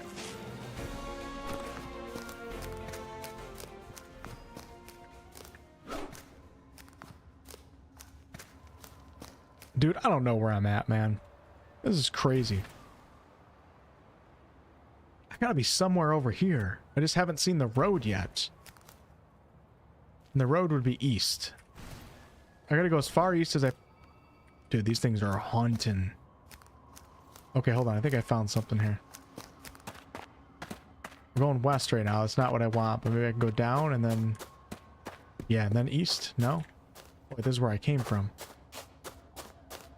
Now I'm going north.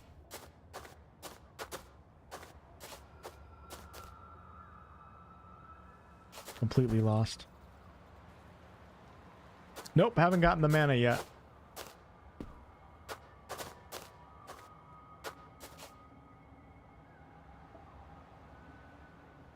Yeah, Guillaume is the owner of 9 Dot Studios and the creative director.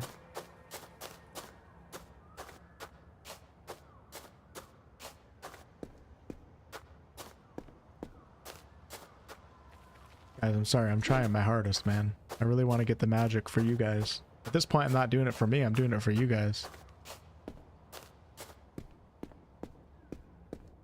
It's got to be over there somewhere. It's got to be beyond... I'm telling you, it's beyond that wall right there. All right, I got a plan. You guys got to trust me. Yeah, look at this stupid turkey.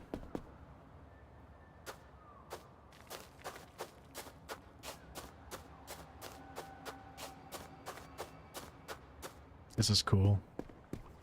I'm also assuming that, like, obviously as I run across the map, this is a beautiful map and it's got some really cool stuff, but I'm assuming that it's probably a little dead too, like for the alpha, and there'll be more creatures and more things to do as the game develops.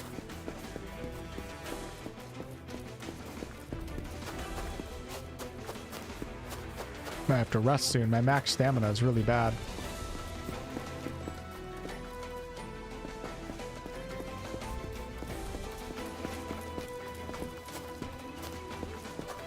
Yeah, 9 Dots is in Canada, and I think I heard that they share a studio with Larian's Quebec studio. Like, they're in the same building. Which is pretty cool. Oh my god, that bat thing does not look friendly. This turkey is freaking nuts, man. He's trying to have some human meat tonight. I think he's getting revenge for all the turkeys I killed. Guys, is the road up here? Is this it? Did I figure it out? This doesn't look like a road. Wait. Wait. Is that a friendly? Nope. Holy crap, it's magic. All right, that character is doing rune magic right there. Just so you guys know, you drop a rune on the ground, then when you stand within it, you can cast like certain fire spells and stuff, but you have to stay within it. And it also combines with like guns and bows.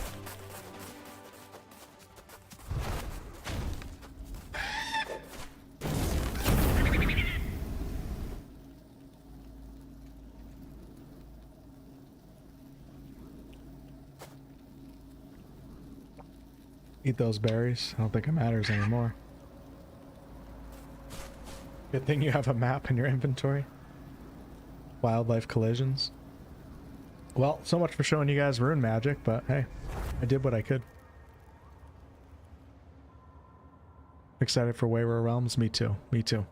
Alright, so fleeing into the darkness, your foot snags on something that does not let go in time. You feel the crack rather than hear it, moments before your face strikes the ground and sends you into a painful oblivion. When you manage to pull yourself back to consciousness, you gingerly feel out the damage. To your relief, it's just a nasty sprain, not a break. Still, it takes almost a full day before you're able to bear the pain of walking again. I got decapitated. So I have a sprained ankle right now. Cannot sprint. Roll is always slow.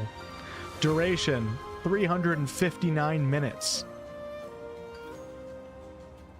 What? 5-hour duration?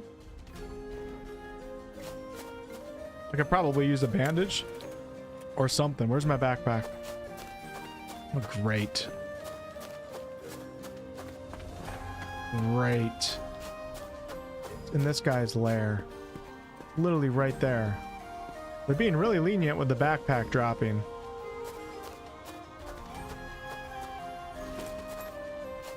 Maybe I could sleep it off. Wow, this is a beautiful part. I'm on the main road.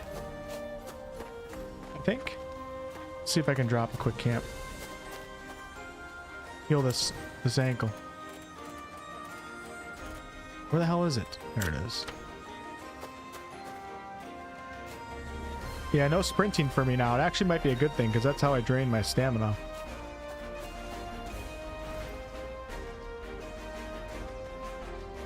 So let's sleep 5 hours and see if it actually gets rid of the... Oh, I don't want to sleep the day away though. I like this setting right now. See if it gets rid of the sprained ankle. It should. An uneventful night. Crap, it's not. Damn it, man. I still have a sprained ankle. What the hell? Yeah, I better get to this magic place because I'm not going to be surviving long.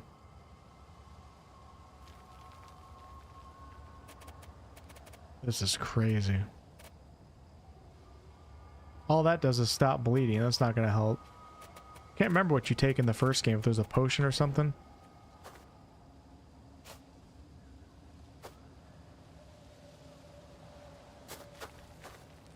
Nice Noctoy. Okay, so if I am on the main road right now, which I'm hoping I am, because you can see these, we would want to head north. Hopefully I'm like right here right now. It seems like I am. If you look at the map, we're in all these trees and everything. So if I head north, I think I'm right back on track where I needed to be. Perfect. All right, let's go. I got this. No problem. That's as fast as I can go right now. You need to get into town to have your wounds treated? Okay. Never played Outward 1. 2 looks incredibly fun. Yeah, if you're okay with, you know, like the hardcoreness of the game that you're witnessing right now, definitely play Outward 1. It's definitely jankier. It's going to take a bit to get used to the combat. Probably die a lot in the beginning, but if you're liking what you see right now, I would definitely. It's one of my favorite indie RPGs of all time.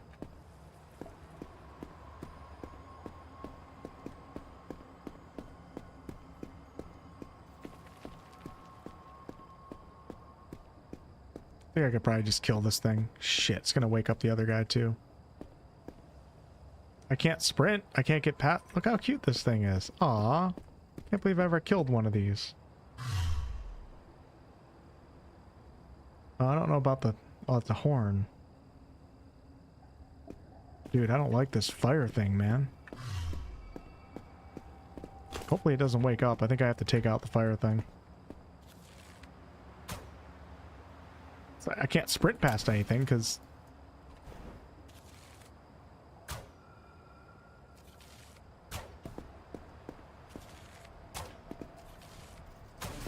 Come on, baby. Let's go. Let's go.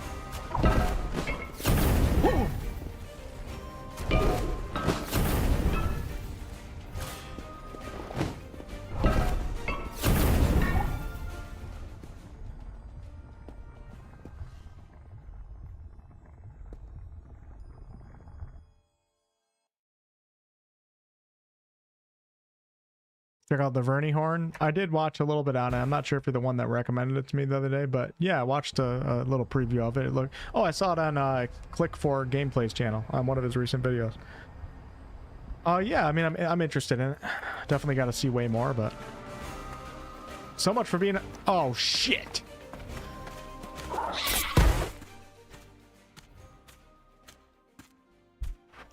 If you're okay with what you just witnessed, yeah, go play Outward 1. Dude, what is that creature?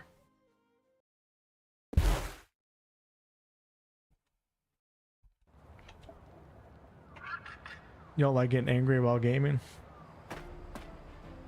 Oh my god, we're back at the Giants? Dude, I'm never gonna make it. I am totally failing you guys. What camp is this though?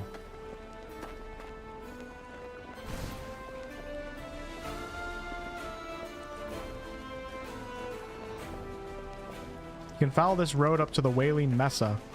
If you can pay the toll and have enough rations for the crossing. So in the first game, you had to have rations in order to cross into another map. It seems like they're doing the same thing in this game. I think it's less punishing though. I think I remember listening to like a dev update or something in the past. I think you only need one ration now. You can also camp here if you need a place. Oh, so back to the main quest. Have you seen a man pale, skinny with a goatee, goes by the name of Sebastian? Funny you should ask. I was expecting him to pass through our camp. He never showed his face here. Did you know him? Weren't a friend or nothing. Broke bread with him a few months back. Said he might need a split in a hurry. He paid for passage in advance too. Never seen that before, but I ain't one to refuse something like that. So where am I? We're like near a new zone. Don't tell me I'm all the way over here. I don't think I am. Hold on. Where else does the map go out?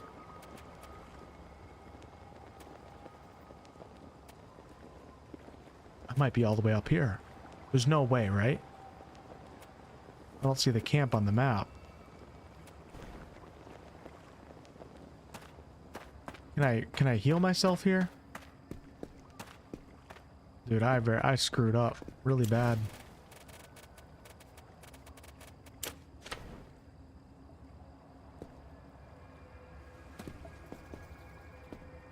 Outward starts off really hard because of the learning curve, the jankiness, and there's just so many mechanics that the game doesn't hold your hand.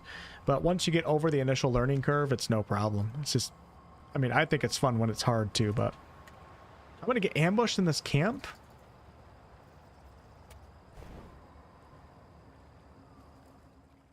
What's up, Ash? How you doing? For a moment, I thought you were playing Death Stranding due to the backpack. Been waiting for Outward 2. Yep, so early access is planned for summer, and then I think they said minimum 6 months after that they're hoping for release. I would imagine it won't be that quick, though. It's usually, with games, they take longer than people say. Looks like 9 Dots is not in the same building as Larian, though maybe they have a secondary office there too. They're very close anyhow. Okay, thanks, Browse. Yeah, it didn't show you where you're at in the map. So, but like I said, these devs are really good at creating landmarks and stuff and roads. So over time, you start to really figure it out. In the beginning, it can just be super, I don't want to say frustrating, because when I say frustrating, that has a negative connotation to it. Like it's, I use that word in a positive way, because I think a little frustration in video games for myself is a really good thing, because it's something to overcome. And being frustrated with not knowing where you're at on the map, over time you start to learn that sense of achievement and satisfaction of learning and engaging with the world on your own makes the frustration worth it. So when I say frustrating, I don't mean it in a bad way. Might be a way to heal myself here. I don't know like who I would talk to though. Let's see. Is that the way out of the map? Ooh, hold on. We can drink some river water. Let's fill up our canteens. Have a little sip too. Oh, great. Indigestion. Yep, Kingdom Come Deliverance 2 has a learning curve as well, especially the first game.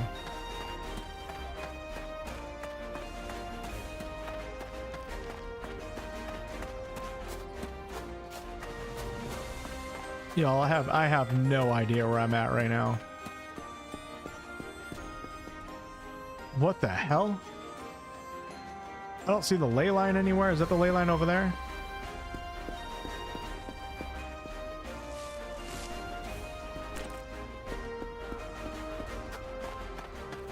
It's bringing me down into some cave system or something? Maybe I'm down here. But the dude said you need rations to go into the next zone. So I'm like thinking that I'm somewhere on the edge of the map. I don't see anywhere but right here that looks like it leaves the map. Not sure. The map also might not be finished too. Like it might not be accurate. Never know in alpha. I'm going south here. We got a whole thing right here of turkeys and...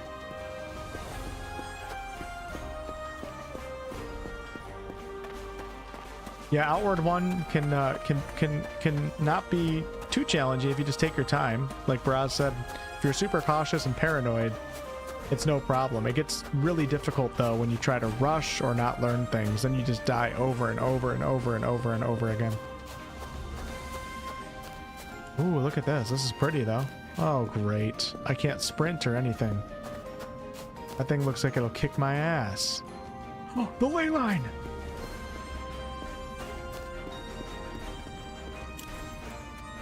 I don't know if the lantern gives me away.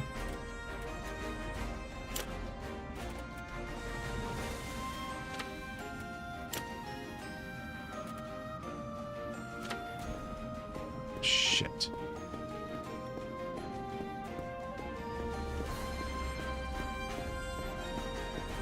Yeah, everything's kicking my ass. That's the Outward experience. Wouldn't have it any other way. Now, to be fair, I am trying to do something that I probably shouldn't be doing and going directly for the ley line right when I come into the game without being prepared, but I might jump. I might jump. What's the worst that can happen? Okay, the ley line's right there. Oh my god, I think I'm very close. Hold on, folks. Hold on. Can I climb that limb down? Oh my god. I'm going for it.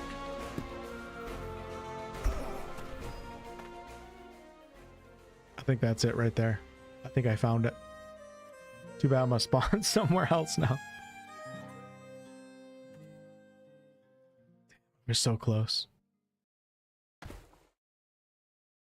We were so close. That might not have been it. Hey, we got saved by Gep. All right, cool. I made it down, right? That's some sort of win. You gotta be kidding me. What am I spawning into right now? Why do I remember this location? This is back at the beginning of the game.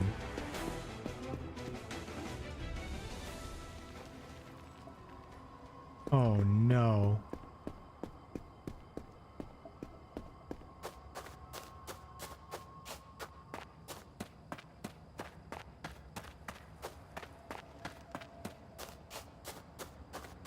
Is it?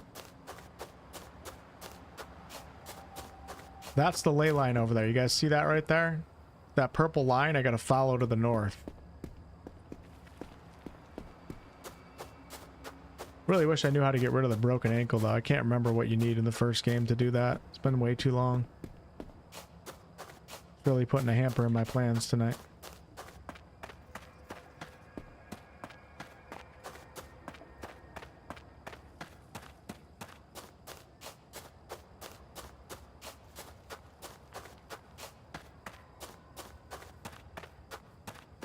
Oh yeah, I did forget the Gep drink. Wonder if that heals you. I'm not going back. Let's go. We're going for one more attempt towards the ley line. If I die again, then I'm done. Because I'm like super hungry. Gotta go to the bathroom. Thirsty. It's getting late. It was damn fun trying to get there though.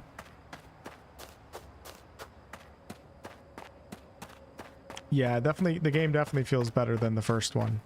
Even in its alpha form, everything feels like everything feels improved for sure from the first game. This is not perfect by any stretch of the imagination, but this is also alpha, so hopefully they continue to smooth things out and everything. Oh. Oh, okay, I'm not that far away.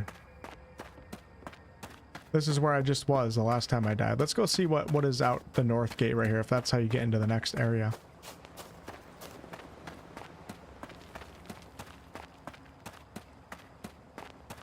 Maybe they just have it completely blocked off right now in the alpha.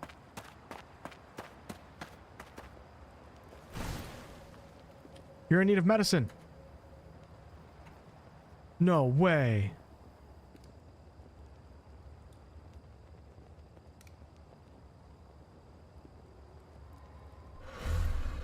Okay, so let's see. Purges poison, gives instant jolt of stamina. A bitter brew that knits mild injuries shut. Bandages, jerky, I already have jerky, and water skin. The only thing I can think of is this. Let's see what it does.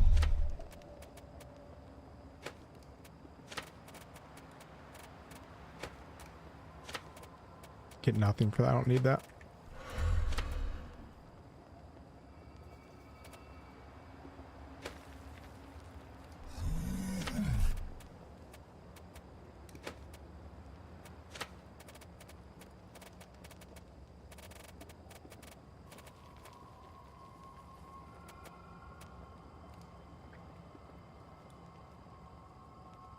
Oh, she doesn't have shit.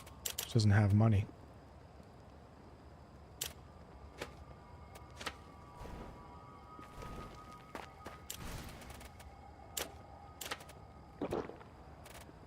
Okay, I drank it. Nope, it's not doing anything for my injuries.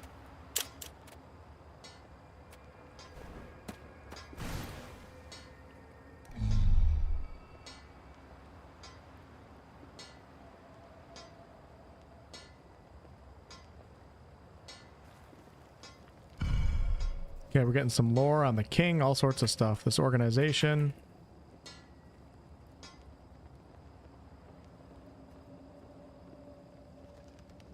The Gates of Catharsis.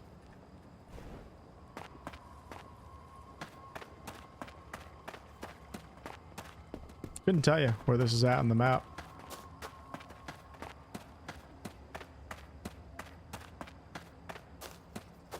Okay, see that? That's something that we would look for on the map. You guys see that dome thing right there?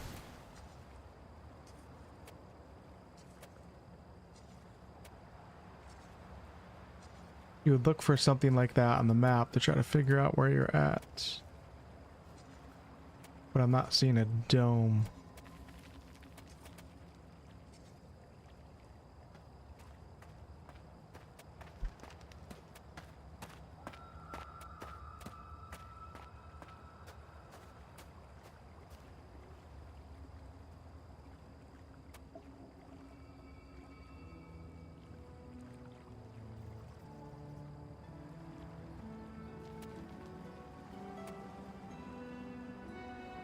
I don't think you get teleported like all the way to the other side of the map, so I should still be in this area somewhere. I just don't.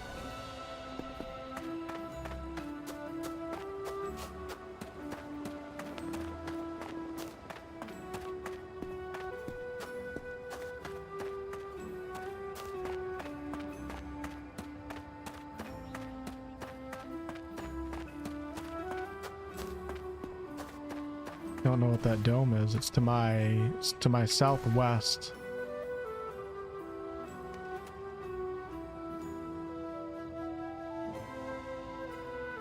It's not that.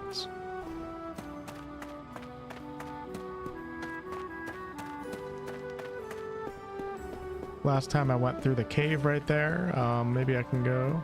This is my last attempt. We're just gonna go for it.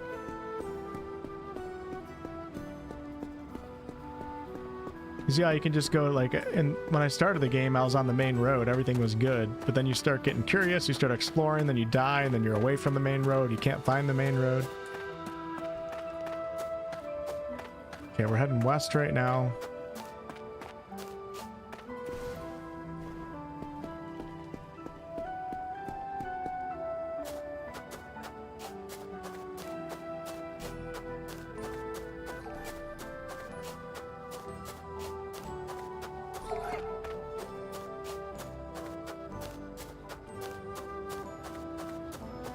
Now I'm heading southeast.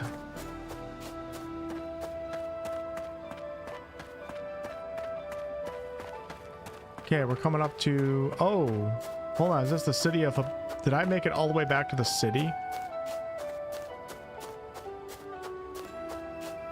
That would be crazy. What else would that be?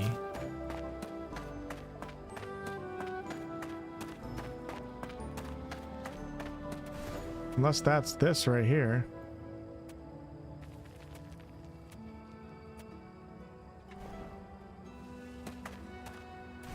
I think it is. You gotta be. How did I end up this far south?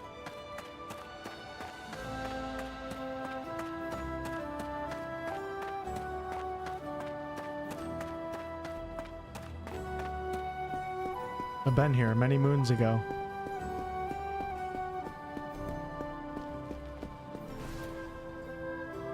I think I just been lost up in these areas right here.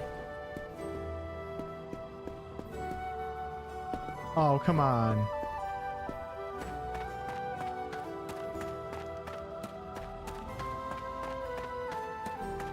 Everything looks the same. The main road. I found the main road. Oh my god. Folks, we are currently right here, I think. Very, very far away from... Unbelievably far away from the ley line. Oh my god, this is all the way back in the beginning. Alright, my final journey... Oh shit, this might be it because I can't sprint because I have a broken ankle. This might be it. Just follow the lights. I can do this. Wait, shit, I'm going the wrong way. Am I going... Wait, shit, I gotta go this way. What the hell?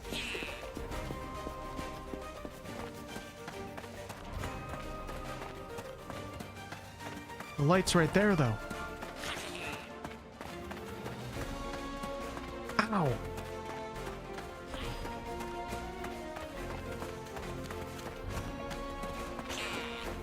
Run! Run, Wolf, run! Damn, some of these are like needlers from Halo. I'm not on the main road anymore, but I gotta get away from these guys. It's definitely the right direction.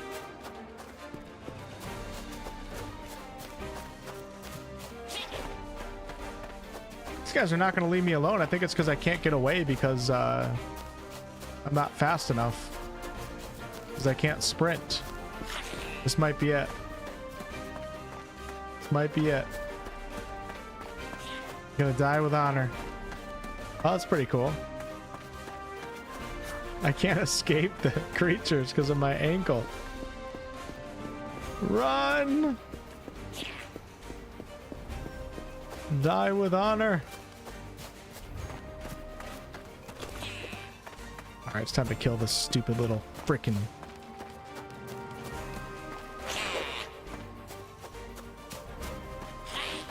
Shit.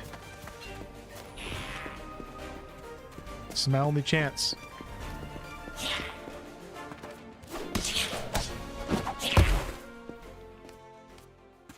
Alright, we'll see where it lands. Yeah, the reason why the aggro's some of the aggro needs to be messed with a little bit, but the reason why that one kept up with me is because I have a broken ankle. Otherwise, it would have left me behind probably. So the alpha doesn't seem to have split screen, at least not in this media copy right now. I don't know if they're going to have it in a couple weeks or next week when it is the private alpha.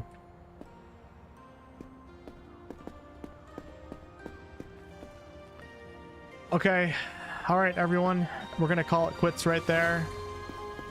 That was a really fun session. I did not accomplish my goal, but the main goal of the stream was just to feel out the alpha here, and I'm very happy with how it feels in its alpha form, and definitely see a ton of potential in this game to be just as good, most likely better than the first game. We're so close, man. So the reason, those of you guys that are coming in late, the reason why I was trying to get up here is because this is where you get your mana if you want to cast spells. You have to do a permanent sacrifice of health and stamina, and then you can cast spells. And I was trying to do that, but I never made it up there, so. Yeah, you guys have a great evening. Really appreciate you guys watching, and yeah, keep an eye out on Outward 2. Definitely be covering it on the channel and checking out early access when it comes out in the summertime. Maybe I'll do another session. I don't know. We'll see. I don't want to, like, you know, play the alpha too much. It's just the alpha. I'm not trying to burn myself out for a game that's this early in development, but either way, much more Outward 2 to come. Bravo to the devs. Like what I see. Maybe I'll compile a list of like constructive feedback, but it's hard to in alpha phase because they probably are already fixing everything that I want fixed. But catch you guys on the next one.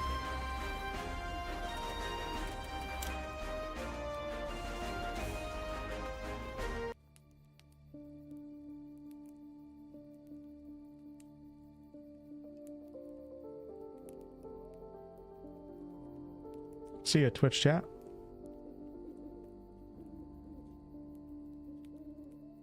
That was fun.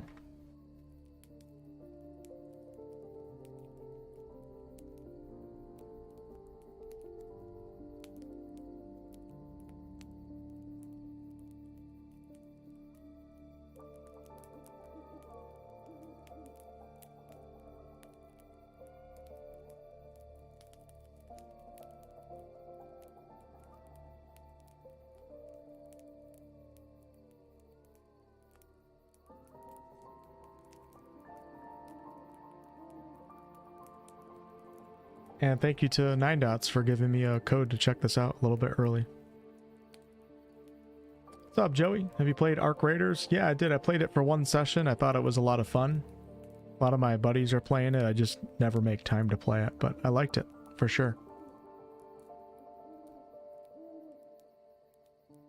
Good luck.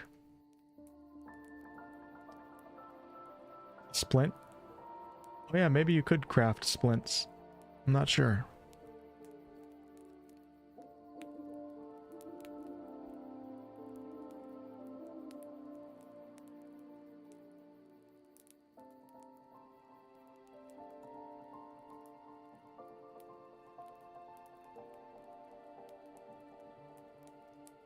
I'll put some chapter markers in the stream after it's over.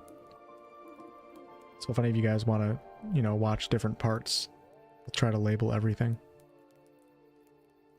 I was going to do a video on this, but I just didn't feel like making a video, and tomorrow I have, my day is filled with something else, a sponsored video, so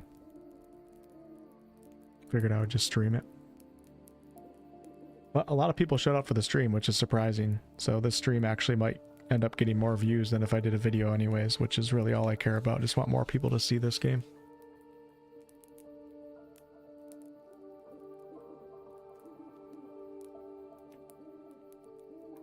Got no weapon loadout, only a flute, and I use the microphone as my weapon, just making friends.